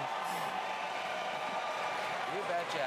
The youngest speaker in Canadian history and a hometown hero to this crowd. Not a lot to cheer tonight from here, frankly, Lisa, but now you're hearing it for Andrew Scheer. I think the next loudest cheer you'll hear, we'll see what happens with Ralph Goodale, because that was the mission in this particular province, to defeat the lone Liberal, Ralph Goodale. I don't know what's happened so far, but that'll be the next big cheer if that happens. And Jason, reaction there, what's going on in Edmonton? Of course, it was a very tight fight in 2015, but now there's a cabinet minister down and Tim Uppal going back to Parliament Hill. Yeah, one of the things I think that's worrisome, I think we talked earlier, we heard Mr. Romano talk earlier about, tensions across the country. If the Liberals don't have an MP in Alberta, things get a little bit testy with how things are going. So, while I'm happy to see Mr. Uppal, I think he's a fantastic MP. I really liked him, and I thought he did a great job when he was. I think one of the big challenges for Mr. Trudeau is to try and govern with essentially no Alberta or very little Alberta representation is going to be very difficult. So people here bit subdued, and I think the West, if they don't have Alberta's representation, they're going to have a really difficult time. Okay, let's go to Edmonton Millwood right now. Janet Dirks is there, and Janet, let's get the immediate reaction to the very glum behind you. I can see that after a tough campaign and such a tight race. It was a really tight campaign. I mean, the last time in 2015, Amarjeet Sohi won by 92 votes. People thought that this time he may have a chance and may withstand the anger with Justin Trudeau in Alberta, but it doesn't look like that happened. He will be losing his job as cabinet minister for natural resources. He will not be going back to Ottawa as MP. He's a seasoned politician. He was 3 times a city councillor. People here in this room like him very much. Many of his family members were out campaigning for him. But Tim Uppal, who lost to him in 2015, will be going as MP for the Conservatives. Tim Uppal, interestingly enough, he will not be living in Edmonton Millwoods. He has made it clear that he will remain living in Ottawa, where his children are in school, and he'll keep living there, and the rules say that's perfectly fine. So a big upset here in Edmonton Millwoods. Give us a sense of then what was it, Janet, there that put him over the end? I mean, this was not a tight race, actually, tonight. It's a very clear victory for the Conservatives. But was it pipelines? It was pipelines. It was the Trans Mountain pipeline stalling for so long, although he did say that construction had begun. It was also 2 controversial bills that became legislation about oil tankers on the north coast of BC, and also making the assessment process tougher for pipelines. And I think Mr. Sohi bore that with voters who were very upset about those things and who just wanted a change. They didn't feel that the Liberals were working for people within the energy sector, and so many people within the energy sector have lost jobs, tens of thousands of people in the last 4 years. All right, Janet, thanks so much. And Rana, the story Janet is telling about the job losses, I mean, we have certainly been reporting this for years now, but what happens under a Liberal minority government do things become even slower to get those approvals through? I know that this rests in the court at the moment, but reaction? Well, you can't underestimate the issue of the pipeline. Alberta loses $80 million a day without access to markets. And the impact on the overall national economy is something like $130 billion of losses. So this is important for the entire country. But we have a massive job crisis in Alberta. There's 160-some thousand people out of work, massive bankruptcies, suicide rates have gone up 30% for young men. I mean, I could go on, and Albertans feel like they have not been heard. And they definitely feel like they have not been heard by Justin Trudeau, even if he bought the pipeline. It means nothing in Alberta. People say all the time, but he bought the pipeline. It means nothing because it should have been built already. It shouldn't have been stopped. It shouldn't have been delayed. I mean, and so to have another Liberal government potentially propped up by other parties on issue by issue that want to stop the pipeline from proceeding is going to send a signal to Albertans. They're going to be concerned. What does this mean for Justin Trudeau now that every vote counts, every issue counts, and climate change is the #1 issue? Where will he go now? Will he do anything to delay the pipeline? Well, if climate change is the #1 issue, climate change being the #1 issue, and we have confirmed a Green victory now in Fredericton, so we're going to go back out to Elizabeth May Party headquarters for reaction on the Janica Atwin victory. Annie Bergeron-Oliver is in that headquarters tonight. Annie. Obviously, people here are very excited for Atwin. This is the first time that they've ever won a seat in the East Coast. You can hear behind me the results just came in. With Elizabeth May potentially winning her seat, and many people expect it, this is going to be a historic night for the party. It's what they expected. But, overall, Lisa, the feeling so far has been mixed. The party was hoping to pick up seats on Prince Edward Island. They did not. So obviously some disappointment there. They were also hoping to pick up seats in Ontario. Again, it looks like they're not going to do that. But the party is hoping that they'll be able to pick up at least 2 seats on Vancouver Island. Their goal tonight was between 3 and 6 seats. That's what they thought was realistic. They were also hoping to increase their share of the popular vote. Last time it was around 3.5%, so they're hoping that they can increase that. And they're hoping that in many ridings, like in Prince Edward Island, for example, they can get more candidates in second position, more candidates with upwards of 10% of the vote. That means they get more money back from Elections Canada, also means that their support is growing, and for many of those candidates, it means that the next election, they might have a better chance at upping the vote and getting re-elected or elected. Lisa? And a lot of that, Annie, thanks so much for that. But a lot of that, Evan, and I wonder what you think about this. Elizabeth May tried to give the job of leader of the Green Party away. She offered it to Jody Wilson-Raybould, who didn't want it, who's running as an independent in Vancouver Granville. So she's worked hard. I mean, you look, it's hard to... and here, by the way, are the first results. Just 4 polls reporting in Vancouver Granville. So a race going on there, but the Tlaib Noor Mohammed clearly in front at this early point. Yeah, we're going to watch that riding. But here's the thing. The Liberals leading and elected at 144. So already they've surpassed a lot of people's expectations. But Andrew Scheer is going to look at this, and he's going to say, look, I'm the only national party so far, the National Party, that's gone up. So, they've actually gained seats. Now, not enough to take down Justin Trudeau, but enough to stop him from a minority. The other thing we haven't said, 3 letters, have we said this in the last half an hour? NDP. Right. Why not? They're way down in Quebec. Yep. You got the Bloc at 37, and now they may come back up in BC, so we're going to... but he got a lot of airtime. I haven't seen how they're doing. I mean, there were those who believe that in Toronto Danforth and Davenport. Tom, have you been dipping into those to see if Andrew Cash, how he's doing in his riding tonight? There haven't been too many pickups for the NDP. The Quebec, so 16 Quebec seats in the 2015 election. Only 2 possibilities left tonight. So that's down 14 from the last time. Percentages were lower in the Maritimes than 15. And percentages are very, very low in Quebec. I haven't had a chance to run them all out. Some solid NDPers like Nikki Ashton just really in, like Flynn in northern Manitoba. But there's some big battles going on. The numbers are low. All right, Tom, thanks for that. We're going to go back to Fredericton now, where I understand Kate Walker is with the first Green Party elected member. Oh, no, that's Peter Ackman, who's in Ralph Goodale's riding, who's also in a fight. But there they are. See, that's the magic of live television, folks. Well, maybe she Kate, could be the over next to you. leader of the Green Party. She, one day, speaks great French. Yeah, Lisa, I'm here with Green Party candidate Jenica Atwin, who was just crowned MP. History here tonight in Fredericton. How are you feeling? I feel incredible. It's so exciting to be that little green dot in the middle of the New Brunswick map. We worked so hard for this moment. It's so validating. I'm so proud of my team and the work that we put in. First thing you're looking to work towards? It really has to be healthcare here in New Brunswick. We know that our demographics are much higher than the rest of the country as far as our aging population, our mental health crisis. That has to be a #1 priority for me, as well as the climate crisis. They really go hand in hand. And this was a campaign that you funded a lot by yourself. We worked so hard. The fundraising efforts, it was really a team effort. The communities came out and supported us. We don't have the same money as the two big parties, but we have the people and the power, and we're so proud of the success tonight. Final thoughts tonight on your win?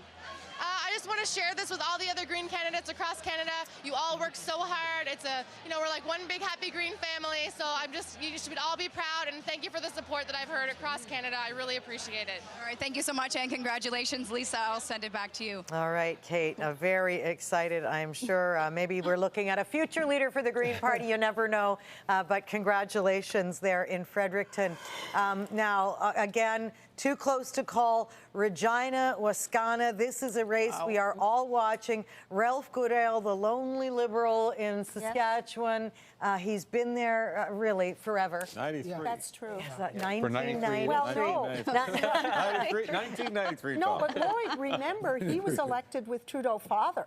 Oh, that's right. In 74. That's right. He was a cabinet minister. Now, for Peter Ackman, Peter Ackman is at the headquarters right now. Peter, it's looking, really tight right now. Goodale behind by about 200. What's the sense where you are after this fight? Well, this is going to be a big fight. This is the one red freckle in this province, and a lot of people here have gathered to hope and cheer for Ralph Goodale. They feel that this has been a whole campaign targeted against him, a third-party campaign putting up billboards and banners and targeting Ralph Goodale for things he did in the name of Justin Trudeau, and they say it's time for him to go. There's only actually two people in this room that was around when Pierre Trudeau, our cameraman, he was here covering that when Ralph Goodale won when he was 24 years old, and he's back here again tonight saying that he could win his 9th time. So he's been in since 1993. He won, of course, earlier than that. But yeah, it's a lot of nervousness, a lot of excitement. They were very pumped when the Liberals got that minority. They just want to make sure that they do have a Liberal from Saskatchewan in there as well. It was a really ugly campaign, though, Peter, with the billboards that were put up trying to call on, Ralph Goodale to resign. It really felt like it was getting ugly. It was getting ugly, and people here are pretty sick of it. They felt that there was a whole sort of local movement to push out Ralph like he's some outsider. But really, I mean, he's a Regina boy. He went to university here. He grew up here. He's come back here, and he's raised this position up. Especially, he's the senior MP in Parliament, and so he's really, taken this position and taken all the different jobs that he's had in caucus and really made a name for himself. And people here say that it hasn't been very nice. It's been pretty downright dirty. Okay, and we've got some more results in Ralph Goodale's riding. There you see it, 20 of 141 polls reporting, and he is behind the Conservative there. Again, we're watching it very closely. Another riding we're watching closely, Vancouver-Granville. This was, really February 7th, Evan, is the date that comes to mind, the day that story landed in the Globe and Mail, and everything seemed to change. Jody Wilson-Raybould, at the time, she was the Attorney General, the Justice Minister. Now here she is running as an independent in that riding and well behind the Liberal Yeah, 5 polls reporting, but she's well behind already.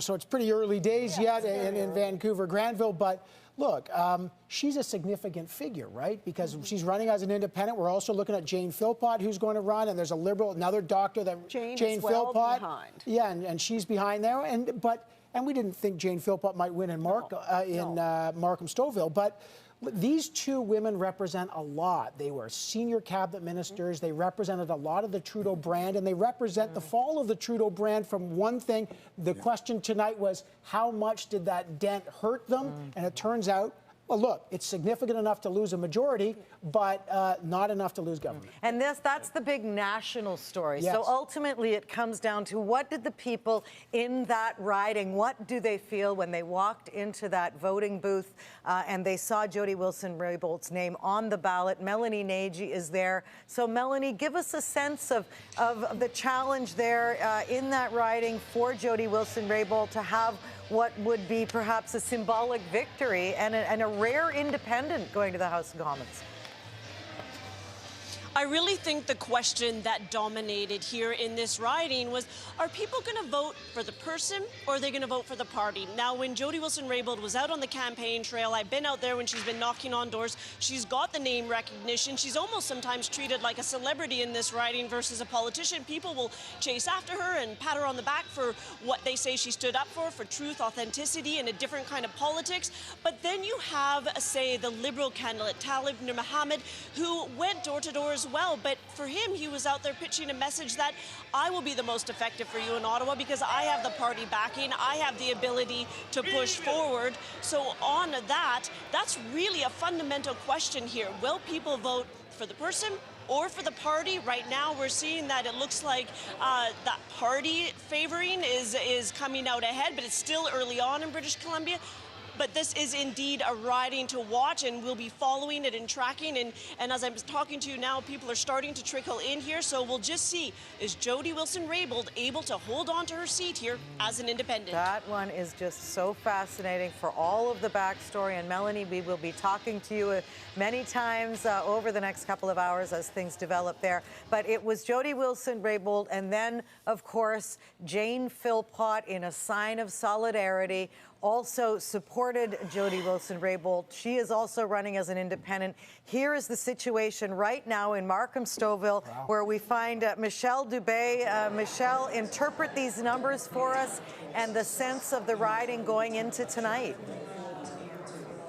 Well, certainly the road for an independent is a tough one, and Jane Philpott and her team and her supporters knew that, but they really do want to defy the odds tonight, although we're looking at the numbers coming in. It's still early days, 37 polls reporting out of hundreds, but at this point, Jane Philpott as an independent trailing in third place behind the Liberals and the Conservatives. She's got the name recognition. There's not a lot of independents who've been cabinet ministers, and she made headlines right across the country. And if you talk to people here, a lot of them loved what she did while she was in Ottawa. She really did get down to business. And a lot of them were impressed by the fact that she and Jody Wilson-Raybould actually took a stand against the Prime Minister, the sense that they're doing what's right. But the other thing here is that there are concerns. What is an independent going to be able to do in Ottawa?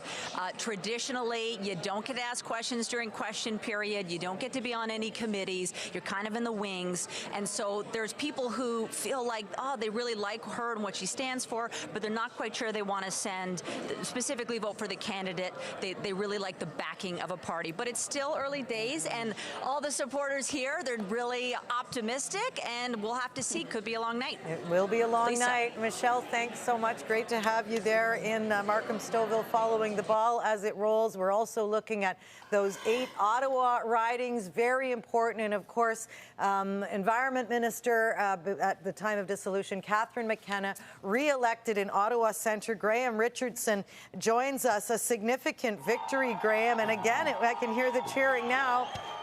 But that was another one. Everyone sort of said she's in a real tough fight with Emily Taman. Lisa, they were just blasting celebration as CTV declared Catherine McKenna elected. This should have been a no-brainer, right? Environment, a a star cabinet minister, a senior member of the Trudeau government.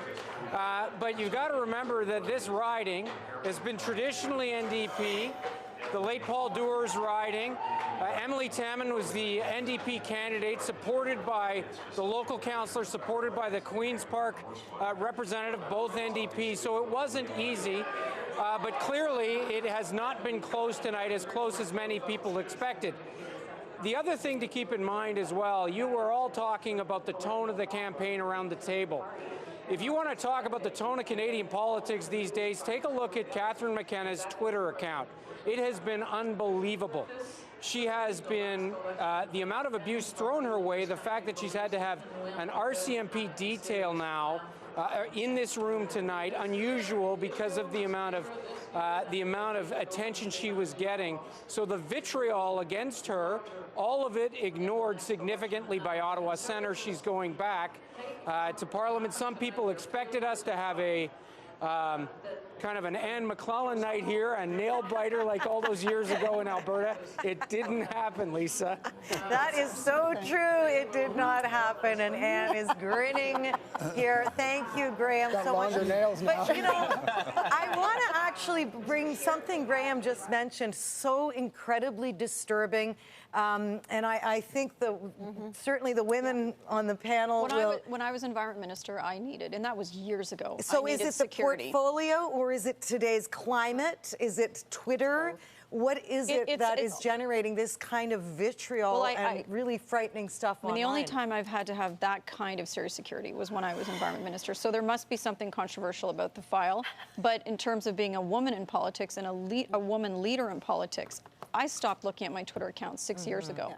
I never read it. It is toxic, and I have said publicly many times that Twitter is a sewer for women in politics, and they need to so get. I use they the need pig to get a pen hold analogy, of it. but They need to get a hold of it. Sewer is good too. It's just disgusting, really, and I do feel that it's got a sense of just being unbridled hate online. And when we are trying to attract more female candidates into public life at whatever level, one of the things I hear, and Ronna, you probably hear it too when you're trying to convince someone to think about running, that's the first thing they talk about now. For example, in my province, they remember how Premier Rachel Notley was treated on Twitter. And Premier and Redford. you were there. And Alison Redford before that. We've had it's a cross-partisan line. Oh, yes, it is. Without Absolutely. a doubt. We've seen the vitriol online, the fact that you could be a keyboard warrior sitting in the comfort of your home or a bot farm somewhere. And it, like I said earlier on the bots and trolls, it creates a haze, it suppresses people, and it actually is real, like affecting mental health of political candidates and their staff. It was in Newfoundland, I believe, that a finance minister woman, incredibly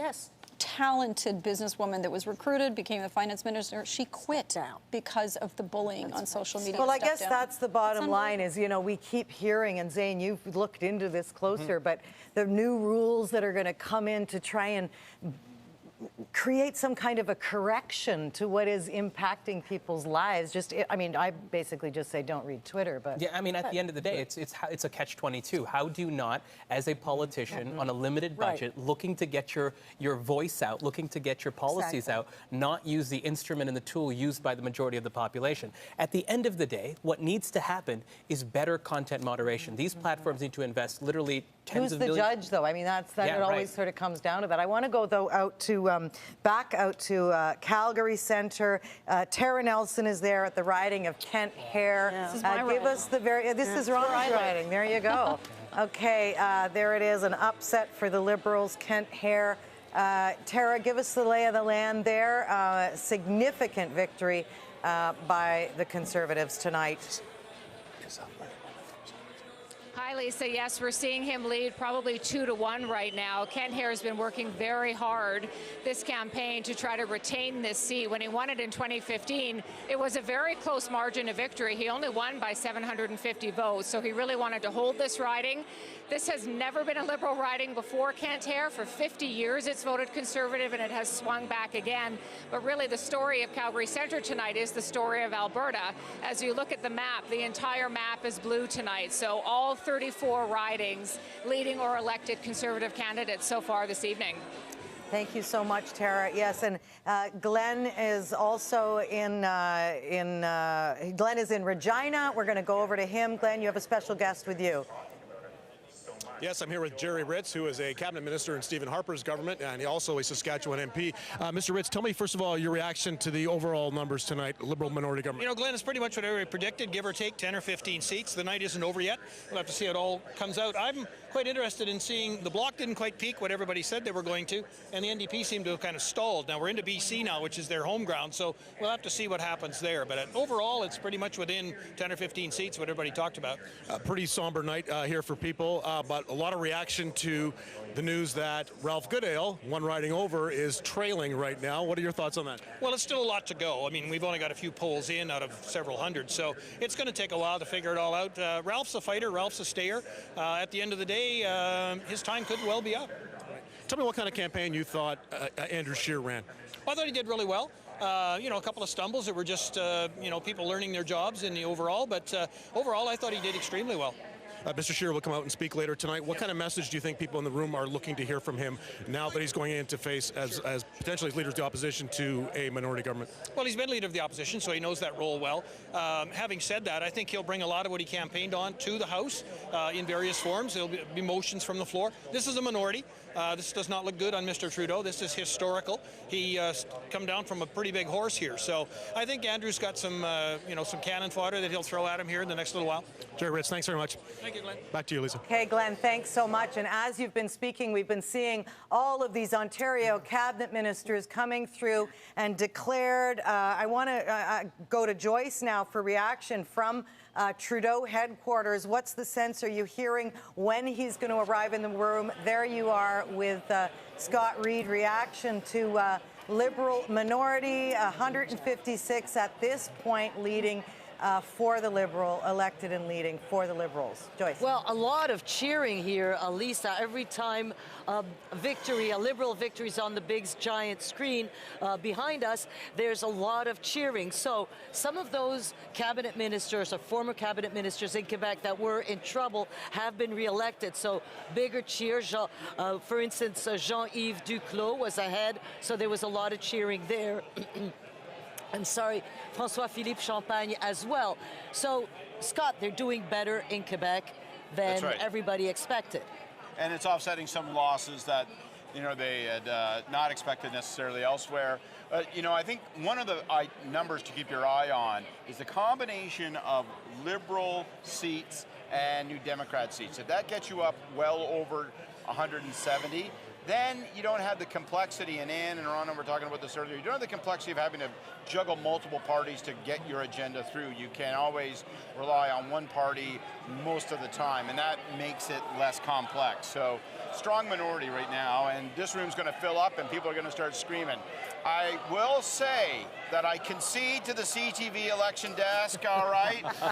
I've simmered down. There isn't going to be a majority. So humble Scott Reid, humble Scott Reid. We accept your apology, Scott Reid. We heard it here first. Thank you.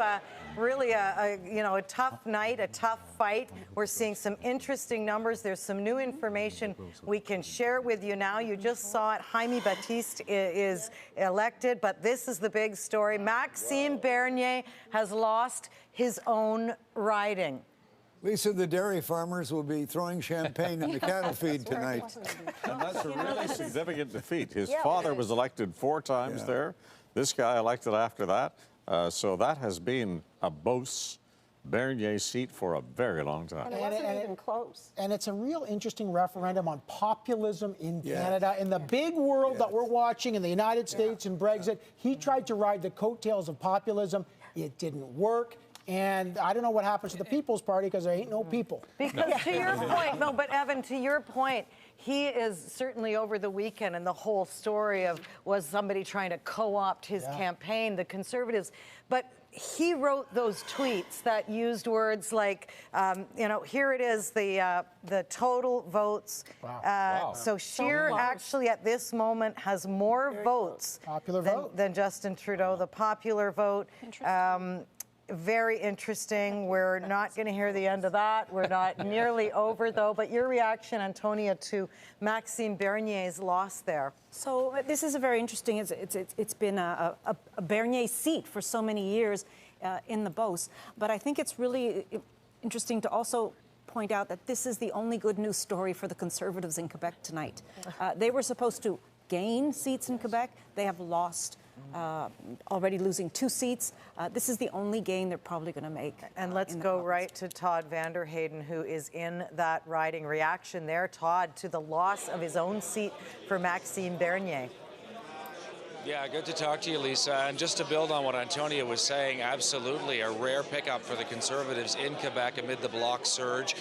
We know that Andrew Scheer came to this riding late in the campaign to try and win this. They had a very strong local candidate, it should be said. This guy's a 4th-generation dairy farmer. His name is Richard Lehoux, also a longtime mayor in this region. And you talk to people in this part of the country, in this part of the province, and they say, you know, we know Maxime Bernier. He's won 4 times in landslides. But this was too much. He was talking about immigration and multiculturalism and the climate change hysteria. People in this riding wanted to talk about pocketbook issues. They wanted to talk about jobs. They wanted to talk about agriculture.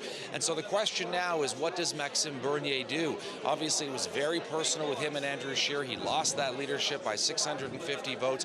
What does he do now? Does he leave politics altogether? What happens to the People's Party of Canada? What happens to all these people who came here tonight hoping that he would win and it would move on? We'll have to see when he comes down and, of course, concedes. Lisa, back to you. Thank you, Todd, and we'll be there when that happens. Let's bring in Don Martin, though. He's with Jason Leader at the Scheer headquarters. Reaction to the fact that that is a Conservative win, and all of the sort of dirty pool that unfolded in the lead up to tonight. It's a joyful Conservative win, not just a Conservative win, Lisa. This is sticking the knife in the guy that just said, I want to break up that party. He goes, Jason hasn't had a lot to smile about tonight, but he was doing the fist pump as soon as that went up. You were. I mean, and they're very happy to see that national vote, by the way, top of the leaderboard as well. And yeah, this is a guy that represented, or thought he was representing an existential threat to the Conservatives, and he's fallen completely flat as a pancake on the ground. These guys couldn't be happier. Yeah, Lisa, I mean, Max Bernier ran a disgraceful racist campaign. Worse, just as bad as that, from a Conservative point of view, he split the Conservative movement, and when the Conservative movement is split, we elect Liberals. And the problem is now our party has to make sure that we attract those people back, have one party, and beat the Liberals the next time. Okay, so Pierre Poilievre, Chief Conservative Agitator, I think I've heard him referenced, does a good job of it. And Don, I wonder, what does Andrew Scheer do now, in your opinion? What is the next move for Andrew Scheer? How does he view this night? And we're not over yet. Well, as I said, it's bittersweet because he's got to be bitter that he thought he could do better, but he's taken Justin Trudeau down to minority territory. That's not an easy task to do. He's fought a Liberal brand that's probably stronger than the leader in this particular night. Justin Trudeau's severely tarnished. But, you know, he's got to get that party back reunited. He didn't have a deep loyalty in caucus. Jason can correct me if I'm wrong on this, but he's not going to shoulder a big blame for this defeat because he's done better than a lot of people thought was possible a year ago. However, there were expectations that were a lot higher than what they're at tonight in terms of the results.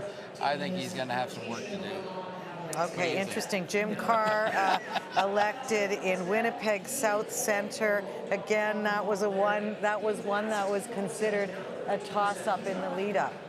Well, yeah, I know people said that, but Jim, so highly regarded in Winnipeg. He came into politics having been involved with economic development in the city of Winnipeg. I think had garnered a lot of respect in that role.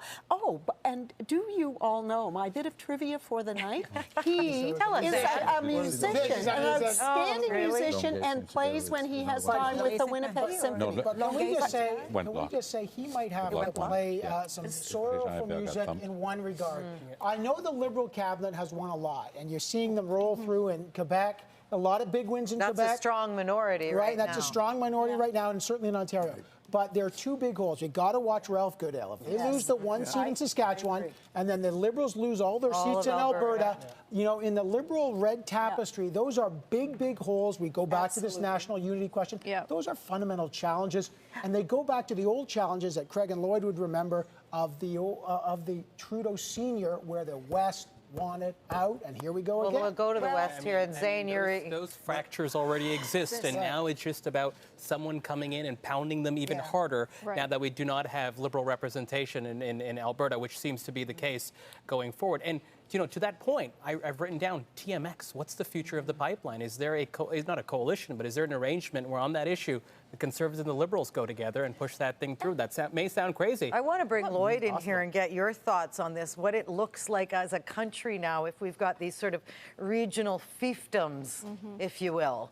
Well, it's the old division that we had for so many years with Pierre Trudeau's government, certainly in his second term from up to 79, where the West felt left out.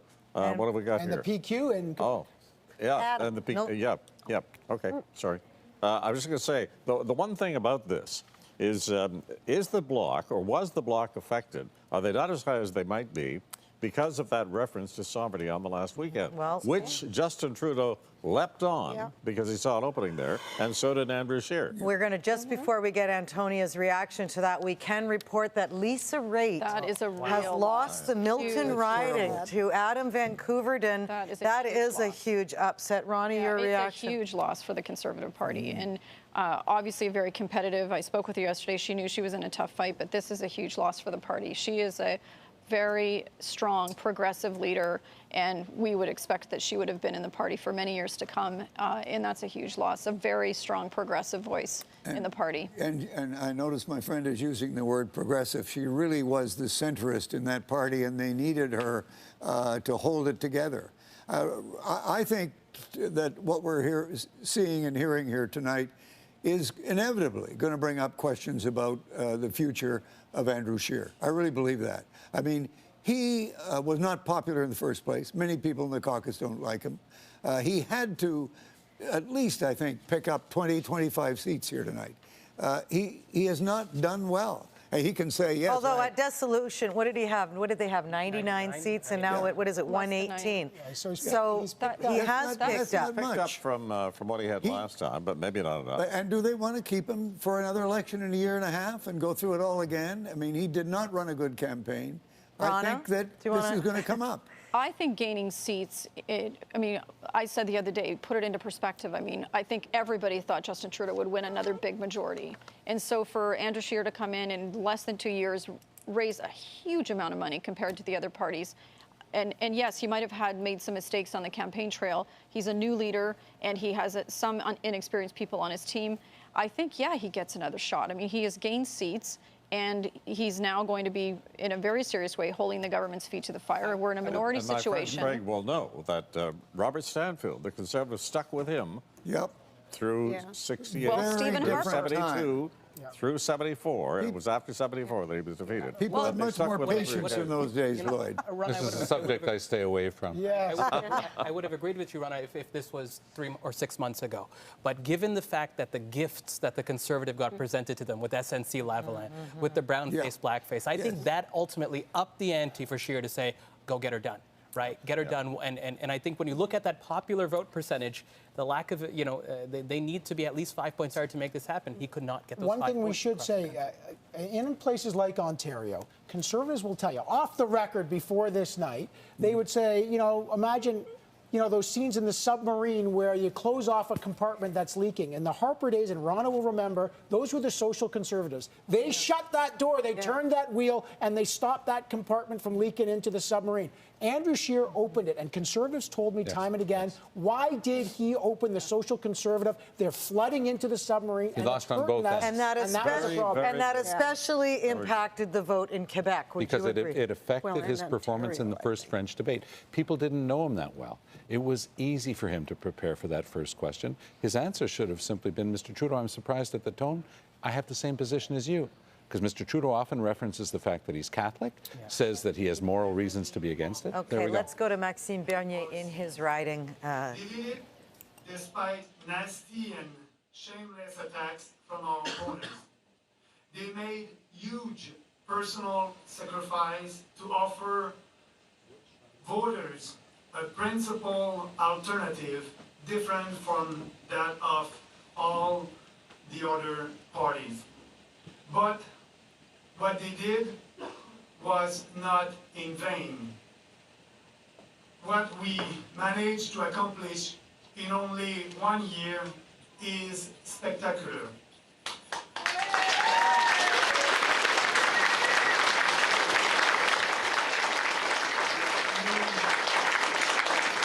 Nous avions plus de 315 candidats et There were candidates 315 candidates of the Popular Party across the country who proved an amazing courage and a passion that is extraordinary, remarkable, by defending our principles and our values.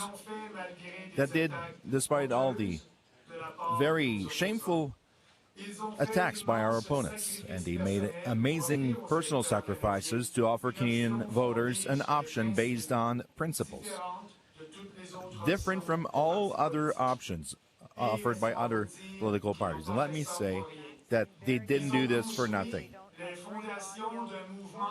And they did with a movement that it's only beginning. Our movement is only beginning.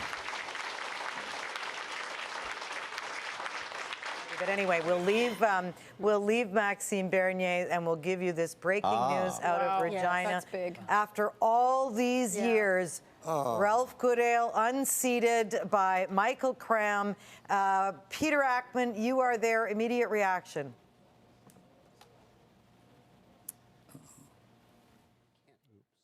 Here in Saskatchewan, they actually haven't heard yet that this has happened. This has just come out. It started to go across the wires. We saw the updates on the numbers, and the people sitting here really have no idea that for the first time since 1993 that Regina Wascana will not be represented by Ralph Goodale, the lone Liberal seat in this province. So no doubt there will be some shock and some just disbelief at this point. There was a very hard-fought third-party campaign against Ralph Goodale. He was targeted specifically over the last months, just trying to push him out, paint him with a Liberal brush of Justin Trudeau, all the mistakes that they say he made. And so truly, you can hear now as we are live in the stream here that there's some oohs and ahs and not so happy about this. But yes, a lot of shock here in Regina Wascana riding. That's so true, and I think it's a shocker probably right across the country for anyone who follows politics, Peter, because it seems like Ralph Goodale has just always been there. Do you have a sense of whether he was also prepared for this? He started in 1974 at 24 years old. Well, that's right. I mean, he won that first time, and after that he lost, and then he gets back in 1993. He served with Pierre Trudeau. He served now with Justin Trudeau, and yes, he has been sort of there all along for the Liberal Party. He's held some very big positions and really raised this seat up to something it hasn't seen before. And really, I mean, you have Anne McClellan there. I covered her when she was the lone Liberal in Alberta, and here we are, Ralph Goodale. He was the lone Liberal here in Saskatchewan, and so maybe that means Ralph Goodale is going to be on this panel in the next election. You never know. There's Maxime Bernier thanking his supporters. He made the reference that this was an accomplishment that he was able to get a candidate in all 338 ridings. However, in Quebec, we have also seen, and I'm going to ask Tom Mulcair to jump in here, some NDP upsets. Guy Caron. Guy Caron, of course, was the person who was the leader of the NDP in the House, a little bit like Nicole Turmel did after Jack passed away. So he had a very key role. He's a very well-liked person in his hometown of Rimouski. Close-fought battle, but he came up short. Right now, the only seat where the NDP is ahead in Quebec is in Rosemont, la Petite Patrie, where Alexandre Boudris. I didn't expect it, but even Ruth-Hélène Brosseau is behind the block right now. Okay, Tom, thank you. And I just want everyone to know what you're looking at. I think, I'm not certain, but I think Maxime Bernier is going to take questions from reporters. We're monitoring that in the control room. We'll bring it to you when and if it does happen. But some of those NDP losses are first of all, I want to go to Austin Delaney, who is with Adam Van Couverden, the new Member of Parliament for Milton. So the Olympian is heading to Ottawa. Austin. Yeah, a huge upset here in Milton. Adam Van Couverden defeating Lisa Raitt, the deputy leader of the Conservative Party. Here he is. Listen to that crowd, Adam. That's got to feel pretty good. It's a great crowd. It's my team. It's my family. It's my friends. It's my neighbors. They came out. They supported me. We knocked on doors in the rain and in the snow and the heat. Any day, they were ready to knock on doors and talk to our neighbors. A lot of them showed up. A lot of the neighbors are here that we talked to at the door, too. So, got to talk to people. This is a big, big defeat, though. You took out Lisa Raitt. She gave you a phone call. What did she say? Look, first and foremost, I'm not doing this against anybody, all right? I'm first and foremost for my neighbors, and I've been saying that the whole way along. This is not combative. This is not against anybody. I'm doing this for my neighbors. How does this feel compared to gold? Olympic gold. You're not the first person to ask me that tonight. There's no comparing it. There's no comparing it. In what sense? It means there's no comparing those two things. Right. How much of a deal was it when you were going door to door and talking to the people here in Milton that you were this Olympian hero? I didn't talk about sports that much. We talked about issues that mattered to my neighbors. And, occasionally the Olympics would come up. It's on my resume. People also wanted to know about my small business experience and why I quit my job at Deloitte to do this full time. They wanted to ask me about the work that I did at the COC Athletes Commission, and I was happy to talk to them about the work that I've done with Right to Play and Water Aid and other NGOs around the world. So, sure, the Olympics, is a big part of my resume, but it's not the only thing that I've done, and it's not the only thing I'm going to do. You talked also about when you were going door to door, there were a lot of new Canadians. Tell me about that. Well, Milton's one of the fastest growing communities in Canada, and I grew up in the north part of Oakville in the riding, and I've witnessed that change. I've been living in Halton since I was 4 years old, and my mom's house used to be the farthest north house in Oakville, and it's not anymore, not by a long shot. So we've grown, we've become more multicultural, more cosmopolitan, and thankfully more liberal. All right, thank you very much, Adam Van Couverden. Take it back, send it back inside, Lisa. All right, thanks so much, Austin, and to Adam Van Couverden. The excitement you saw in that headquarters, it is the polar opposite for Lisa Raitt, where we find Heather Wright. Heather, it really is a stunning upset for Lisa Raitt, such a significant member of Parliament for so many years. She was a successful cabinet minister in the Harper years, now to be unseated significantly by Adam Van Couverden. What's the reaction there? There are a number of people starting to arrive here, and it, again, is very muted. People are talking amongst themselves, and we're waiting for Lisa Raitt to arrive. We always knew that she was going to be watching the results with her family, with her people, not here at the headquarters, and would arrive no matter what after to speak to her supporters and, of course, to speak with us as well. Her team knew that this was going to be a nail-biter going into Election Day today. Their polling had this at a toss-up, but they said earlier when I spoke with them that they were positive, that they were hearing the things they wanted to hear at the door. But they've been here before in 2015 when she won this riding by 2,500 votes. They were expecting something similar tonight. Not sure if they were expecting this upset, though, Lisa. Okay, Heather, is it the Rob Ford factor? I mean, what are people in that room when they try to analyze why Lisa Raitt just lost to Adam Van Couverden? Do they attach any meaning to the Liberal campaigning using Rob Ford's name? Doug Ford, Premier Doug Ford. They haven't yet, but that certainly is something that we've heard from voters throughout the 905, throughout the GTA. People in this riding, this is a growing community. It's the fastest growing community in Ontario by far. There are a lot of young families here who are moving to the suburbs out of Toronto. They're trying to have a more affordable life. They're trying to raise their family in those smaller communities, but they're dealing with those pocketbook issues that we've heard from all parties throughout this campaign. They're dealing with affordability. They're concerned about their long commutes into the city.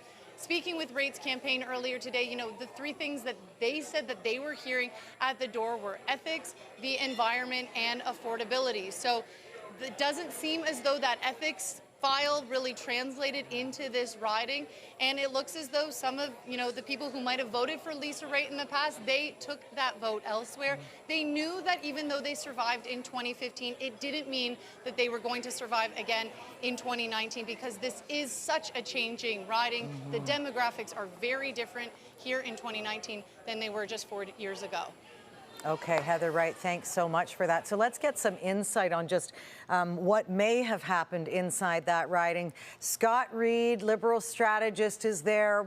I asked the question, Scott, is it the Doug Ford messaging? I'm not sure Scott can hear me. I can. Oh, Yes, there he he can. is. Scott, your reaction to Adam Van Koeverden managing to take out such a significant member of Parliament?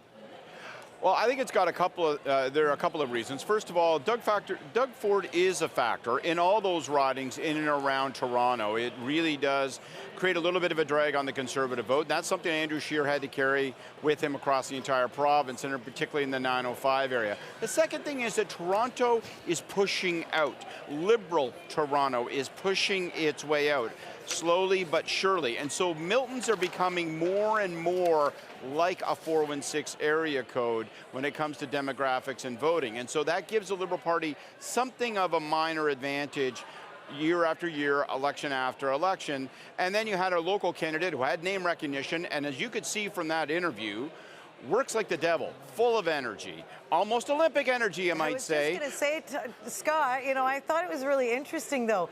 Elected MP, Olympic gold medal. He was refusing to say which really was the more magic moment. That guy likes politics more than I do.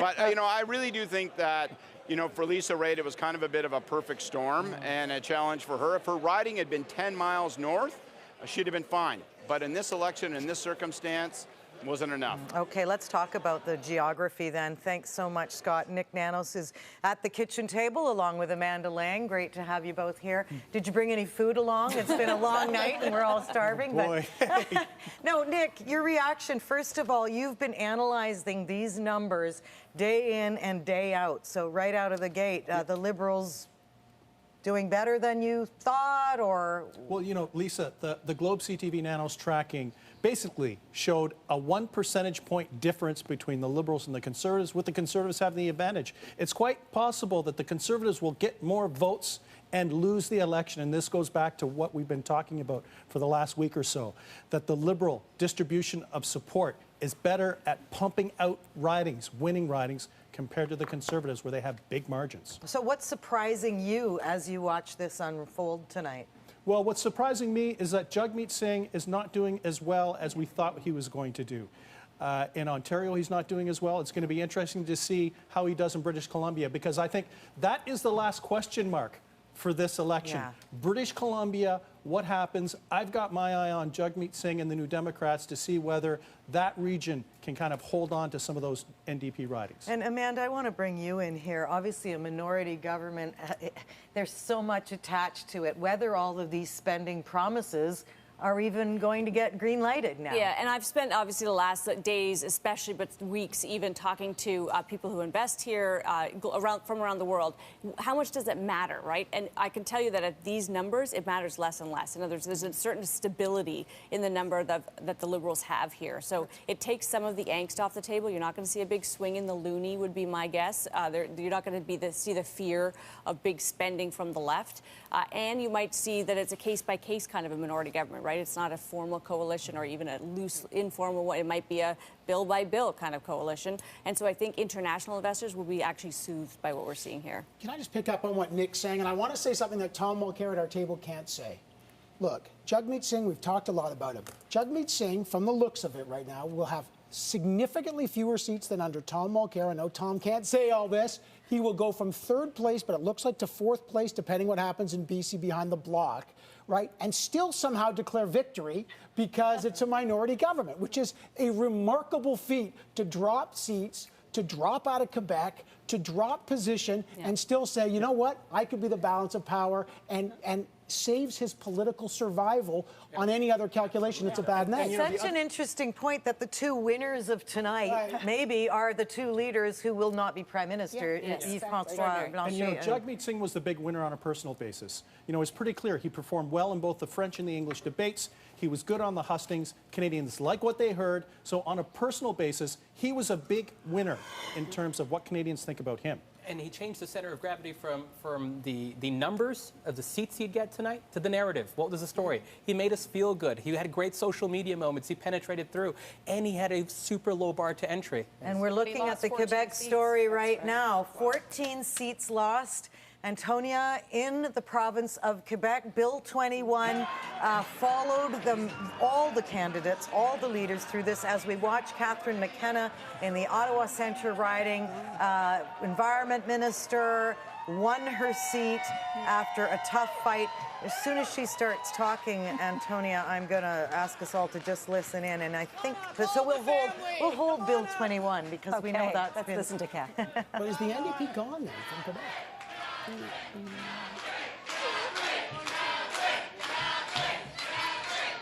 right.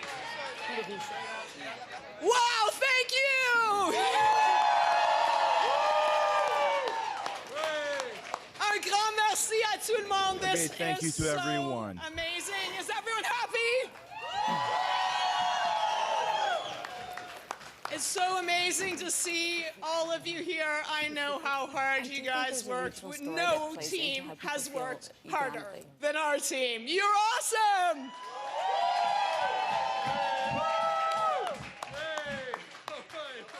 When I think about this 4 years ago, many of you took a real chance on me, and I'm really humbled. Really humbled that the people of Ottawa Centre have chosen to put their trust again in me as Member of Parliament.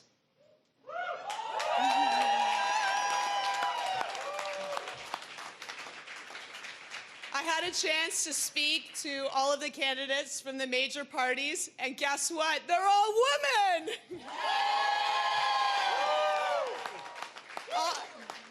It was great to run a race with strong women representing all the major parties. And I think that's a sign of how far politics has come.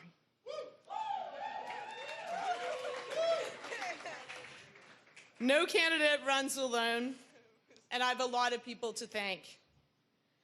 But first, I wanted to say a few words about what we're seeing tonight and what we've been through as a country over the last 6 weeks. This has been a tough campaign. It's been a tough campaign in Ottawa Centre. It's also been a really tough campaign for the country. I got into politics because I believe politics is a force for good. I think one of the lessons that is emerging from today's results is the need for a more positive political culture in our country.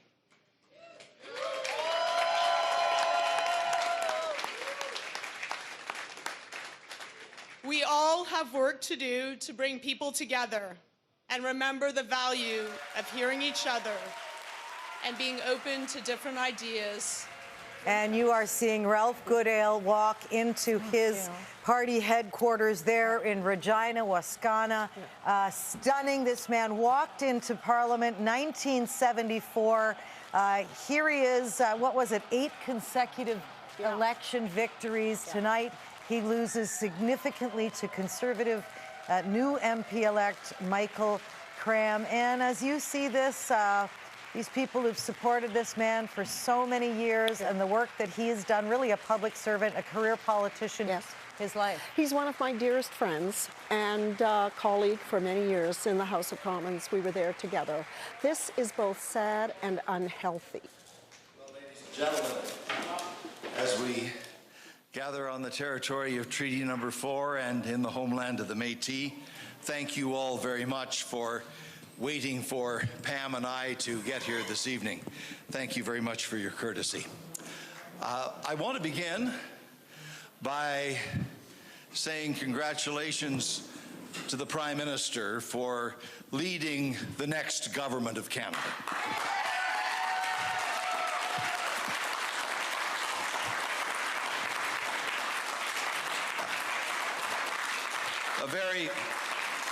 A very important national victory.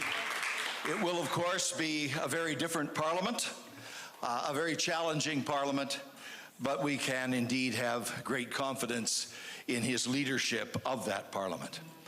I also want to note, while we're still only partway through the results this evening, that my great friend and colleague, Chief Tammy Cook Searson, is doing very well in Desneffe, Missinippi, Churchill River.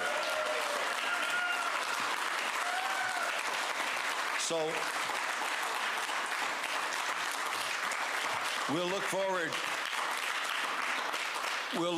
to those further results. And may I also say to all of the other candidates for the Liberal Party in every corner of Saskatchewan, here in Regina, Winter and Jordan. There's Winter. Jordan, where are you?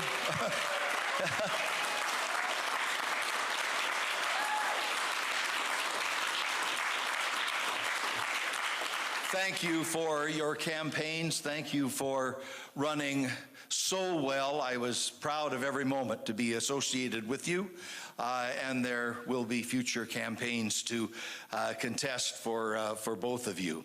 And to all of the other candidates all over Saskatchewan for their dedication, their hard work, their commitment. Thank you, and to all of their families and their campaign workers and volunteers. Being involved in a political campaign is never an easy thing at any time, for any party, for any candidate. And I thank all of them for the efforts that they have made to stand for public office and stand for the things for which they believe. So congratulations to all of them in all the parties.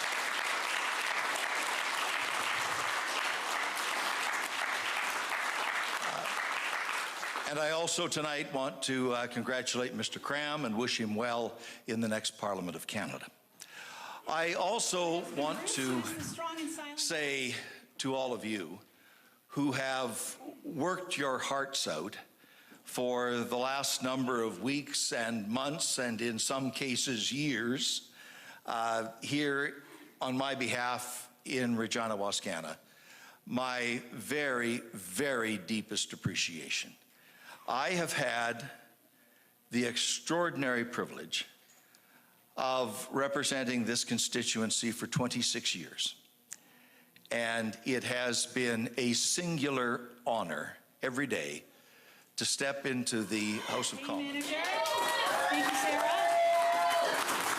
I want to thank Allison Supporters, Haley, again, a big defeat tonight from the riding of Milton, losing to Adam Van Koeverden, Olympic gold medalist. Who did all the signs, and including making sure that our office looked fantastic. Harry, thank you very much.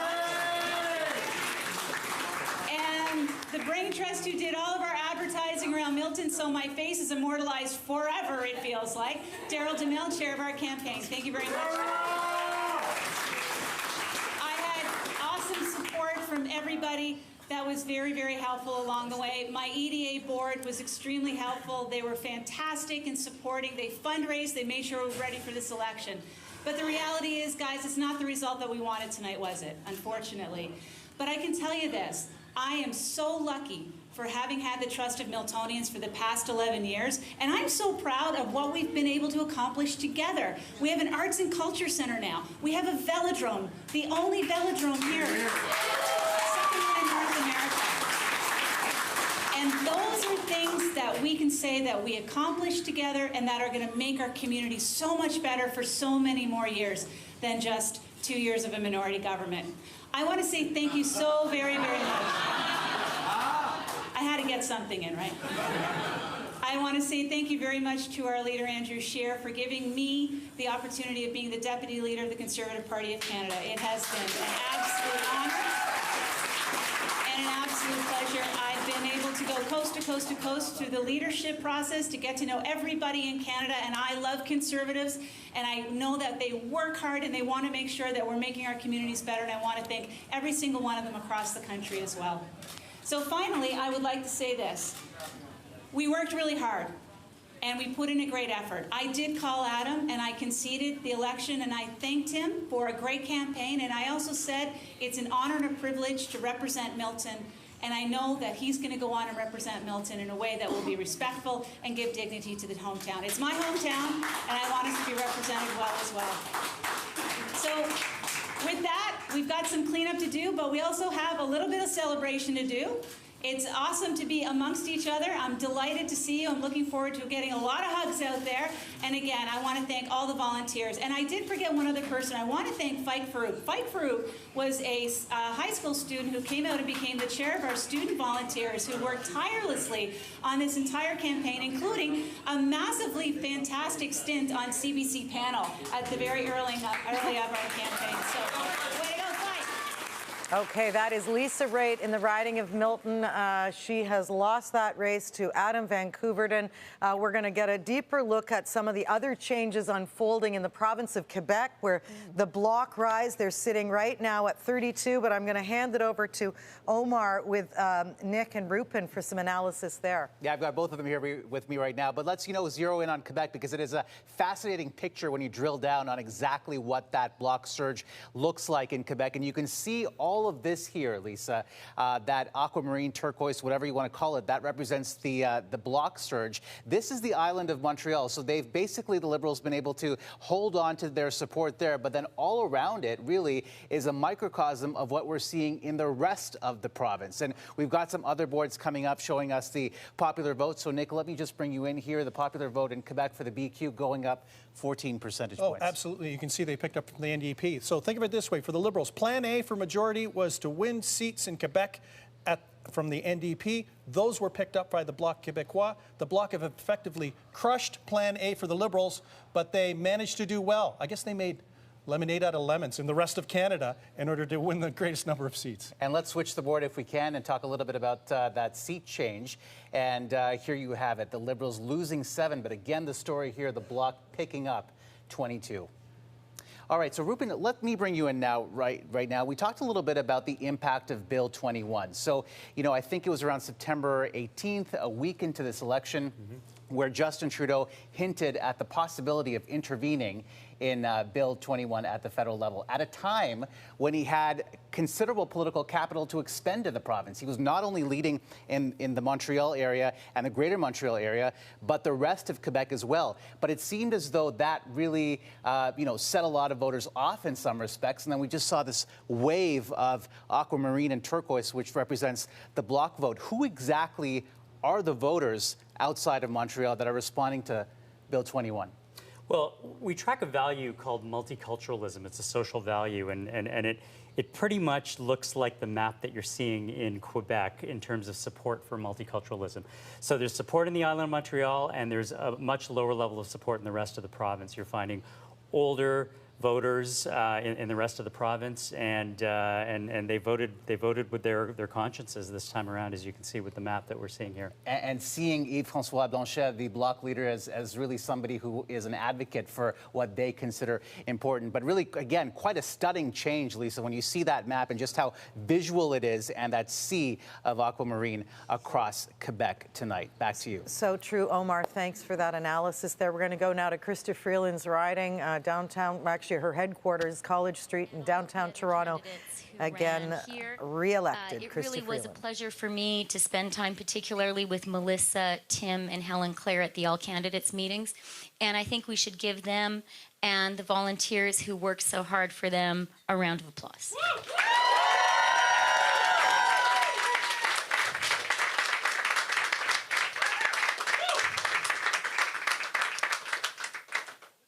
But of course, the volunteers who I most of all want to thank and who I truly, truly love and am so deeply grateful to are the people in this room and the literally hundreds of other people who worked so hard on this campaign.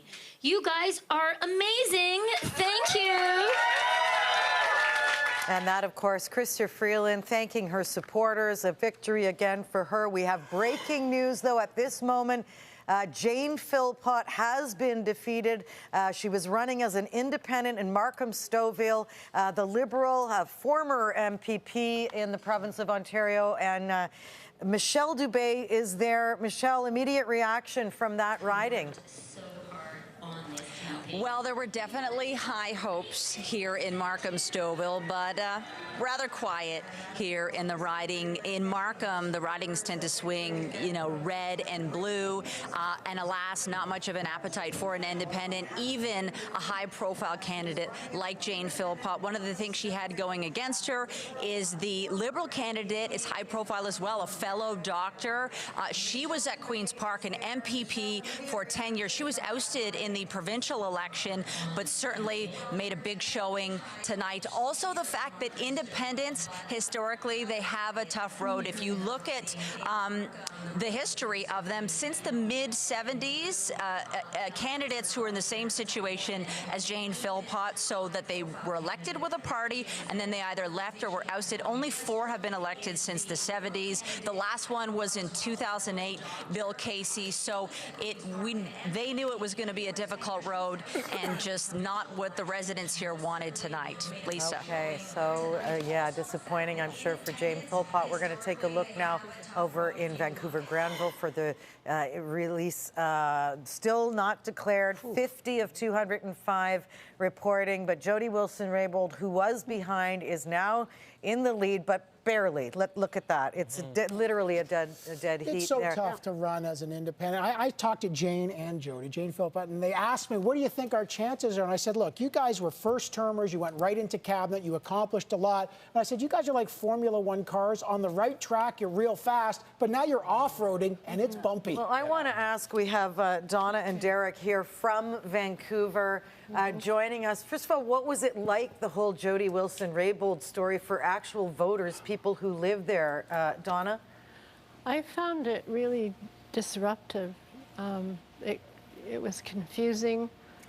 There were sort of two sides, and it didn't seem like there was any intention to come together. Do you mean the whole SNC story, the accusation that she had been pressured by the Prime Minister's office to make a decision? Yeah. And the thing, it really upset me the day I heard on the radio that she had taped that person's phone call. She'd phoned somebody in the government at his office. Michael Wernick, who was the not warned him that she was taping that and was going to broadcast it on the radio.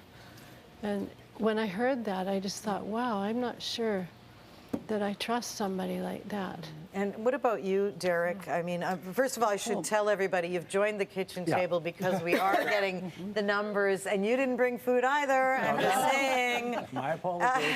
We'll take beer. Too soon Is it for that time yet? No, but Derek, I found it fascinating that you found out of your own vote on air, which is very funny.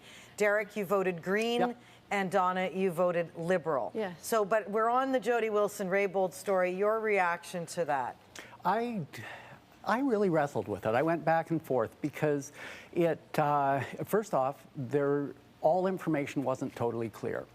There were opposing perspectives. And it really spoke to me to the role of the Prime Minister.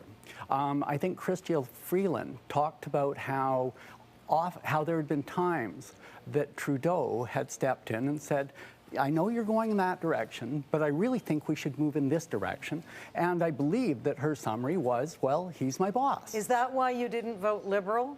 Can you point to one thing? No, I didn't vote Liberal because, quite frankly, I think the biggest issue, as I said right from the beginning of the election, was climate change. And I thought, if that is my biggest concern, then to vote for a party that is reasonably strong with climate change, but not as strong as the Green Party.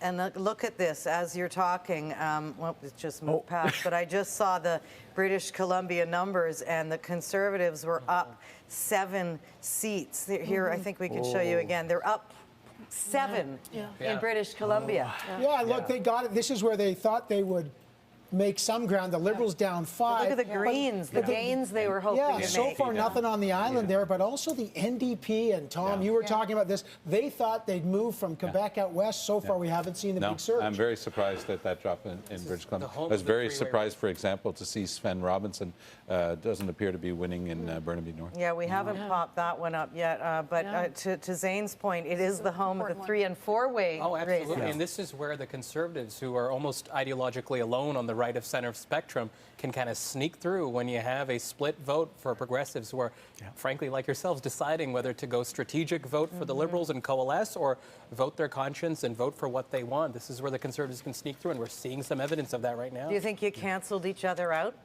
The Green vote and the Liberal vote?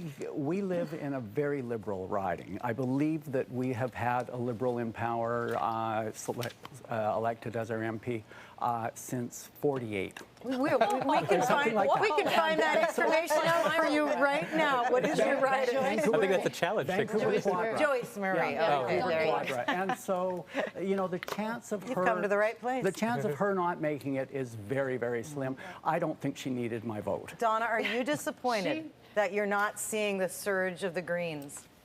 Yeah, I'd like to have seen them get more seats. I think Elizabeth May really deserves it.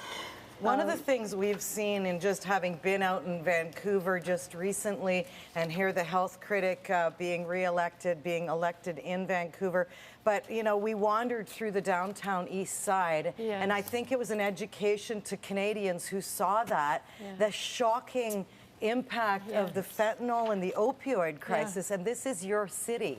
How does that, and it didn't really come up on the campaign trail. It's always upset me. I can't bear it because it's not even just limited to the downtown east side. The whole fentanyl thing is everywhere on the streets. You can go downtown to the Hudson's Bay and there are people sleeping right there on the sidewalk or on a heat vent that comes up from under the sidewalk. Derek, did you want to see more on the federal campaign trail to tackle what is clearly a national crisis? Absolutely, absolutely. Yeah. It was, you know, it was a disappointing election, I think. It slipped more into the negative than the positives. I didn't hear enough about fentanyl. I didn't hear enough about health care. And you had your own personal experience with this crisis. Yes, we did. We lost a grandson about a month ago. I'm so sorry. Yeah, he had kidney disease, and he had been asking to be sent to the pain clinic to manage the pain because there was one at St. Paul's Hospital, and they never referred him on. They just kept giving him prescriptions for fentanyl. And he became addicted. That is just heartbreaking He was story. just a beautiful human being. Well, our thoughts are with your family. That is such an overwhelming loss, and it is a story that I think the whole country feels and has felt, and we see these pictures. Why it doesn't come up? Well, let's ask the politicians on our panel, former politicians. I mean, a former health minister dealt with this issue. It's a huge problem across the country, but particularly in British Columbia, where we know some of these drugs are coming in from overseas, from China specifically. Lots of work to try and stop that, but it's still happening, and they're flooding into Vancouver. It's a major problem, but we didn't hear about a lot of different issues during the campaign. It really was, I think, I hear that from a lot of people, what you're saying, just this overwhelming disappointment with the campaign, that we didn't hear about policy.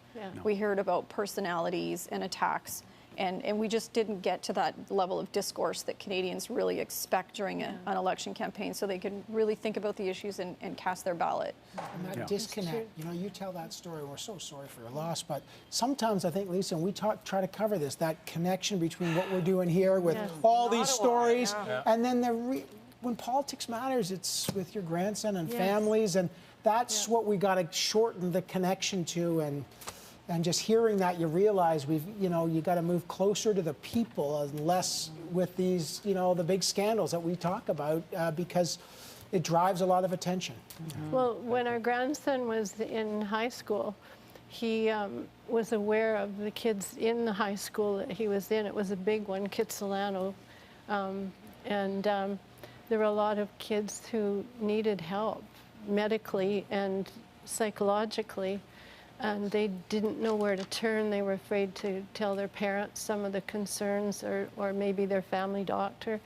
And so our grandson went down to see our Liberal, or our NDP leader, and MLA. So you did actually try to appeal to the government officials in your... Our grandson tried to do it through our NDP MLA, and the two of them went out together. But when we were talking to him just recently, David Eby is his name, he said, it wasn't my campaign, that was your grandson's. He prepared the whole thing. I just stood beside him. That is a beautiful legacy, and we thank you both so much for sharing such a personal story with us. If that didn't get the attention, things like climate change did get a lot of attention over the last 40 days. We're going to go to Graham Richardson now, who's in Ottawa with Catherine McKenna.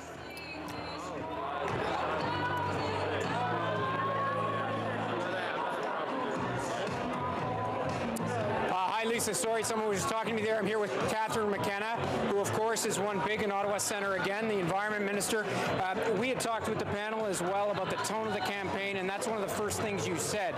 What were you referring to? What is it about the tone of the campaign? Because I had mentioned, looking at your Twitter account, it is just unbelievable, the vitriol that gets thrown your way. Why, and is that what you were referring to?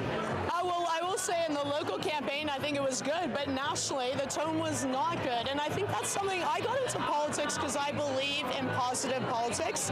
And I think that's one reflection. I talked to lots of people, and I'm really proud of how we did and engaged people, and we won, which is great. But I think, look, I think that politics is really important, but people are gonna disengage from politics if everyone is shouting at each other. And also, I mean, there are a lot of things that weren't even accurate that were out there. So, look, I think we can do better as a country. Was it you, when you look at that, the attacks that you face, and I would argue, I've watched politics and covered it for a long time, there's a particular tone. Is it the issue? Is it you? Is it women? What do you think about it? Well, I think about that a lot. Certainly, I think climate change is polarizing. It's actually interesting. Someone did an analysis I happened to see of all my tweets, and there are organized campaigns by people who are against climate action, for sure. And then there seems to be this weird thing. If you are against climate change, you also don't like, some people don't like women, and I don't get it. Like, look, I'm just doing my job, and it's really important that we come together and tackle climate change. The Environment Minister, Catherine McKenna, a big win in Ottawa Centre tonight. Thanks so much for your time. Appreciate it. So there you have it, Lisa. A hard line from Catherine McKenna.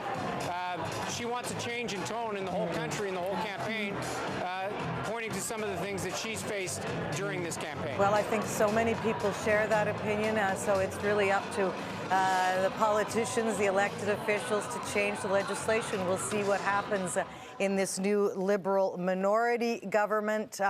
Marie-Claude Bibeau, we can now report, has been re-elected. NAFTA, of course, one of the big files for her, and somebody want to weigh in, Rana, perhaps, on what the challenge for her in her riding with the gains and losses in the NAFTA file. Well, absolutely. I mean, I think for her specifically, she's the agriculture minister. And so having to deal with, and from Quebec no less, having to deal with some of the disappointment in the agriculture sector around the issues of tariffs, I mean, from China on canola, but also vis-a-vis the new NAFTA, some of the changes in the dairy supply managed sector. So she obviously has a really challenging file, and agriculture is always a tough file. And for Quebec, Antonia, let me ask you this. I mean, we don't really, again, talk about that. We've acknowledged the fact that agriculture didn't really make hash marks in this campaign. But for Quebec farmers, a lot of them feel they're not getting the kind of attention they want. There's, let me just say, Carla Qualtrough has been re-elected in Delta. Again, that was supposed to be a close race, but a significant victory for her. Antonia? So farmers, in particular dairy farmers, were also up in arms against the NAFTA. And one of the things that was really evident there was that farmers in Quebec and dairy farmers in Quebec may have been looking for another way. We saw also that they were up in arms against Maxime Bernier, and Maxime Bernier talked a lot about getting rid of supply management. That was one of his main planks in his campaign. Yeah. We've seen how that's turned out for him in the Beauce. We haven't really revisited that the whole Bill 21 conversation. You just reminded me when you said Maxime Bernier. But what happens with that now? Justin Trudeau was really the only leader who said, I might. Maybe, possibly. I maybe, possibly. That was the strongest response we got. I mean, listen, right now when we look at the seat count, he's going to have to think about, we're beyond the election, right? We're beyond appealing to the Quebec votes right now. We're now having to govern. We're now having to be prime minister. And the tapestry of this country is going to be dependent on him taking a bold, necessary stance to ensure that stuff like this does not permeate beyond Quebec, and despite its popularity. Well, why would you abandon people in Quebec? I mean, it's a discriminatory piece of legislation that says that a young Muslim woman who's finishing her studies to be a teacher will have to move to another province. So I think that the federal government has the obligation to do what it did when it stood up against Bill 101 and the Quebec clause versus the Canada clause on access to English school. The Attorney General of Canada has an obligation to defend everybody's rights, but even including people in Quebec. Didn't go that far. I've had lots of opportunity to talk about that, and I still don't understand that any more than I understand Andrew Scheer's saying overtly from Trois-Rivières on the first day of the campaign that he fully supported François Legault's right to bring in that discriminatory legislation. The interesting thing there is it did not pay off. Like, for all the mealy mouth, they all sneezed into their napkins when they were asked, how are you going to stand up to this bill that you all called discriminatory? And they were like, and they didn't say anything because they thought, you know what? And the Bloc got over 30 right. seats. And then the Bloc still got over 30. So for all that, they thought, oh, we're going to save my political future. I don't want to stand against this, what's, quote, popular. And yet, so they missed a principled opportunity, and it didn't pay off politically. Yep. One of the most disappointing things in the campaign was to see the leaders of our country not take a bold stand against this piece of legislation. You know, when we talk about Jagmeet Singh, he's got an opportunity now. If he holds the center, any center of power, correct the record historically, because to have a man who wears a turban, a Sikh gentleman, ultimately signaling to other people in Quebec that if you look like me, I'm sorry, you can't be a police officer. Right. Exactly. You can't get a promotion. Let's go right to that riding. We're going to go to Jagmeet Singh's riding, his headquarters. And Kevin Gallagher, you've been listening in on this conversation, and a lot of people who were looking for inspiration from Jagmeet Singh on the whole question of standing up to Bill 21, regarded as a discriminatory bill.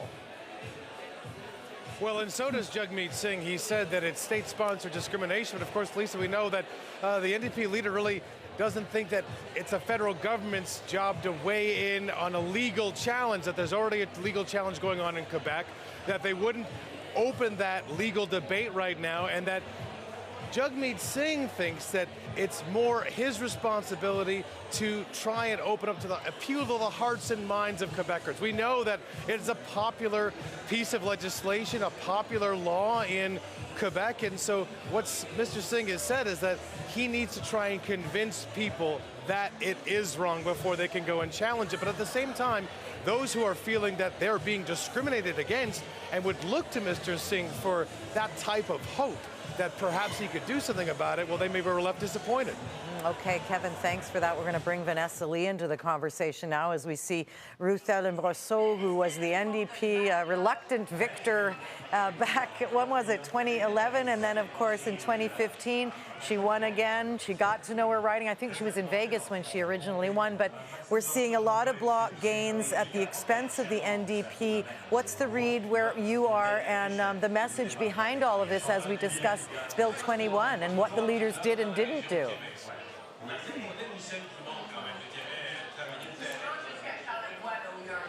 Okay, I don't think Vanessa can hear me. at this point. So we will check back with her when she can. But I mean, it's such. First of all, Tom, your reaction to Ruth Ellen Brossard? She's such a strong MP. She's worked so hard. You're completely right. She didn't, like a lot of the people who got in during the Orange Wave in 2011, didn't know a lot about her riding, but she speaks fluent French now. She lives in the riding. She was loved. It's a very close race. There's still 40 polls left to go, but it doesn't look like it's there for her. And I'm very sad for her. And all the best to her and her son Logan.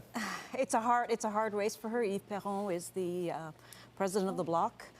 So he's someone who's pretty much a notable, and that's a tight race. Wasn't he the guy who sort of took the word separatism off the table and called it La Voix de Québec instead, the voice of Quebec? That's right. So what we have in Quebec, is that not semantics? Well, out here. It's a strange kind of a situation, but I think the main thing to remember is that the Bloc is trying to sort of transform itself into a party that talks about being proud, about being a Quebec nation without necessarily having a sovereigntist platform at this point in time. And that's really important to understand. The BQ is self-consciously, its militants and its base is self-consciously sovereigntist.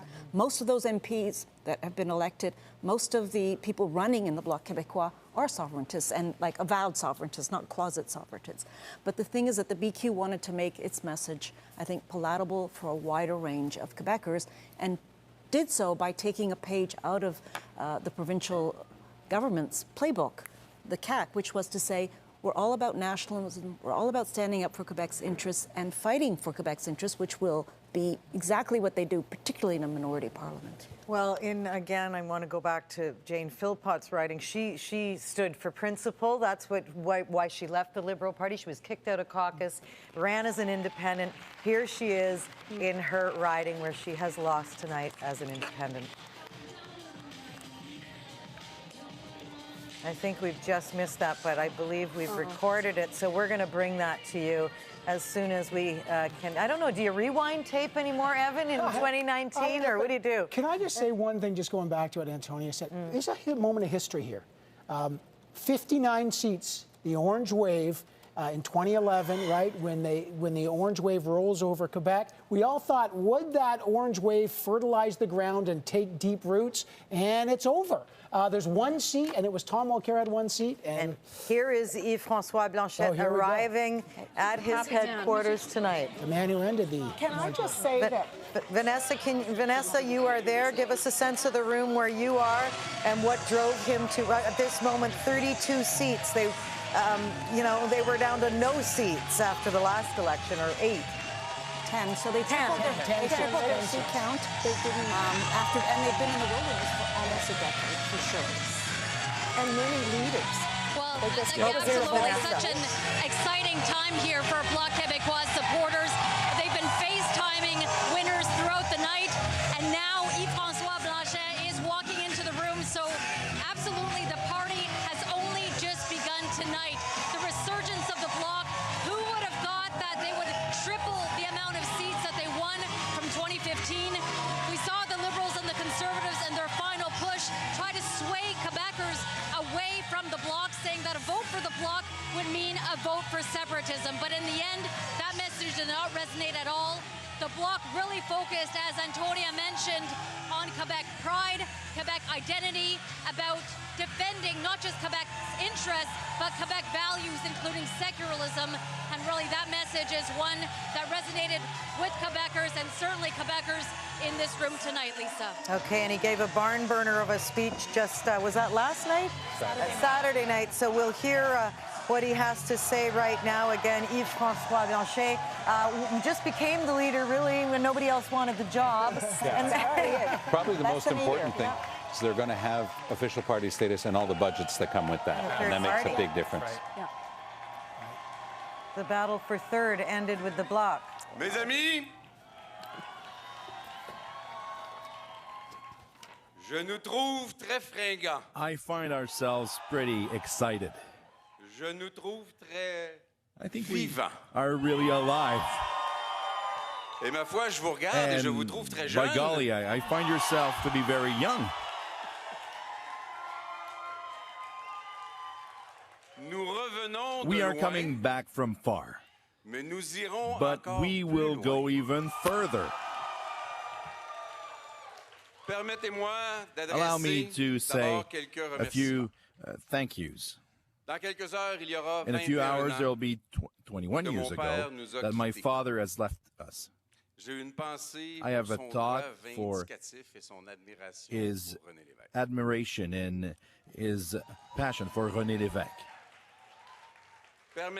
Allow me to thank Nancy and the kids for their patience, and much more for their encouragement and their look, that their eyes that are shining at the best of times. I want to thank the militants from Belleuil-Chambly, the voters of Belleuil-Chambly. You have welcomed me with a warmth that was way beyond my hope.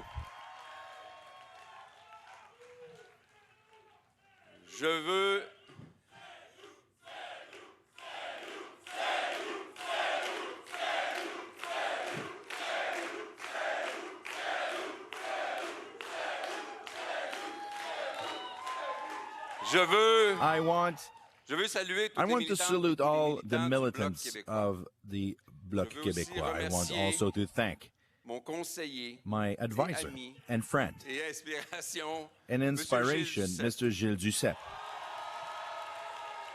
Monsieur Gilles Duceppe, who just given his son to the Bloc Québécois, who has been largely elected in Lac-Saint-Jean.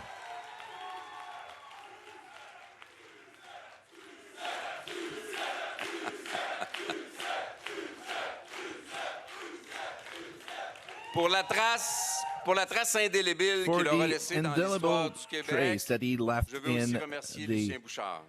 History of Quebec. I want to thank Mr. Lucien Bouchard.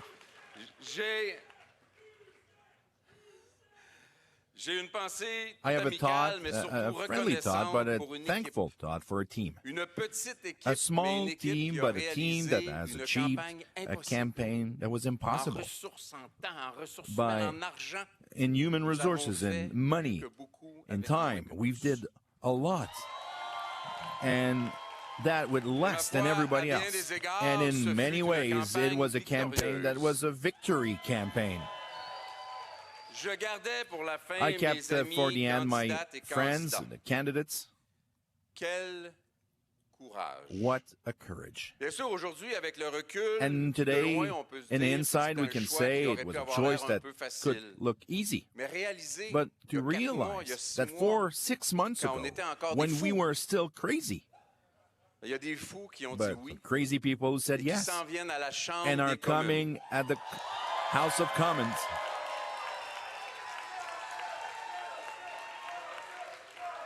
Dans-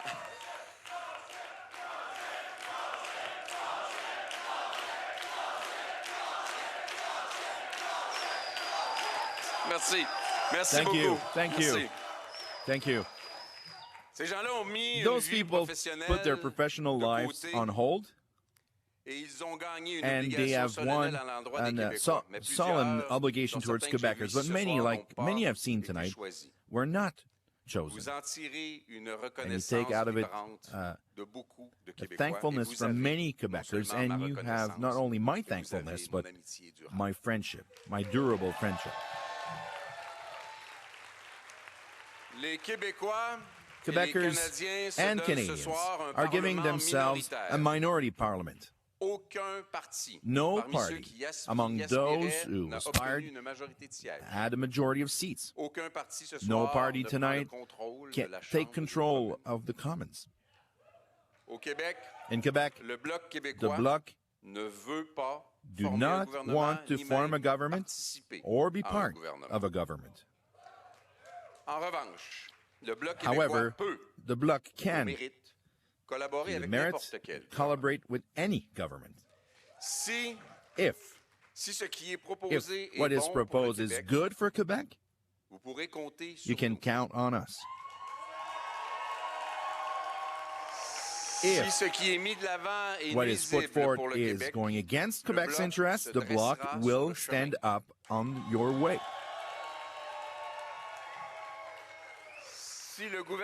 If the government is speakable, and it is in the Quebecers' temperament to be speakable, so the Bloc Québécois will be speakable. Except if we talk about bringing more oil through Quebec.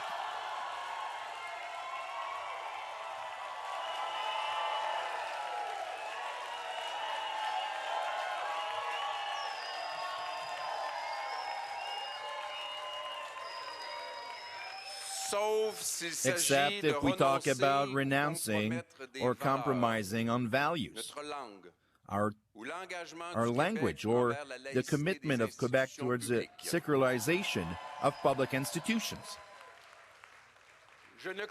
I don't believe that Quebecers and Canadians have elected a minority government in order to go back to the polls in a year and a half. I believe that Canadians and Quebecers are asking us, all parties in every area of the country, despite the deep divisions that are marking the political map of Canada today, they're asking us to work together. They're asking us to have a state working despite its imperfections, a country that doesn't do much about putting aside a quarter of its population in a constitution in which it never signed. Yes. Okay, that is Yves-François Blanchet, leader of the Bloc Québécois, who, of course, speaks like a victor tonight because there was a battle for third, and it wasn't the Greens or the NDPs, as was predicted. It ended up, after 40 days, being the Bloc Québécois. We are going to go now further east to Beauceville, where we find Maxime Bernier, who is the leader of the People's Party. Mr. Bernier, first of all, thank you so much for joining us. Why do you believe you lost your own riding tonight? You know, that was a tough night for me and also for the People's Party, but I can tell you that we will be there, we'll be stronger at the next election. That's only one step in the life of this young party. You know, my position on the abolition of the cartel supply management system, as you know, in Beauce, it was not popular with the dairy producers, but at the end, they preferred to elect the conservative candidates, and you know, I'm very happy, very privileged that I had the opportunity to represent Beauce for 13 years, and I hope in a couple of months from now or years I'll be able to be the Member of Parliament for Beauce, but we'll see what will happen. But I can tell you that I will always fight for what we believe. Now, we watched with great interest Saturday morning your press conference after the story came out in the Globe and Mail. So tonight, after losing, what is your message to Andrew Scheer? But, you know, my message is, first of all, what they did, try to destroy our party with fake news. They will have to be responsible for that. As you know, we tabled a complaint with Election Canada, and we'll look at all the opportunities to fight about that. We're in a democracy, and it's not the way that Canadians want politics. That's why we are a new option. We're very positive, and we don't do politics like that. We're doing politics very differently. So Andrew Scheer didn't win because at the end he was not a conservative. He tried to be a liberal, and I think that's why he didn't win. We're the only, we were and we will be in the future, the only real conservative option for Canadians. Now, obviously, a lot of Canadians found your, as you call it, your new form of politics. It made them uncomfortable, even in your own riding. So I just wonder, what's your plan moving forward to temper your message? There was a lot of accusations that you were really stoking nationalism. Yeah, so what we will do, first of all, we'll have a discussion with our candidates and with our members, and but I can tell you that we'll always stick to our principles: individual freedom, personal responsibility, respect, and fairness, and that's important for us. But yes, we'll do a meeting with our people, and we'll look forward for the future. We'll see what will happen, but I think that the platform that we put forward during this election was a very fiscal, responsible platform, and will always fight for a smaller government in Ottawa and more freedom. Okay, so just finally, Mr. Bernier, your reaction to what now is a Liberal minority government with no new party as part of the new House of Commons. No People's Party. Yeah, it will be more difficult for us to be out there and to speak about our platform. But you know, it's a new beginning for the People's Party. We did a lot in 1 year, but we will have maybe 2 years, 3 years to rebuild this party, and we'll be ready for the next election for sure. Okay, whenever that may be, and we thank you so much for joining us tonight. Maxime Bernier, he makes a good point there, wherever that may be. Somewhere on here here it is. The average duration of a minority government. Here's some fun facts. Average duration, 1 year and 7 months. Longest minority was 1925, 3 years and 7 months. So we'll be back here. Yeah, so you're saying put it in our calendars. Lots of work for pundits. Talk about a lesson for other people, other politicians. Don't stand up against those dairy farmers, man. It cost him his conservative leadership to Andrew Scheer, and it cost him his seat in the Beauce as the People's Party. That is one expensive glass of milk. Okay, so Zane? I just wanted to add, you know, the People's Party, yes, they scored a goose egg on the scoreboard tonight, but they did, in this process, have 30,000 people across the country sign up to be members of this party. So while it might be dead in terms of no seats, Evan, I think there is something to be said around this movement might find some tentacles. And I hate to say it in the West, but it might find some tentacles somewhere. Well, we're going to go west right now. Glenn McGregor is at Andrew Scheer headquarters. And Glenn, Maxime Bernier basically said Andrew Scheer is not a conservative. I don't think too many people in this room would agree with that. Lisa, now some of the candidates are now coming out on stage, local candidates who won. This has been a pretty somber night for Andrew Scheer supporters here. They only really got excited when they found out that Ralph Goodale across town had lost his seat. But it does leave Saskatchewan without any representation in government now. Same situation very likely in Alberta as well. Of course, Saskatchewan is a oil-producing province, and raises the question, where is your natural resources minister next going to come from if it's not from Alberta or Saskatchewan? So although it's a victory for local conservatives, it may at the end of the day leave Saskatchewan without a voice around the cabinet table or even in government, Lisa. Okay, Glenn, really interesting. And I see they're at the podium behind you, so we will wait. And when Andrew Scheer steps up behind you, we will dip back. Thank you for this, though. But Anne, why don't you comment on that? How hard is it? The party has no representation now in Alberta, in Saskatchewan.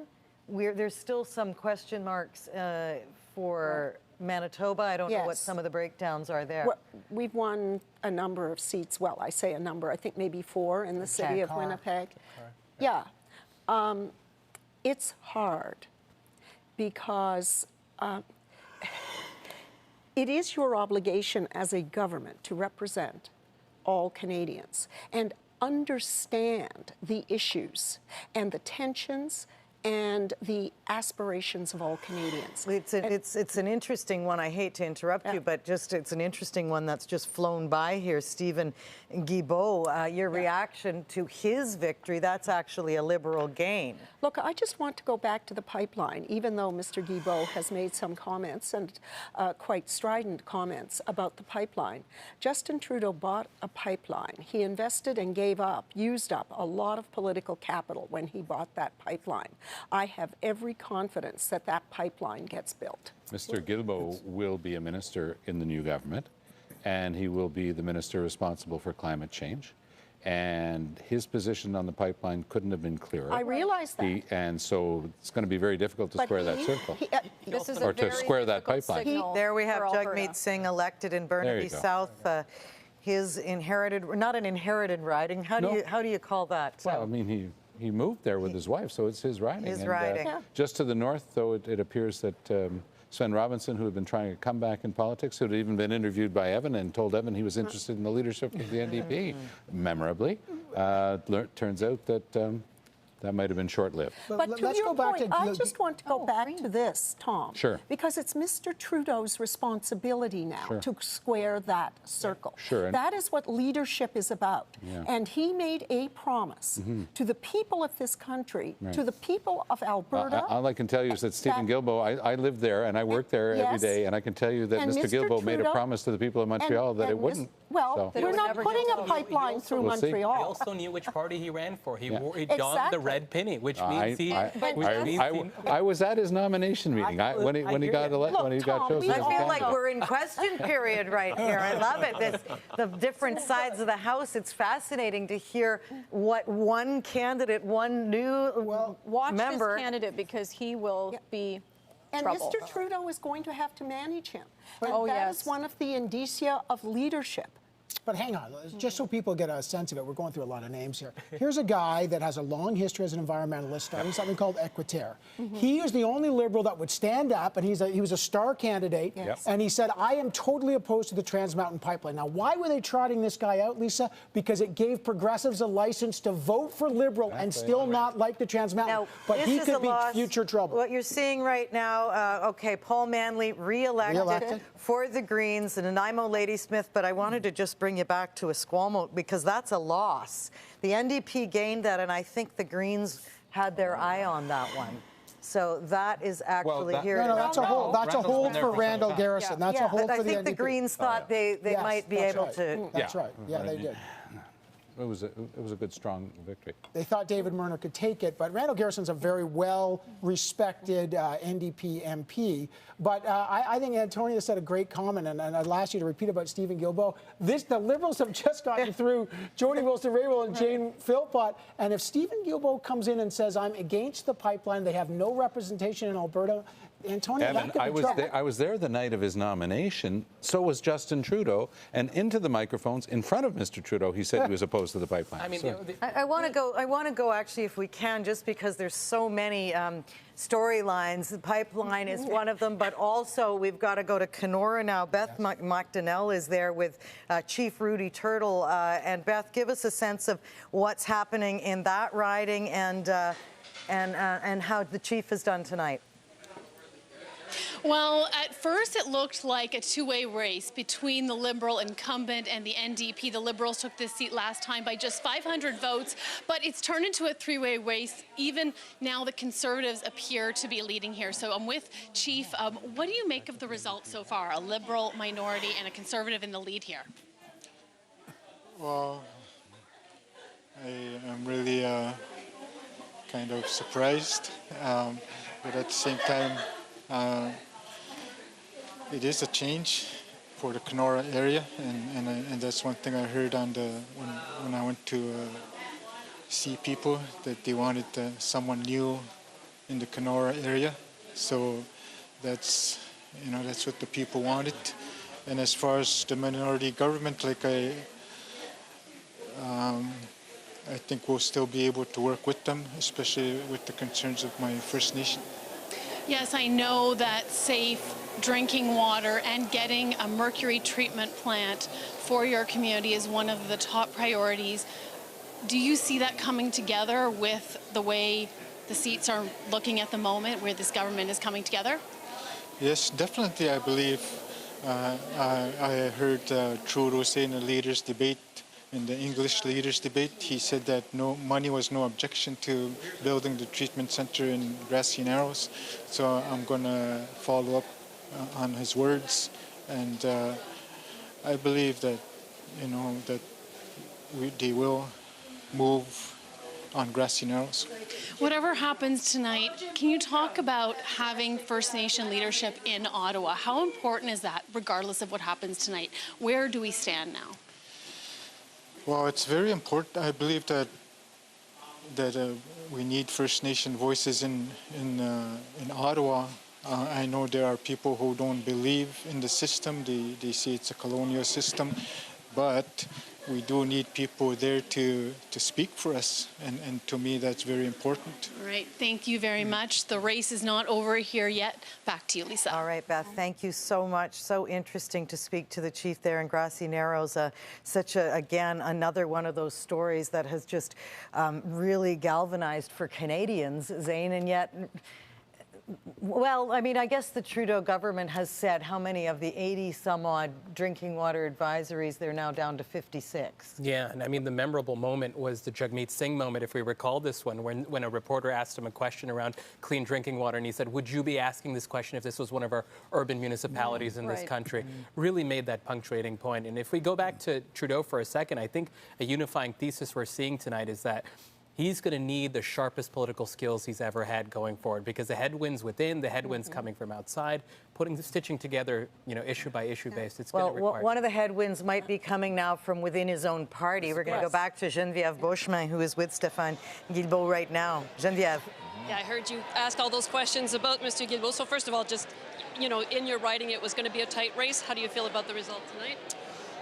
The result actually really reflect the numbers we were seeing after talking to more than 12,000 people over the last few weeks. I was somewhat skeptical of some of the numbers we were seeing in some polls, because our numbers showed a very different picture, and what we saw tonight was a reflection of that. Now, you're quite a star candidate for the Liberal Party, but there's a lot of questions being asked about you not supporting the pipelines. How will you square that with being in the Liberal government that has bought a pipeline? Well, I mean, that project is done. I'm not going to try and rewrite history. What I want to do is work really hard so that we can go even further, faster in the fight against climate change to protect our environment. That's what I've said since the first day I announced I was running with the Liberal Party of Canada. How is that going to work, though? How do you... There's so many questions that are going to be asked about your personal position as opposed to the position of the party. Will that be difficult to reconcile? How do you do that? I don't think it will be. I mean, when I looked at everything that the Liberal government has done in the last 4 years to protect our environment, to fight climate change, even the pipeline, I mean, for $1 invested in the pipeline, $15 were invested in the fight against climate change. In Quebec, $5 billion, a record level investment for transit. We haven't seen so much investment in the transit system in Quebec since we built the subway system 50 years ago. We could talk about green infrastructure. We could talk about electrification of our transportation system, putting a price on pollution. So there's a lot of things that were very easy for me to rally around, despite the fact that I have one difficulty with one project. And winning a riding that hasn't been a Liberal riding for so many elections. 30 years. I'm very grateful to the people of Laurier-Sainte-Marie that they've decided to choose me as their representative to Parliament. I'm going to work really hard to show that I've earned their trust and that I'm going to be a good representative for them. Thank you very much. Back to you, Lisa. Okay, Geneviève, thank you. I'm sorry I missed the last thing you were saying because Anne and Tom are still back and forthing on what is the definition of leadership. He clearly just said there, that's the pipeline is a done project. I'm not going to rewrite history. But never again. He just won a job in cabinet. That's what it's all about.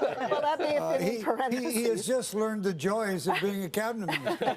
He'll have a car now, and you get more money. And how cynical are you? That's pretty cynical. You've been covering politics. It's a great idea, that pipeline. What is your reaction, Craig? Give us an update on your reaction to what we're seeing now. It's a strong minority, 156 at this moment for the Liberals. Oh, actually, Craig, I'm going to ask you to hold that thought because Michelle Dubé right now is with Jane Philpott, so we'll get some personal reaction to what has been a very tough fight in Markham-Stouffville. Michelle. Lisa, Jane Philpott defeated in the riding of Markham-Stouffville tonight. Voters here not sending you back to Ottawa for another term. You've been very emotional tonight. How are you feeling with the result? Well, I'm feeling very grateful for my incredible team of volunteers. We have had an extraordinarily positive campaign. We have inspired people in our riding of Markham-Stouffville as well as across Canada to think about doing politics differently. And we've run an independent campaign that has helped people to to imagine other possibilities beyond partisanship, and I have nothing to say, but I'm thankful for all those who have made it possible. You had supporters who were coming in from hours away to help you, to canvass for you. You reached your fundraising goals quickly. You had to tell people, hey, stop donating. But why do you think your message of change didn't quite resonate tonight? Well, I think the message resonated. Canadians in this area in particular are used to voting for parties. They've always voted for a particular party. So it was a bit of a stretch for people to think about voting for an independent, but thousands of people did, and they loved the idea, and we ran an incredible campaign. I had over 400 volunteers. We reached out to 75,000 people over a period of a number of weeks, and so we have nothing to say except that it was a great movement of independence. It was a great movement to say we can be doing politics better. The big question across the country tonight, you made headlines in Canada, is what is next for you? Will you run again? Will you stay in politics?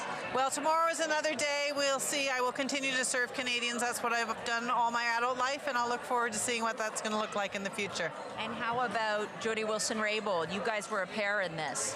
What do you think about, so far, the result tonight? Well, it's looking very good that Jody Wilson-Raybould is going to be re-elected in Vancouver-Granville. That's fantastic news for Canadians. She's an incredibly wise and hardworking parliamentarian, and I know that she will serve Canadians well. I'm thrilled for her and for Canadians on her behalf. Jane Philpott live with us tonight. Thank you so much. Congratulations on the campaign you ran. Thanks, Lisa. Okay, Michelle, thanks so much to you and to Jane Philpott for that. Vancouver-Granville, she's absolutely correct. Jody Wilson-Raybould is now in the head. However, it's too soon for us to declare it because there are still 15,000 advance votes still uncounted. So Melanie Nagy, you are there at that riding. Can you give us a sense of cautious optimism or more than that, or what's happening? Yeah, I have to tell you, in the last even 20 minutes here, the mood has shifted. It was quite subdued earlier when it appeared that Jody Wilson-Raybould was trailing behind, but now with the numbers shifting in her favor, well, like you said, though still too early due to all those votes that need to be counted, but people have been cheering. The crowds are starting to pick up in here. The people that are going to be here tonight, they are devoted to Jody Wilson-Raybould. These are the people that volunteered for her, that campaigned for her. Some of them volunteering for the first time in a federal election, and all of them saying they were inspired by her, the way she handled the SNC-Lavalin affair. So this is a crowd that is waiting for Jody Wilson-Raybould. We're told she's going to show up here in about 30 minutes, and they're ready to greet her. This was always going to be a riding where people were going to decide whether they were going to back the parties or go with the person, because as we know, she is an independent, but unlike other independents, she's got the name recognition, and I can hear the music starting to be pumped up a bit, so people here, they seem to be gearing up for a party, and we'll just wait to see if they're going to be continuing celebrating tonight. Okay, thanks so much, Mel. We will definitely come back to you there in Vancouver-Granville when that party starts, if Jody Wilson-Raybould wins and steps up at that podium. But I want to go to our Truth Tracker team, who all night long have been monitoring things unfolding. And Richard, give us a sense, as with the story really is moved west, what you're hearing. Yeah, we sure has, Lisa, and we're seeing simmering backlash online targeting Western Canadian voters, all reacting to that Ontario-dominated Liberal minority and the surge of the Bloc Québécois. Now, we've all heard of Brexit, and now on Twitter, we're seeing the hashtag Wexit trending. Now, you may have heard of Brexit. Of course, this is a play on that. New groups are popping up on Facebook, all promoting Western provinces to separate from the rest of Canada. It's a real thing. Now, we saw lots of anger during the campaign from Western Canadians, frustrated by the demonizing of pipelines and the many challenges surrounding Alberta's very important energy sector. They say it took a back seat. So as you can see here tonight, Lisa, Western alienation may be back on the front burner. And what a difference 4 years makes, when Justin Trudeau was first swept into office with a message of unity. But tonight, he's returning to lead a nation more bitter and divided. Wow, that's all right. Richard Madden, thanks so much for that. I want to give everybody some perspective on what's about to happen. So in about 7 minutes from now, NDP leader Jagmeet Singh is going to step up. He will be the first, well, actually the second, because we've already heard from Yves-François Blanchet. But I want to get, Ronnie, your reaction. How real is that Wexit and the movement? We were in Alberta, and a lot of people said, the people I spoke to, that it wasn't a serious thing, that they really believed in this. It's just sort of, but you tell me. Well, they've already held many meetings. This is well before the results today, with hundreds of people showing up at meetings. There are people that are very well-respected business people in the communities across Alberta that are putting money into this. This is before we even saw the election results today. There's a massive disconnect between these Western provinces and Ottawa. And now with the results, and it's going to get worse. And so it used to be the West wants in, well, the West now wants out. And it's a serious discussion. Is that going to materialize? I'm probably not. So the discussion but how is to does the Prime Minister deal with this? Yeah. This is a massive issue for national unity, having two provinces feeling this disconnected from our national from the national debate. So if you look at the breakdown, Craig, but we've got, so what, largely Liberal Ontario, largely Conservative Alberta, Saskatchewan, largely Bloc Quebec. Give me a perspective on what does the country look like, but all of these sort of... Pierre Trudeau was in similar circumstances at one point. He had to appoint senators to cabinet positions from the West. But I think the one thing Trudeau has going for him now is he can do what the Trudeaus love to do, which take on the separatists. He can be the heroic leader of the federal flag, and he can expect English-speaking Canada, he hopes, to rally around that. And he's good at this kind of thing. And he's happy doing it, and he believes it. So that'll give him a lot to do with that. But Jason Kenney is now going to have to decide if he wants that pipeline.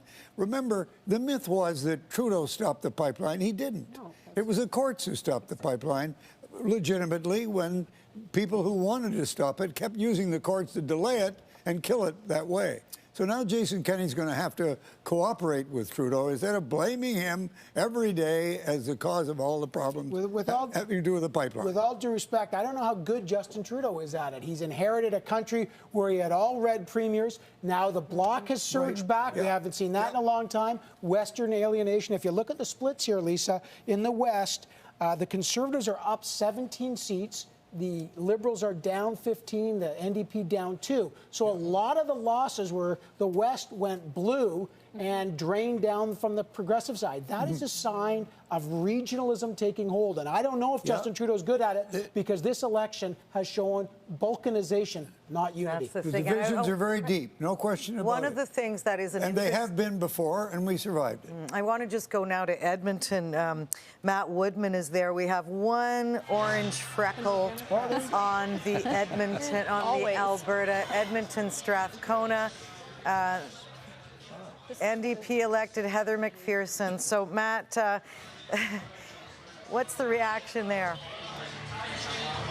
Well, Heather McPherson is ecstatic tonight, Lisa. She's very excited to continue on Linda Duncan's proud moments of carrying the NDP name through Edmonton Strathcona. In a way, it's almost surprising to say there is now an NDP stronghold in Alberta. As you mentioned, just that one tiny little island of orange amongst that sea of conservative blue here in Alberta. So Heather is ecstatic. This riding has been held by Linda Duncan since 2008. She held through 3 elections, and now Heather through a 4th. So very excited tonight. Very excited, Matt. Thank you so much for joining us. The one Liberal vote made the decision on the weekend that they were going to move, that they were going to be supporting the New Democrat. Oh, is that right? Well, it paid off. And this is also the home riding of Premier Rachel, or former Premier Rachel Notley. And if you recall, her disconnect with Jagmeet Singh, especially on energy and pipeline issues, as we've been discussing, ultimately led her to a very roundabout way to come out and say, I'm supporting my local NDP candidate. My differences with Jagmeet Singh still exist. And so that endorsement in the 10th hour for Heather McPherson really paying dividends. Here's the Alberta breakdown now, just so we can see it and all on one page. So Conservatives, you know, what's the total is in that province? 34. Yeah. Right there. Yeah, I mean, the one... Sorry, it's late. And you know, you get that Redmonton stuff where you get that progressive. It's just so fascinating. Municipally, Calgary and Edmonton are so much more diverse, but federally, this is the blue stronghold. And again, look at all these. The minister, Sohi gone. Kent Hare, who had his own issues, he's gone. Randy Boissonneau, a former Rhodes Scholar, was very, you know. So there's a lot. The Liberals, they had that moment of hope in that red wave in 2015. And could Justin Trudeau keep that and repair the damage that his father had done? And it looks like tonight the answer But that's the same story in Quebec, right? Yes. In 2015, it was about bringing the Liberals back to Quebec for the first time across Francophone Quebec as well. First time since Pierre Trudeau had done that, and then, in effect, lost it. But we see the same thing happening. So it's not working. So where does it go then, Lloyd, from here? This is Justin Trudeau's hour right now. Yeah. I mean, he's either going to make it or not. And what he's got to do is stop thinking of himself and the people around him as the smartest ones in the room. He's got to reach out to the Liberal veterans of past years, ask for their advice, get them on board. He's got to open that up because he hasn't shown anything. What we're seeing tonight, the reason for this result is because we didn't see any real leadership in this campaign. We didn't see it from Justin Trudeau, and we didn't see it from Andrew Scheer. Now, the nicest guy in the campaign was judged to be Jagmeet Singh, okay, but you know, he's got the number of votes that he doesn't get the number of votes he wanted, actually, sitting at 25. So I think it's a matter of Justin Trudeau coming on board and stepping up to the plate and trying to, like his father, He also has back to in those rebuild days. the Liberal Party because he became the party, and the party shriveled up. Very true. And he needs to rebuild it, bring in experienced people, bring in new young people. So they've gone from a majority have a party that can support him to a minority of 156 at this moment. Of course, it's not all complete, but we're going to look at the vote efficiency right now. And Omar Sachedina, give us a better perspective, if you can, on how things played out. Okay, we're going to get back to Omar. Anne, do you want to defend your party or your after Lloyd and Craig and their? You know, she might be one of the ones he might want to call. Well, he did call you to do the report on whether or not Attorney General and Justice Minister should be two separate positions, and your report came back saying no, it's just fine leaving them. A lot of people questioned No, I didn't say it was just fine. Okay. And that's an issue for another day. Really? But don't argue with the lawyer. But let me say that I think Lloyd and Craig are right, that this moment has to be Justin Trudeau's moment. There is no one else. He can seek help, he can seek guidance from people from other governments and from senators from Western Canada and people in communities in Western Canada. But at the end of the day, this is his moment, to your point, Lloyd. And he has to step up. I think he knows he has to step up. I can't predict what the future will be, but who wouldn't? I mean, if I were Mr. Trudeau, I would say, looking at this, this is a humbling experience tonight for me. And what have I learned from this? And one of the things I've learned is that there are people who feel disenfranchised and unheard in this country.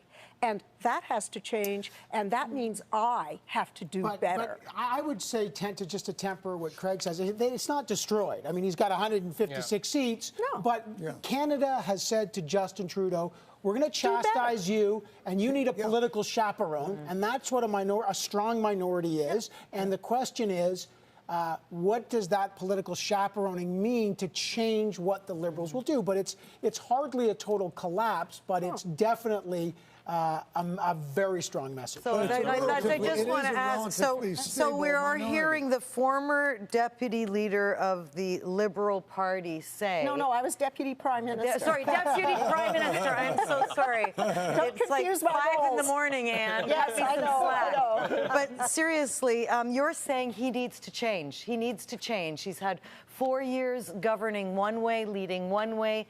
It's time for Justin Trudeau to change. I think he and the people around him need to listen more. They don't need to tell people what people should do or believe. They need to listen more and take on board the fact that there are people in this country who believe that they have not been listened to and that their fears and their aspirations have been ignored. And some of them did hear that in Jagmeet Singh. Here he is, NDP leader Jagmeet Singh, arriving in his headquarters there in Burnaby. A very happy man tonight. It's been, by all accounts, Successful campaign. Tom, would you agree? He exceeded, well, no, he exceeded expectations. Can we say that? He set those expectations very low. He did not fundraise. He had low polls entering in. So it's not like expectations are something you just handed to No, you. but I guess I'm saying everybody said in the lead up to this election, he's a flop and a failure. Sure, to his own causing to some degree, but yeah, you know. Molly, you tell us. Molly Thompson is there, the reaction in the room. Thomas, Molly in the room, reaction?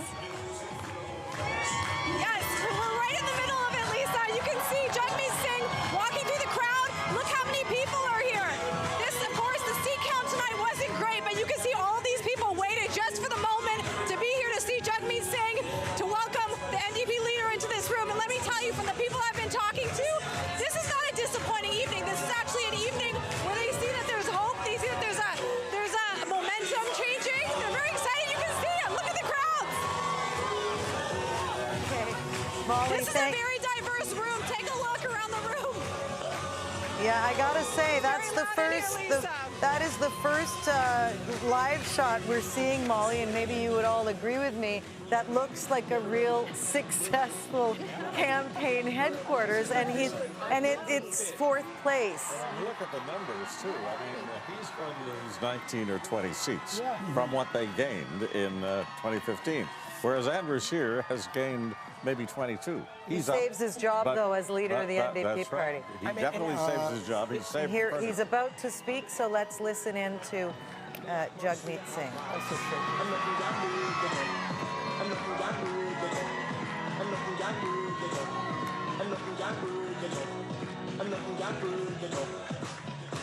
Thank you so much. Thank you.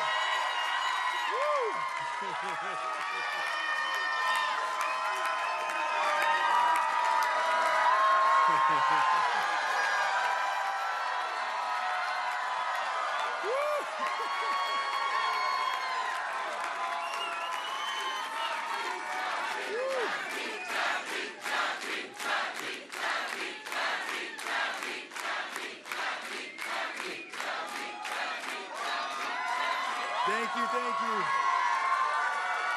Woo. Thank you very much, my friends. Thank you so much. Oh, man, the love is real. Thank you. Thank you. I appreciate the love. Merci infiniment pour votre présence, votre implication. For your involvement, and it's an honor, really, to be here among you. Thank you for everything you did. Thank you.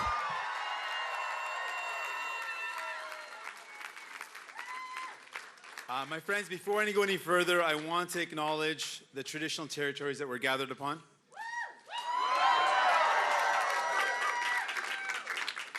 The unceded Coast Salish territories of the Squamish, the Tsleil-Waututh, the Musqueam, the Kwikwetlem, the First Nations.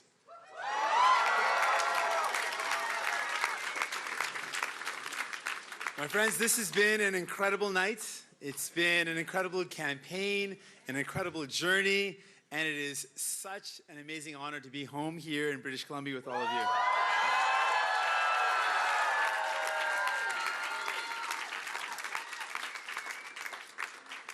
I also want to take a moment to congratulate Mr. Trudeau and the Liberal Party for the evening's results. I want to congratulate them, the new Prime Minister.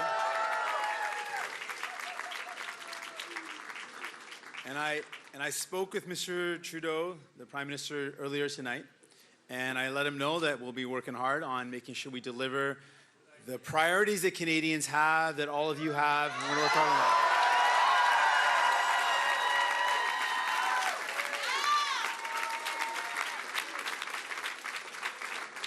We are going to make sure that the energy that we built over this campaign, the excitement that we built, and the focus that we put on people's struggles continues, and so that we can play a constructive and positive role in the new parliament that Canadians have chosen.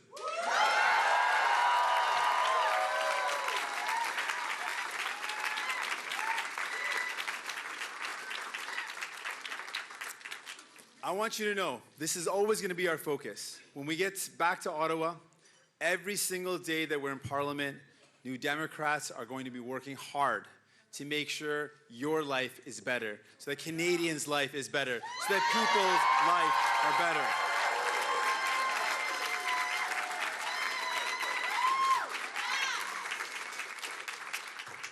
I also want to congratulate the other leaders of the parties, Mr. Scheer, Ms. May, and Mr. Blanchet.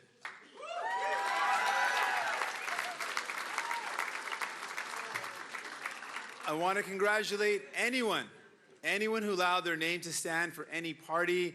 It's a tough thing to do, and I want to thank you all.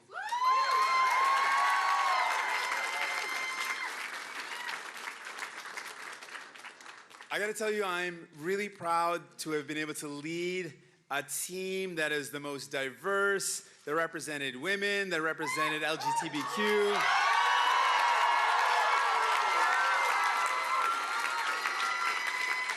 This team was one of the most caring and the most diverse team that we've been able to run, and I'm so honored to be able to lead that team.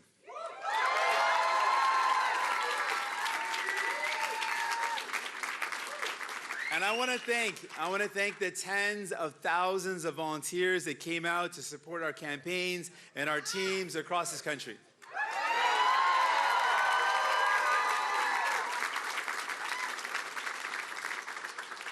There are far too many people for me to name. I'm sure you can imagine that. But I'm just going to name just a couple. First off, someone who's been beside me, by my side throughout this journey, throughout this adventure, my wife, my life partner, Gurkidin.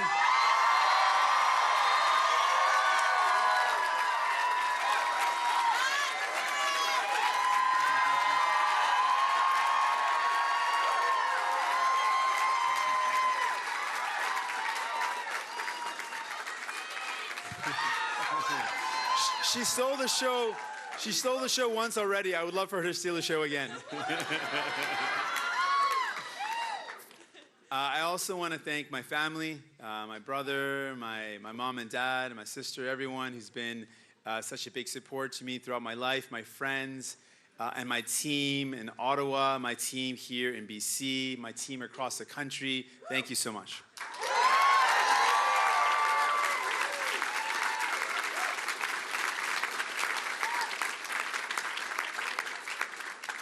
Now, again, there's far too many people for me to name, but if I can just name two people that can represent the entire team that I have, it's hard to do that, but there's two people I think you wouldn't mind if I recognize. They don't know I'm doing this, but I want to recognize two people, in fact, two incredible women that were integral to this campaign, and I'm proud to say they're women. It's something that's really powerful in our party.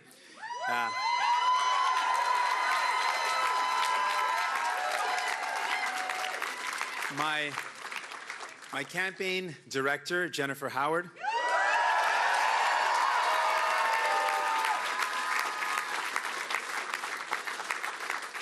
And my national director, Melissa Bruno.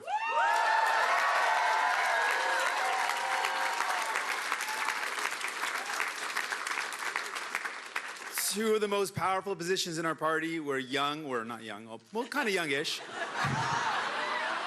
Young, powerful women. Let's just say they're powerful women.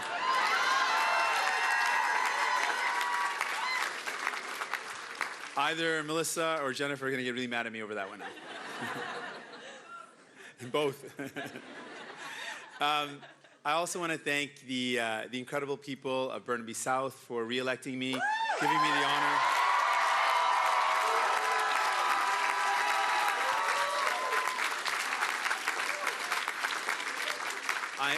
I'm humbled that you put your trust in me. Thank you. And I'm going to continue to work incredibly hard for you, to work with you, to work for you. Thank you.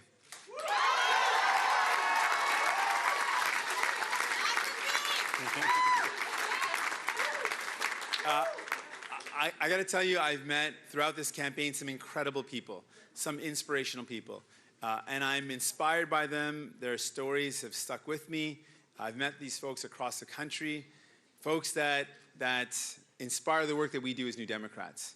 And one of those people is a young man, a young boy, barely 10 years old, who lives with a chronic illness, and told me that he wasn't worried about the chronic illness, wasn't worried about the medication and the injections, wasn't worried about the fact that if he didn't stay up on top of his medication or his blood work, he might die. He told me he wasn't worried about any of that. He was just worried that his medication was costing a lot to his mom and dad. He worried about being a burden to his family. I remember that young man. And I remember that young man and the fact that someone as young as that felt like he was a burden in a country as rich as ours. And that's a part of the reason why we're fighting. We're fighting for that young man.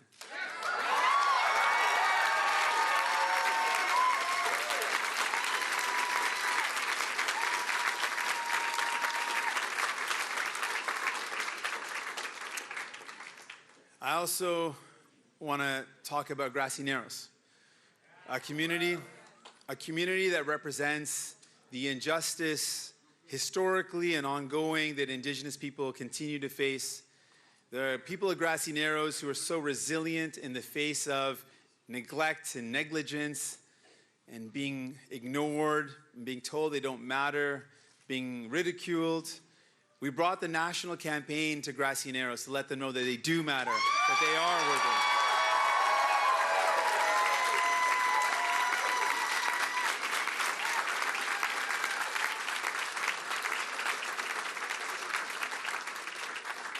And that Indigenous reconciliation is sometimes as simple as basic respect and dignity for the first people of this land. And that means clean drinking water. That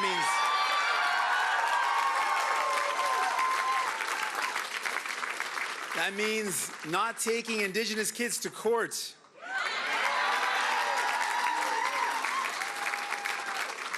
That means equal funding for child welfare, for education, and quality homes.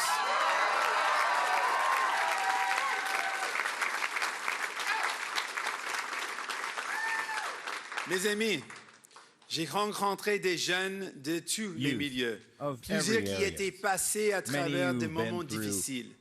Ils étaient cyniques face aux politiciens. Looking at politicians. They weren't convinced. And he told me, everything looks like us. You look like us. You see us. And to the people of Quebec, I want to say thank you. Of course.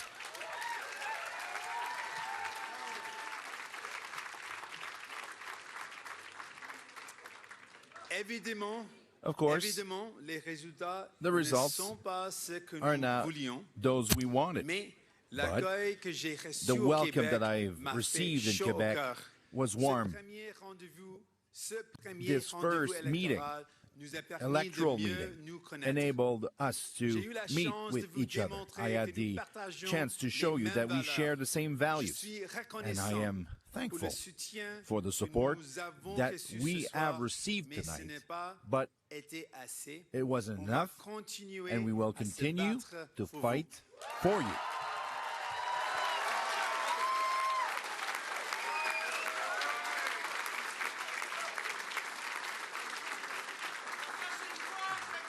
Oui, merci.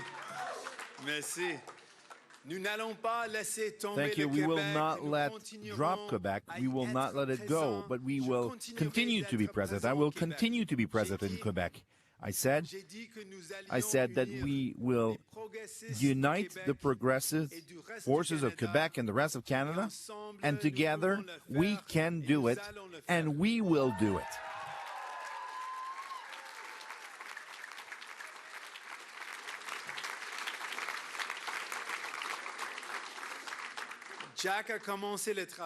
Jack started the work. We must continue it because the progressists, we are the progressists. Thank you, my friends, and I'm looking forward. Let's not stop there.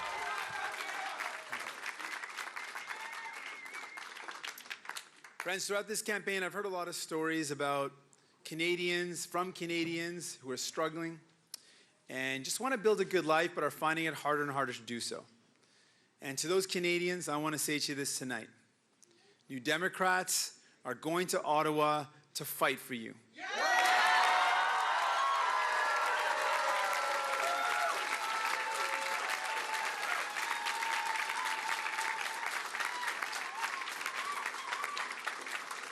And friends, in the days ahead, I'll be meeting my new caucus, And we're going to sit together and talk and discuss about how we can deliver for the people of this country.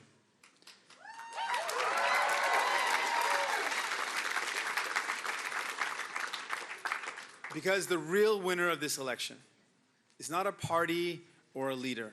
The real winner of any election should always be the people, and that means Canadians.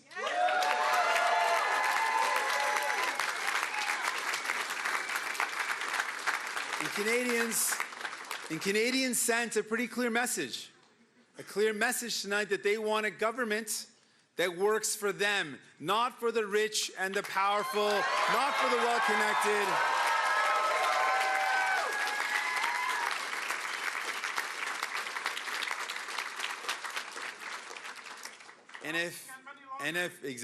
Exactly. And if all MPs, you're right. Oh, I'm sorry. We'll talk about that. I'm sorry about that. And if all MPs elected tonight hear that message and act on that message, then the real winners of this election will be the people.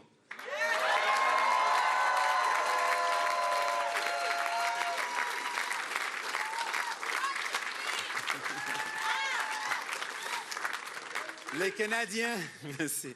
Les Canadiens et Canadiennes ont envoyé Canadians have sent a clear message tonight. They want a government that works for them, not for the richer or the big multinationals, but for Canadians.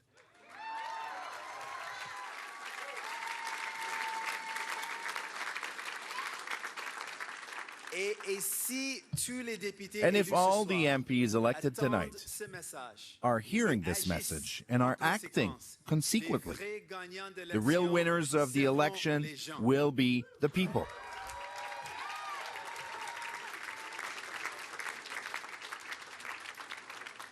So I want to let you know, New Democrats are going to work hard to deliver the following results. We're going to work hard to make sure young people have a future that's filled with hope.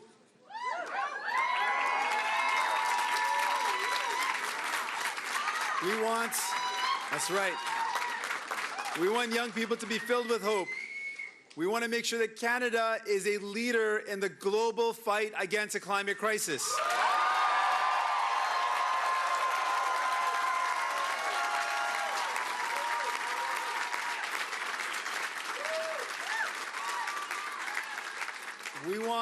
We want families to have a more affordable life.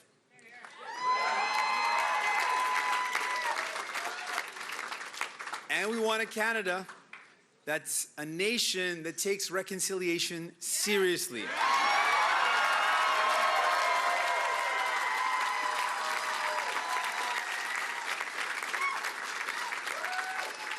And you know this, with New Democrats, for us, reconciliation is more than just a word. It requires real action. Real action. So here's what New Democrats are going to seek to do. When we work with other parties to achieve, these are our commitments. These are the things that we want to continue to fight for. If you need medication in our country, we want to make sure you use your health card, not your credit card.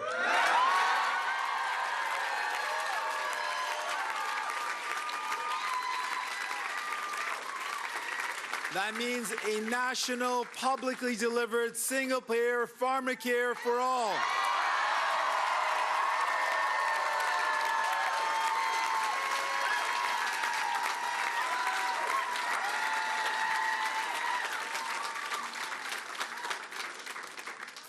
We want to help Canadians be able to get a home that they can afford.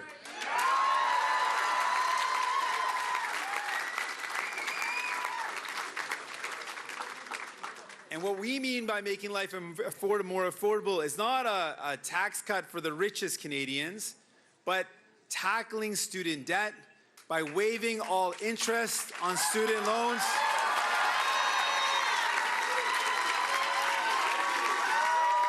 That's right. That means taking on the big telecom companies and putting a cap on cell phone bills.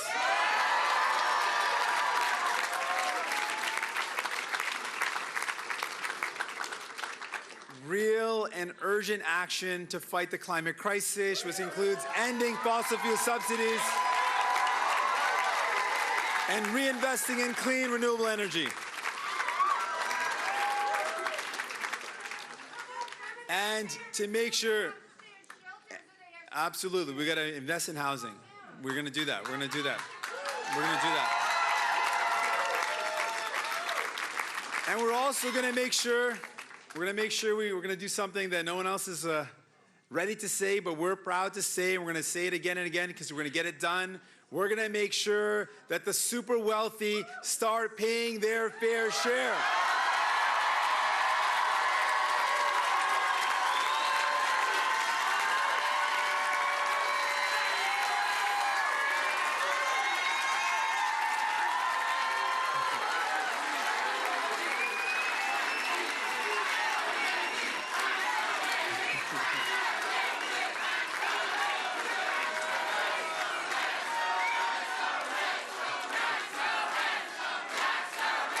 We're on it.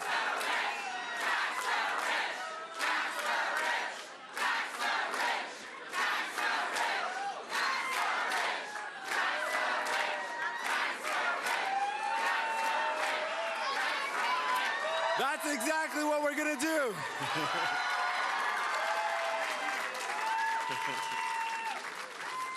My friends, that's exactly what we're going to do. These are the priorities of people.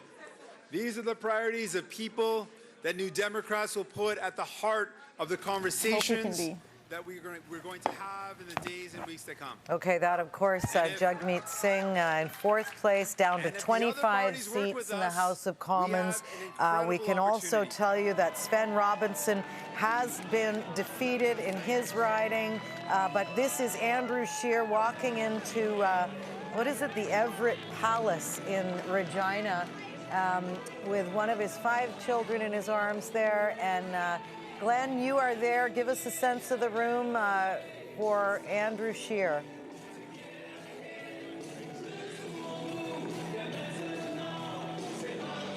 Okay, Glenn obviously can't hear me. It might be the sound of the music, but we listened in to Jagmeet Singh.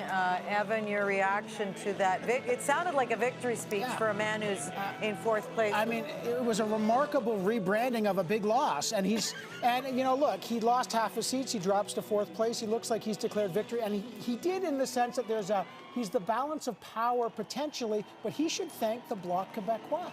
Because the Bloc stole those Liberal seats. If the Bloc don't surge, he's got no coattails in Quebec, very little anywhere else. And if the Bloc don't lead, this guy would be out of a job, because if he's not the balance of power, he doesn't politically survive, but he does survive because he's the balance of power. And what's ironic is we're going to watch Andrew Scheer. He won 23 seats, and they're going to be disappointed. And here he is now. Thank you so much, everyone. Thank you very much for that very warm welcome. It is always so great to be back in Saskatchewan.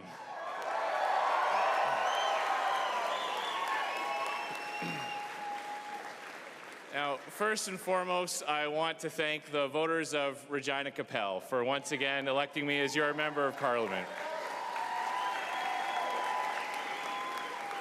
And thank you to all the volunteers that worked hard in the campaign office and who knocked on doors, put up signs. Joan Bayless, thank you so much for running a campaign while I was being the member of Parliament for Regina Qu'Appelle is an honor that I will never take for granted, and I will work hard every day to repay the trust that you have put in me. I also say thank you to all 336 Conservative Party candidates for your hard work during this campaign.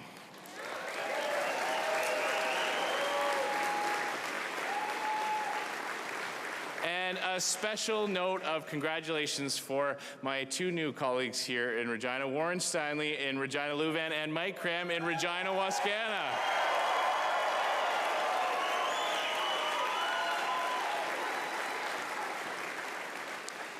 And to everybody across the country who joined our Conservative team over the last 40 days, whether you knocked on doors, put in lawn signs, made a donation. Or Okay, just so you know what you're seeing here, this is very unusual. Just as Andrew Scheer begins his speech, Justin Trudeau has started his. So we'll go to Montreal to listen in again. Normally, procedure is to listen to one leader finish before the next begins. That is not the case. So a nasty campaign now develops into a nasty election night victory speech. Here we go.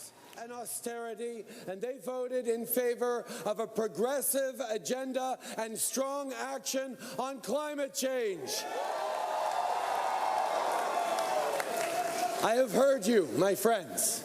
You are sending our Liberal team back to work, back to Ottawa with a clear mandate. We will make life more affordable. We will continue to fight climate change. We will get guns off our streets, and we will keep investing in Canadians. Les Canadiens Canadians have given us the responsibility to continue to govern. But nothing of this would have been possible without the efforts and the sacrifices of many, many people. I have many people to thank, so of course I'll spend a lot of time on the phone in the coming days, but tonight there's a few people particularly that I want to thank. First, my Sophie.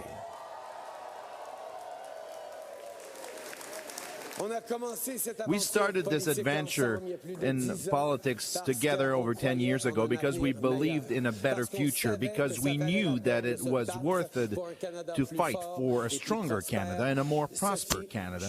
Sophie, I'm so thankful and so lucky to have you with me. Thank you. I love you. Thank you, my love. I love you. To my children, Xavier, Ella, Grace, and Adrienne, every day. They're in bed at this time, but every day you inspire me to do more and do better. And all that I do it for you and your generation. You remind me every day to take moments to appreciate the life that we live together and the chance that we have, and that all the roles that I have to be your father is the one that I prefer. I love you so much. And to the very best campaign team ever assembled in Canada, our incredible candidates, staff, and volunteers. None of this would have been possible without you.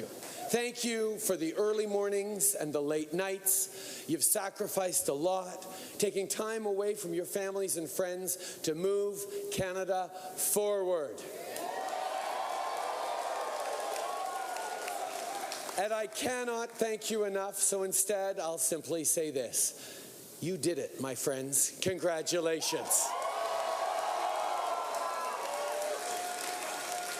To the leaders of the other parties and their families, thank you for being a part of this essential exercise in democracy. You have chosen to serve. Thank you for stepping up in this campaign and in this political life. I must, of course, thank the people from Papineau.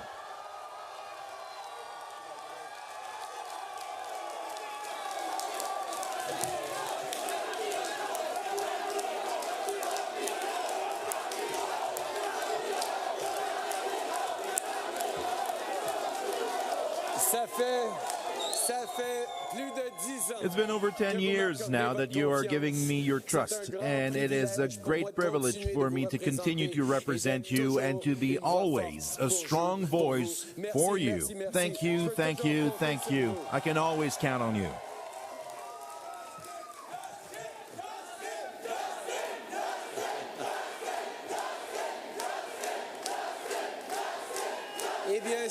And of course, to my fellow Canadians, it has been the greatest honor of my life to serve you for these past 4 years, and tonight you're sending us back to work for you.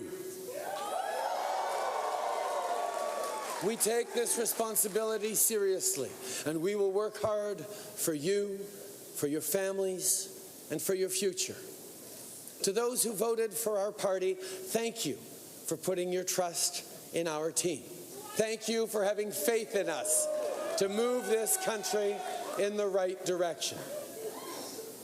And to those who did not vote for us, know that we will work every single day for you. We will govern for everyone.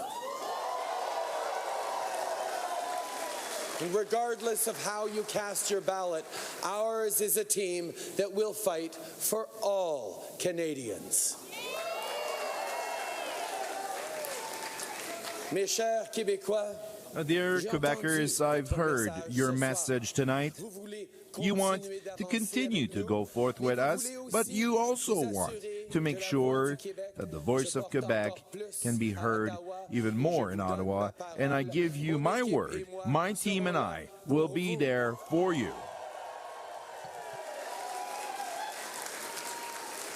And to Canadians in Alberta and Saskatchewan, know that you are an essential part of our great country. I've heard your frustration, and I want to be there to support you. Let us all work hard to bring our country together.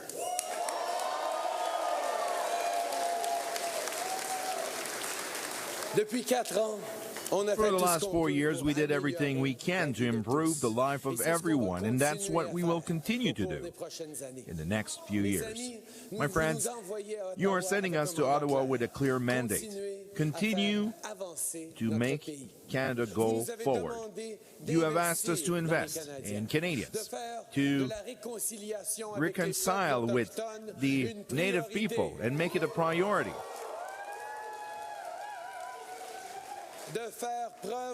And to show even more vision and ambition when we are fighting against the biggest challenge of our days, the climatic changes. And it's exactly what we will do. We know that there's still a lot of work to do, but I can give you my word that we will continue what we've started. Because Liberals know, as every Canadian knows, that it's always possible to do better. One of my favorite prime ministers, Wilfrid Laurier, often talked about patriotism and the unifying power of common goals and aspirations. And I've thought about that a lot since getting into politics. In my conversations with Canadians right across the country, I've seen firsthand that there is so much more that unites us than divides us. Canadians expect us all to focus on our shared vision of a stronger Canada, and I intend to work hard to make that a reality. We all want safer communities, a cleaner planet, and a good quality of life. We want this for ourselves, for our neighbors, and for our kids and grandkids. We seek hardship for none and prosperity for all. That is the world we're working toward. And if we unite around these common goals, I know we can achieve them. In the years ahead, our team will work hard to build on the progress made by the Canadians who came before us. We will champion Canada in all its diversity. We will give voice to the voiceless. And in every decision we make as your government, we will always put this country and its people first.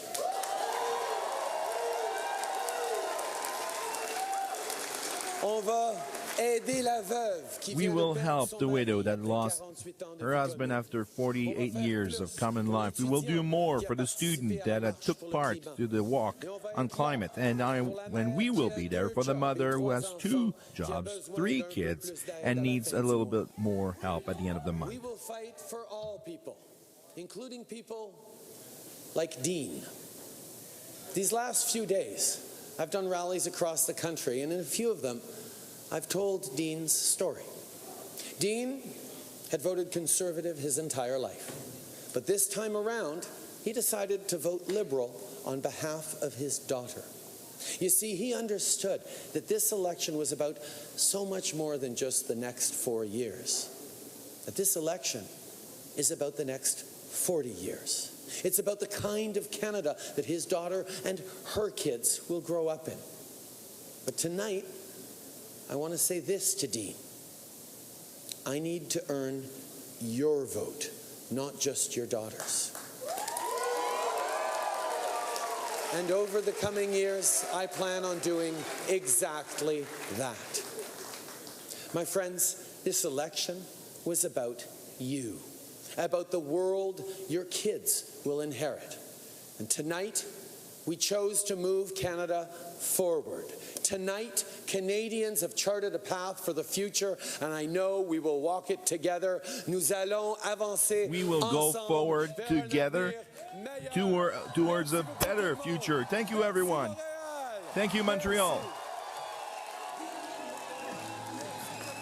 Okay, there you have it. Justin Trudeau, as I said, that's very unorthodox for one leader to start talking before the other leader, the opposition leader in this case, has finished. So we are going to bring you back from where we stopped the live of Andrew Scheer. We've rewound that tape, and we're going to let you hear the rest of Andrew Scheer's speech tonight from his Regina, to his supporters in Regina. Or simply told your friend and neighbor why you were voting Conservative. Our party is strong. It is united, and we are on the march, ladies and gentlemen.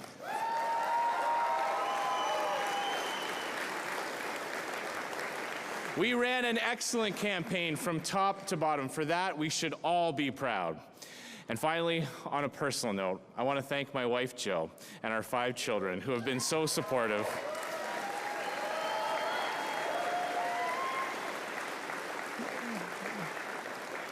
During all the long weeks and months on the road, no matter where public life has taken me or will take me, the greatest honor of my life is to be a husband and dad.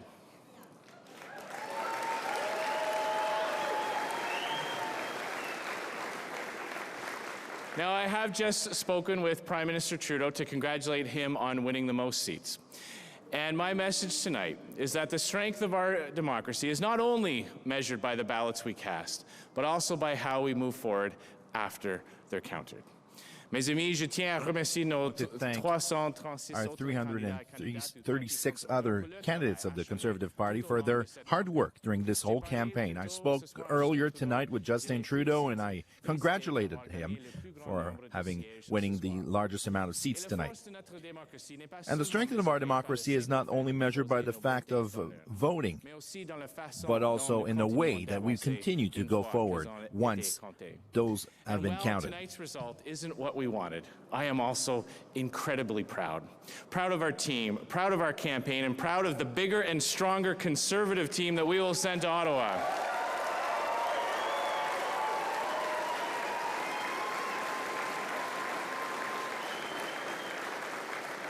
Now, there are still a number of really close races, so we don't know for sure how many more Conservatives Canadians will send to Ottawa tonight. But what we do know is that after the 2015 election, when Justin Trudeau looked unstoppable, when all the pundits and experts said it was the beginning of another Trudeau dynasty, that he would have 8 or even 12 years in power. But tonight, Conservatives have put Justin Trudeau on notice. And Mr. Trudeau, when your government falls, Conservatives will be ready and we will win.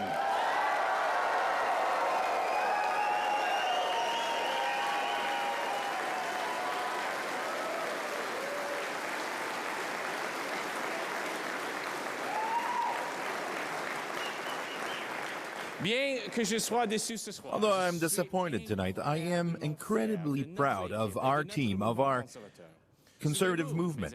Remember, friends, on the night of October 2015, it was predicted that Justin Trudeau would run the country for 8 or 12 years.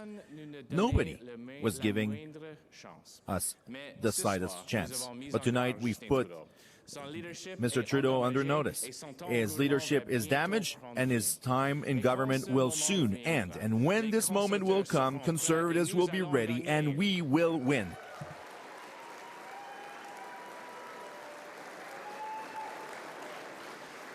The fact is, Canadians have passed judgment on this Liberal government. Now, not only have they lost over 20 seats, but Mr. Trudeau has also lost votes and lost support in every region of the country. And ladies and gentlemen, we knew this was never going to be easy, but nothing worth achieving ever is. Only once in the history of this country has a first-term majority government been defeated. But we've also made some history of our own tonight. Tonight, we have accomplished what only two parties have ever done before by holding a first-term majority government to a minority.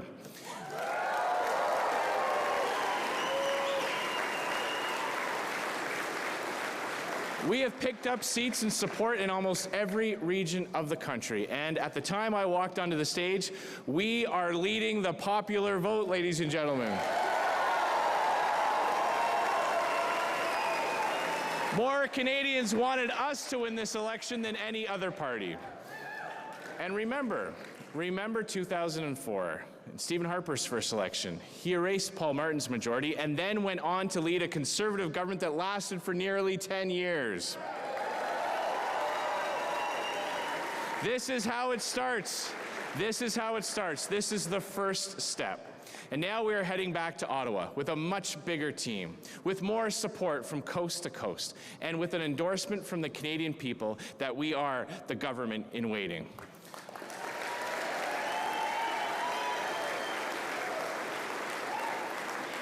My friends, I want to speak to the Quebec nation. With my Quebec team, we will continue to work for you. The values, the conservative values, are Quebec values, and Quebec values are conservative values. The freedom of speech, a less imposing state, and acknowledge that dollars spent by those who have earned it are better spent than by the government who have taxed it. Those are Quebec values, and Quebecers can count on us to defend Quebec interests. Canada needs us. With the rise of the separatist Bloc Québécois and our dominant results in Western Canada tonight, Canada is a country that is further divided.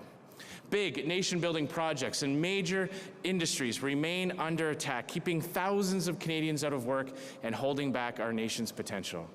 Our country is mired in deficits and sinking further into debt, threatening public services and even higher taxes. Canadians are falling further and further behind, with household budgets stretched farther than ever before. And as economic headwinds are gathering against us, we're as vulnerable as a country as we have ever been to the next inevitable downturn. But although the challenges we face are indeed big, I remain hopeful. Because Canada was built on conservative values, ladies and gentlemen, and conservative values will be what get us back on track.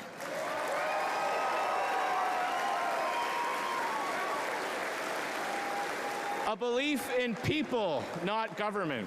A firm commitment to the freedoms we hold dear, the freedoms of speech, of thought, of religion, and of conscience.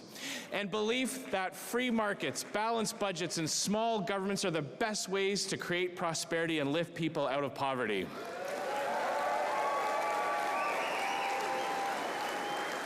And a country where hard work is rewarded, not punished, and where the government realizes that the best way to help Canadians get ahead is to lift people up, not tear people down.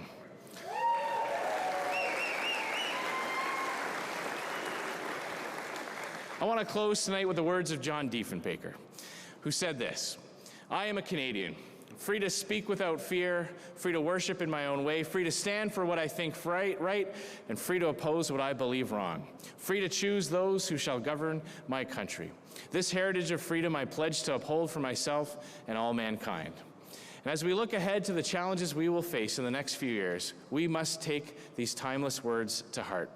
Because Canada is not defined by any political party or movement. Canada endures, not because of any one government or leader, but because the values Diefenbaker so perfectly articulated transcend us all. It is because we are free. Free to worship, free to speak, and free to believe. It is because we are equal in opportunity and before the law. And it is because we are strong in character and in principle and in action. It is because we are all these things that Canada shines for everyone. And Conservatives must always uphold these values, no matter what may come. Because if we should suffer them to falter, so too would Canada itself. Ladies and gentlemen, our story is just beginning. But let's remember this feeling. Coming close, but falling just short. And let's use it as fuel to redouble our efforts. Because our work is not over, Canadians are counting on us.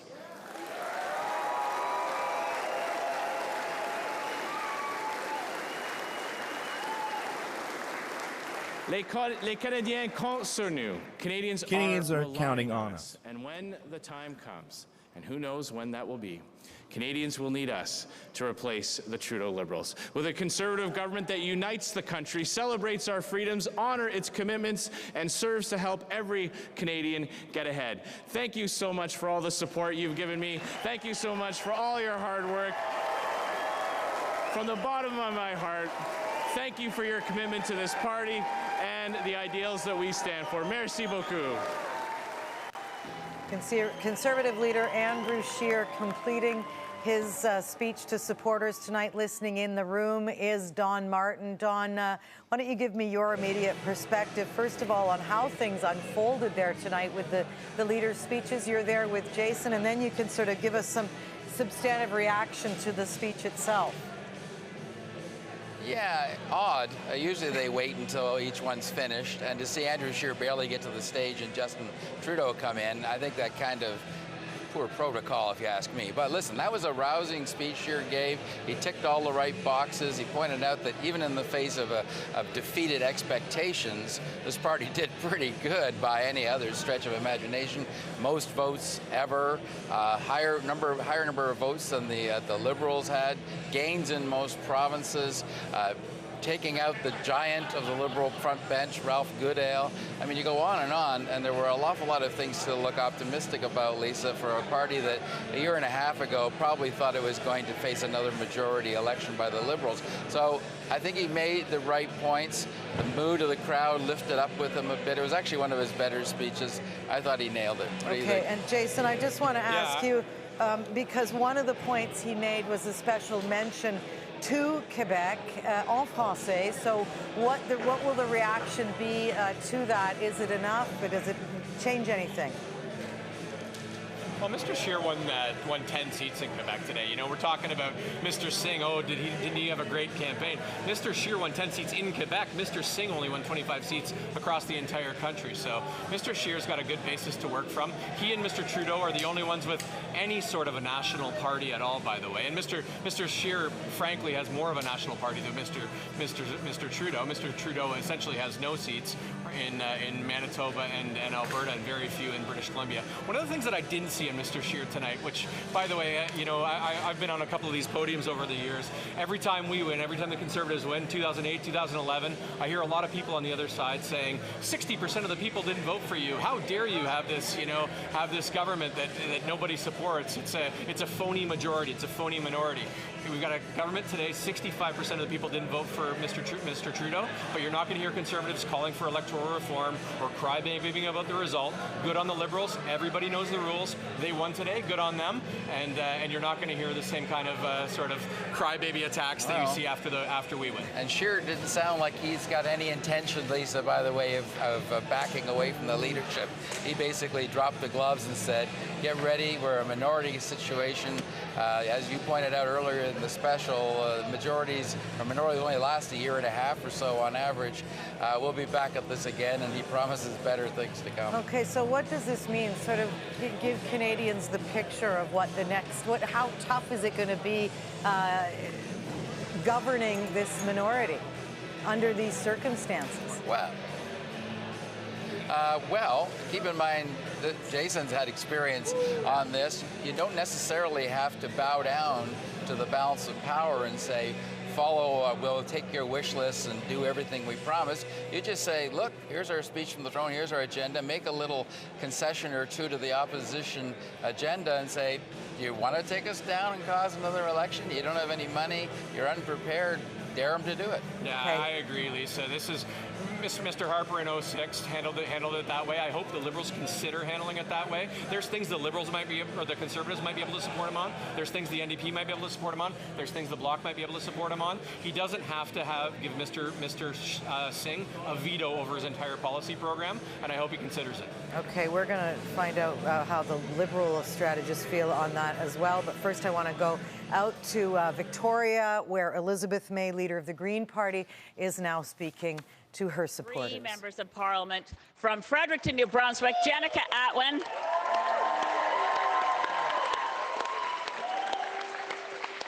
And from Nanaimo Ladysmith, Paul Manley, regaining his seat that he won May 6th.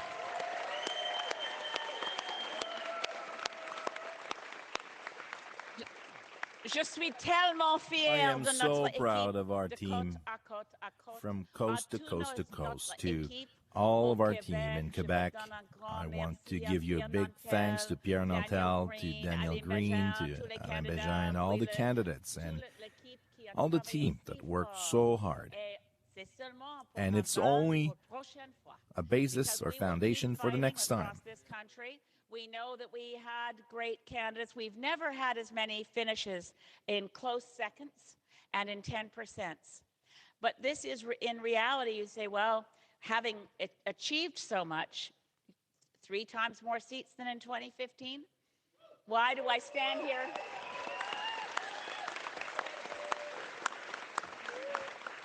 And in a minority parliament, we know we can work hard, and through dint of hard work and a sense of duty and deep ethics, we can make a really significant contribution in a minority parliament, and we will.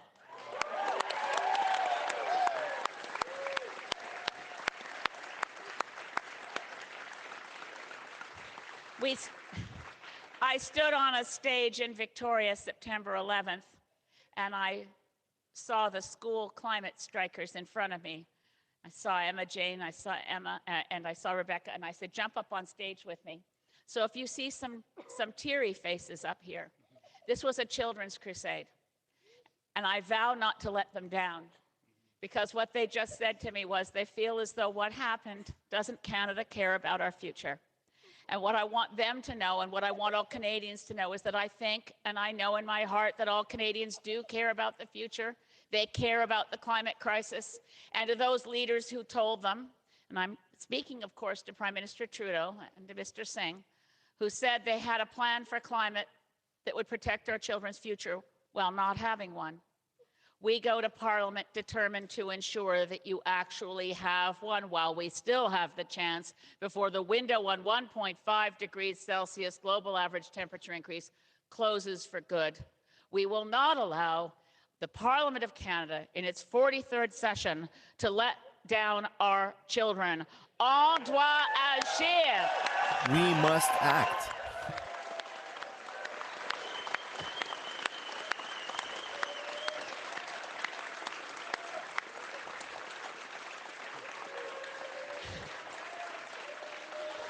La lutte continue. The fight Nous ne continues. sommes pas déçus. We're C'est not seulement disappointed. un It is obstacle only an maintenant que nous obstacle avons un now that parlement we minoritaire. Ça, have a c'est minority tellement parliament. It mieux is qu'un parlement majoritaire. such a I better wanna situation in a thank majority the parliament. candidates here from South Island, South Vancouver Island, who we believed had essentially won the campaign at many points through this election campaign. I won't dredge up what we experienced here. I just want to say that I am so extraordinarily proud to have campaigned with all the candidates across this country for the Green Party of Canada. I send out my love and thanks to my husband, John Kidder, who did not win in Mission Matsqui Fraser Canyon, but did better than any Green has ever done before. And to all his volunteers, and I particularly, she's not with us here tonight, but I couldn't be prouder than to have had Lydia Whitsom campaign with us as the Green Party candidate in Cowichan, Malahat, Langford, doing a spectacular job as a Green candidate there. And here in the ridings closest to mine, and of course a huge shout out to Jenica Atwin and Paul Manley, who are celebrating as well. Don't celebrate too long, we have to get to work soon.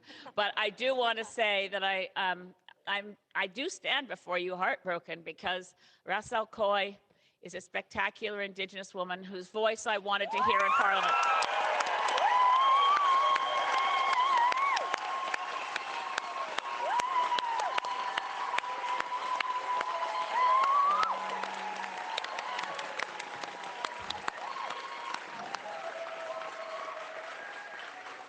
thank David Murner. David Murner, our candidate in Esquimalt Saanich, kind of a down-to-the-wire finish, but we'll run again.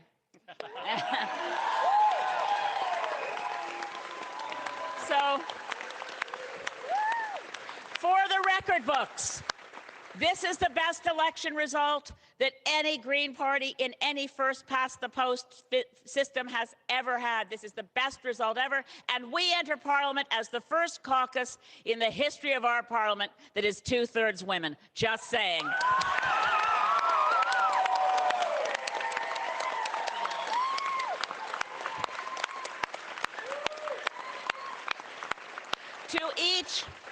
To chaque et chacun qui a travaillé comme bénévole, je veux dire un grand merci to every single volunteer. I want to say thank you. Country. I can't thank you enough. I literally can't, but I will keep trying. Your dedication, your love, your care, your concern, your shoe leather, you knocking on doors and talking to everyone. We have raised awareness. We have raised consciousness. We have raised our vote, but the goal here has always been to deliver the kind of government Canadians deserve. Let's hope that as all the other parties, well, except the Bloc, which, les félicitations à M. Blanchet, qui a fait Congratulations to Mr. Blanchet, who did a great campaign and has won a great increase in support for the Bloc Québécois. So we have the Liberals are lower, Conservatives without a win, a big win for the Bloc, the NDP losing almost all of their seats in Quebec and across Canada. They lost their seats, but he still did a campaign, and the NDP now remains a fourth party in the Commons. And we stay the fifth. It's not the worst. It's not the worst thing in the world. We're in that parliament. It's a minority parliament. We're going to make it by dint of hard work, moral suasion, and non-stop arm twisting. And I guess the phrase really is holding the feet to the fire. There will be crispy toes.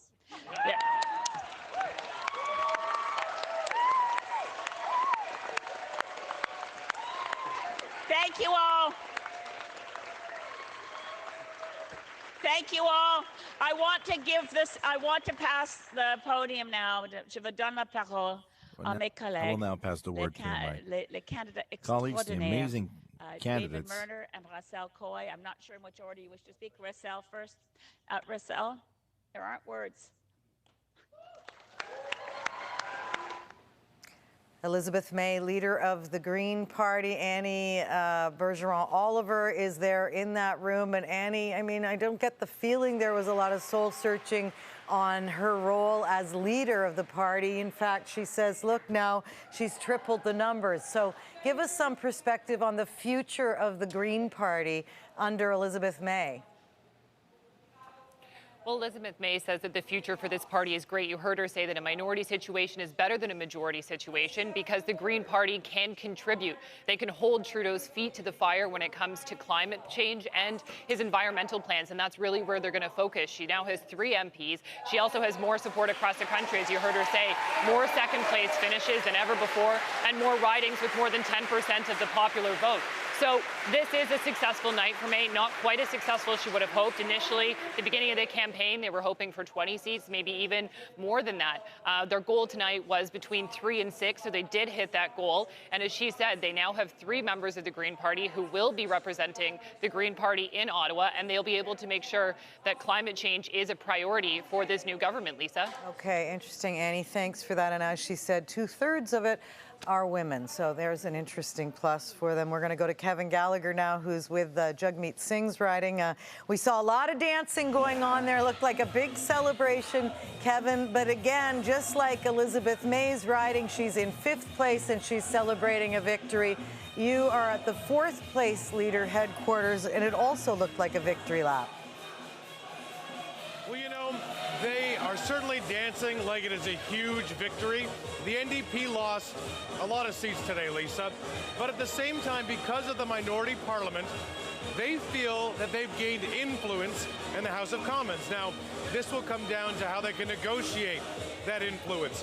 What will they try and pressure the Liberals to do on climate change? What will they try and pressure them to do to set up a pharmacare system?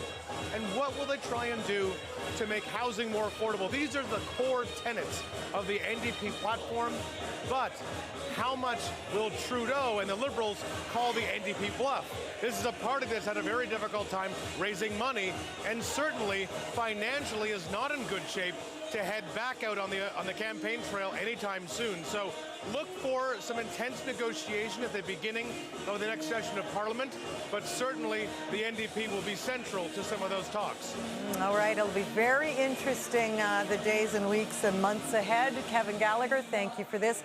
Let's go to Montreal now. We'll get a sense from Joyce and Scott on just what it will look like governing. When will Trudeau have to lean in for those 25 seats, the support? What a curious government it's going to look like. And what a curious evening it has been. I mean, just as Mr. Scheer was walking in to give his speech, Mr. Trudeau was walking here, and it was a little bit confusing. So a fragmented parliament, a divided country. I mean, what a job he's going to have to put this all together. And he's said absolutely nothing about talking to other parties, about having to communicate or even collaborate with others or play with others.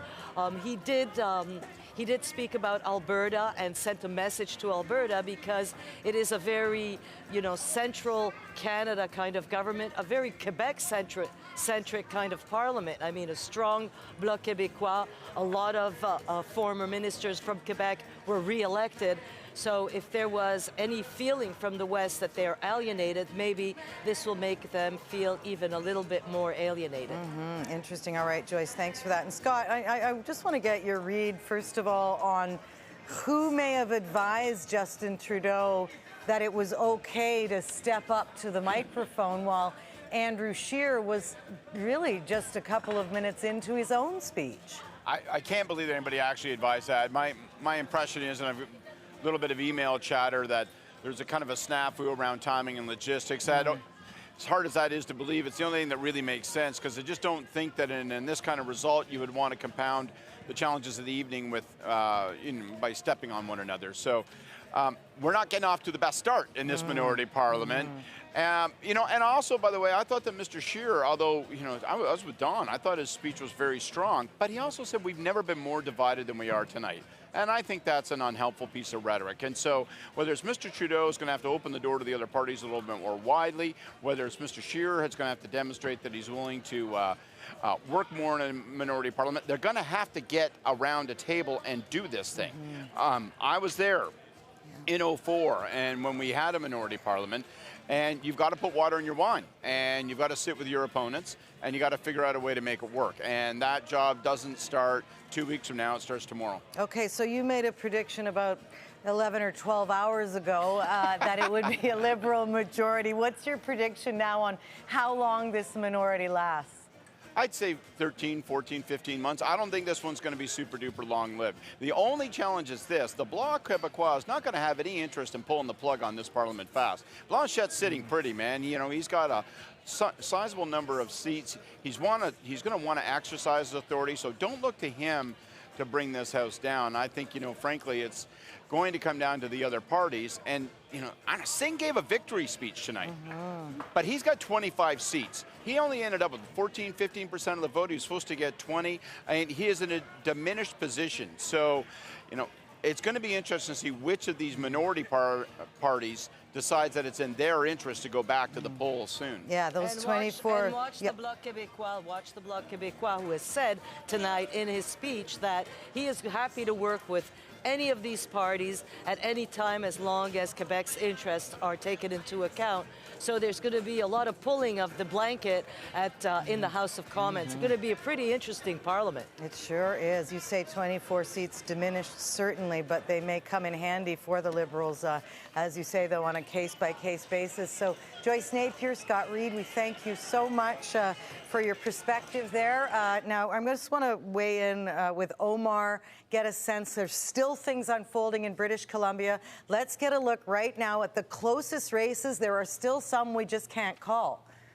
Yeah, 3 very, very tight races, some of the tightest in the country. And here's a map of British Columbia right now. We've been talking a little bit about how regionalized the results have been. And case in point is right here in British Columbia, where you see exactly those pockets of support. Let's go for Metro Vancouver and zero in to some of those specific ridings. Let's start with Port Moody, Coquitlam. Port Moody, by the way, my hometown. I know this from having lived there, how bitter it can be. Right now, it looks like it's a full 3-way battle last time we checked. And just take a look at that. I mean, here is the Conservative leading right now by just 55 votes, it looks like.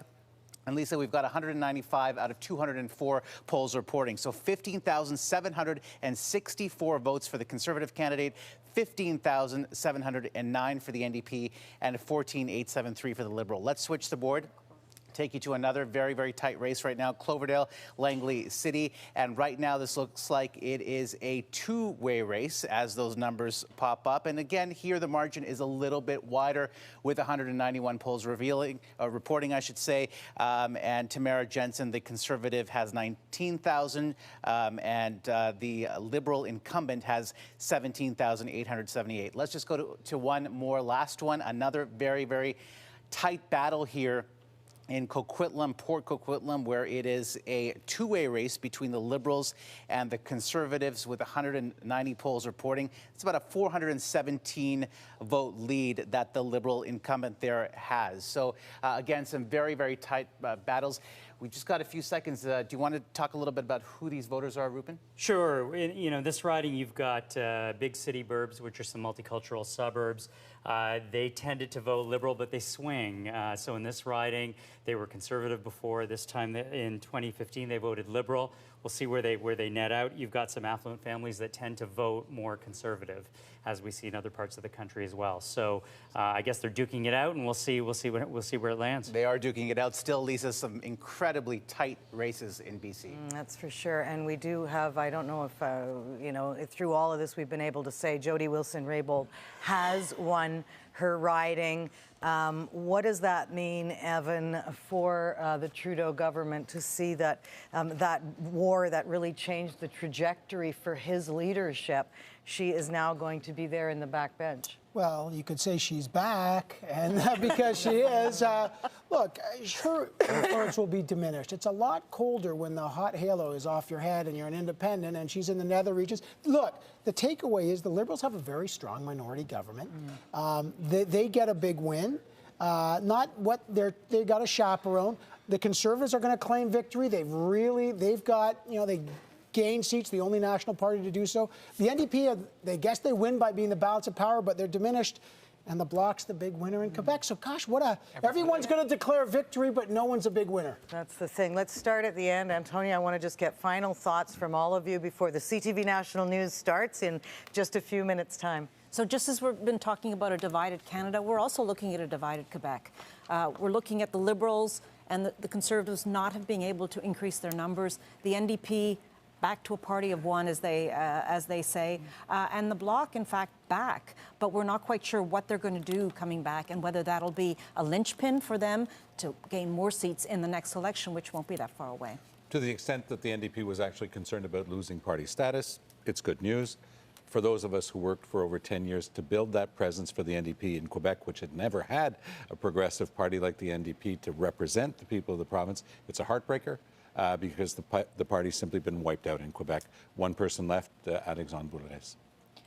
Well, I think my takeaway from this is just the concern for national unity and the rise of this separatist sentiment in Western Canada, particularly this Western alienation. This is only going to grow. Very concerned about even a potential other party emerging before the next election in a minority government. That's a big concern. And I think, we talked a lot about how voter sentiment, about disappointment in leadership. But, you always have to respect the common sense of voters, because look what happened. These people now have to work together. All of these leaders are going to have to sit down and actually collaborate and work together. Very in little Parliament. time left. Thanks, Rana. We'll start, Zane. Yeah, I mean, I hope all the leaders take some time to reflect beyond the halo of today and declaring victory. And resources and readiness are going to be the two triggers for what declares the next minority, or the next election, I should say, is that how many resources do you have, not just, capital, but in terms of human resources on the ground to actually win this thing and improve your position. This will be a test for Mr. Trudeau and the people around him. I hope to see him and those people display a large dose of humility, thoughtfulness, and listen really carefully. Don't tell people what they should do or believe, but listen really carefully to what Canadians have told them tonight. Lloyd. Yes, well, just that the Canadian people have spoken again very wisely. Yeah. They've wrapped the liberal knuckles of the Liberals, and hopefully they'll get a message from that. And they've also given a boost to Andrew Scheer. So now they have to work together. Leadership has to surface here through all quarters. Never easy. Craig? Trudeau has to be a unifier. He's got to put together a new, better, stronger team, the best cabinet he can. He has to reach out to the West. He's got to focus on getting that pipeline. And he's got to stop being an international dilettante and do things that people really care about and think need doing.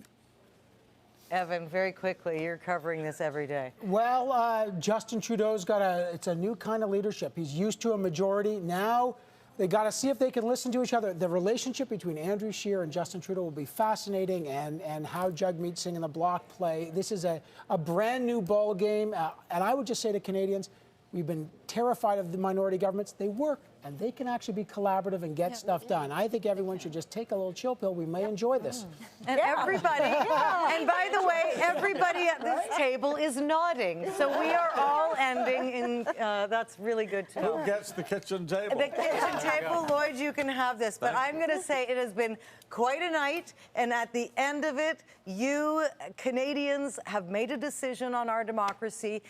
There are likely millions happy or at least satisfied with the election result, and probably just as many deeply disappointed, even perhaps disillusioned. We've seen a lot of bitterness over the last 40 days, one party against another, and that is not going to evaporate overnight. So we look to our elected public representatives to work to restore civility where it has faltered and try to build compromise in the interests of Canadians. I want to thank our insightful panel for their thoughtful commentary, our inspiring living room of decided voters, and all our tireless CTV election team right across the country, both in front and behind the camera. I really just cannot say enough about the work they've done day in and day out to help tell this story again. This is your story. So most of all, thank you for watching. It's been a privilege. Good night.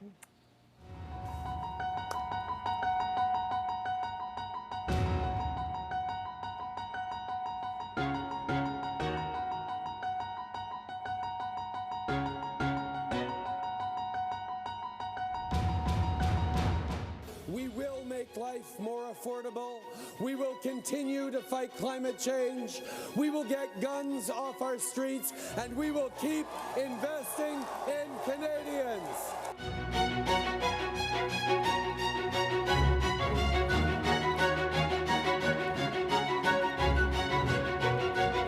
You did it, my friends. Congratulations.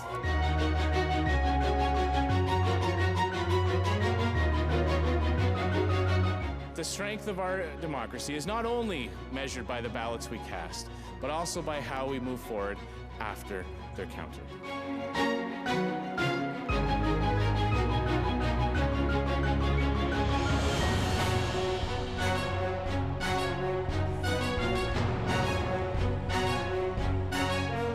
Le Québec, c'est nous.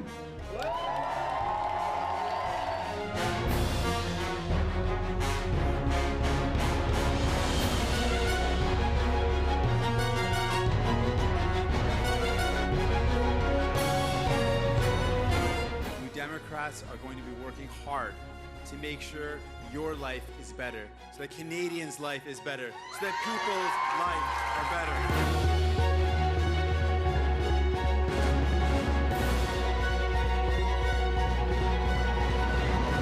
We can make a really significant contribution in a minority parliament, and we will.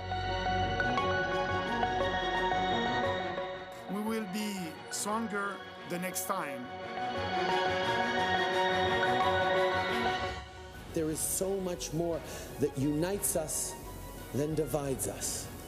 Canadians expect us all to focus on our shared vision of a stronger Canada, and I intend to work hard to make that a reality.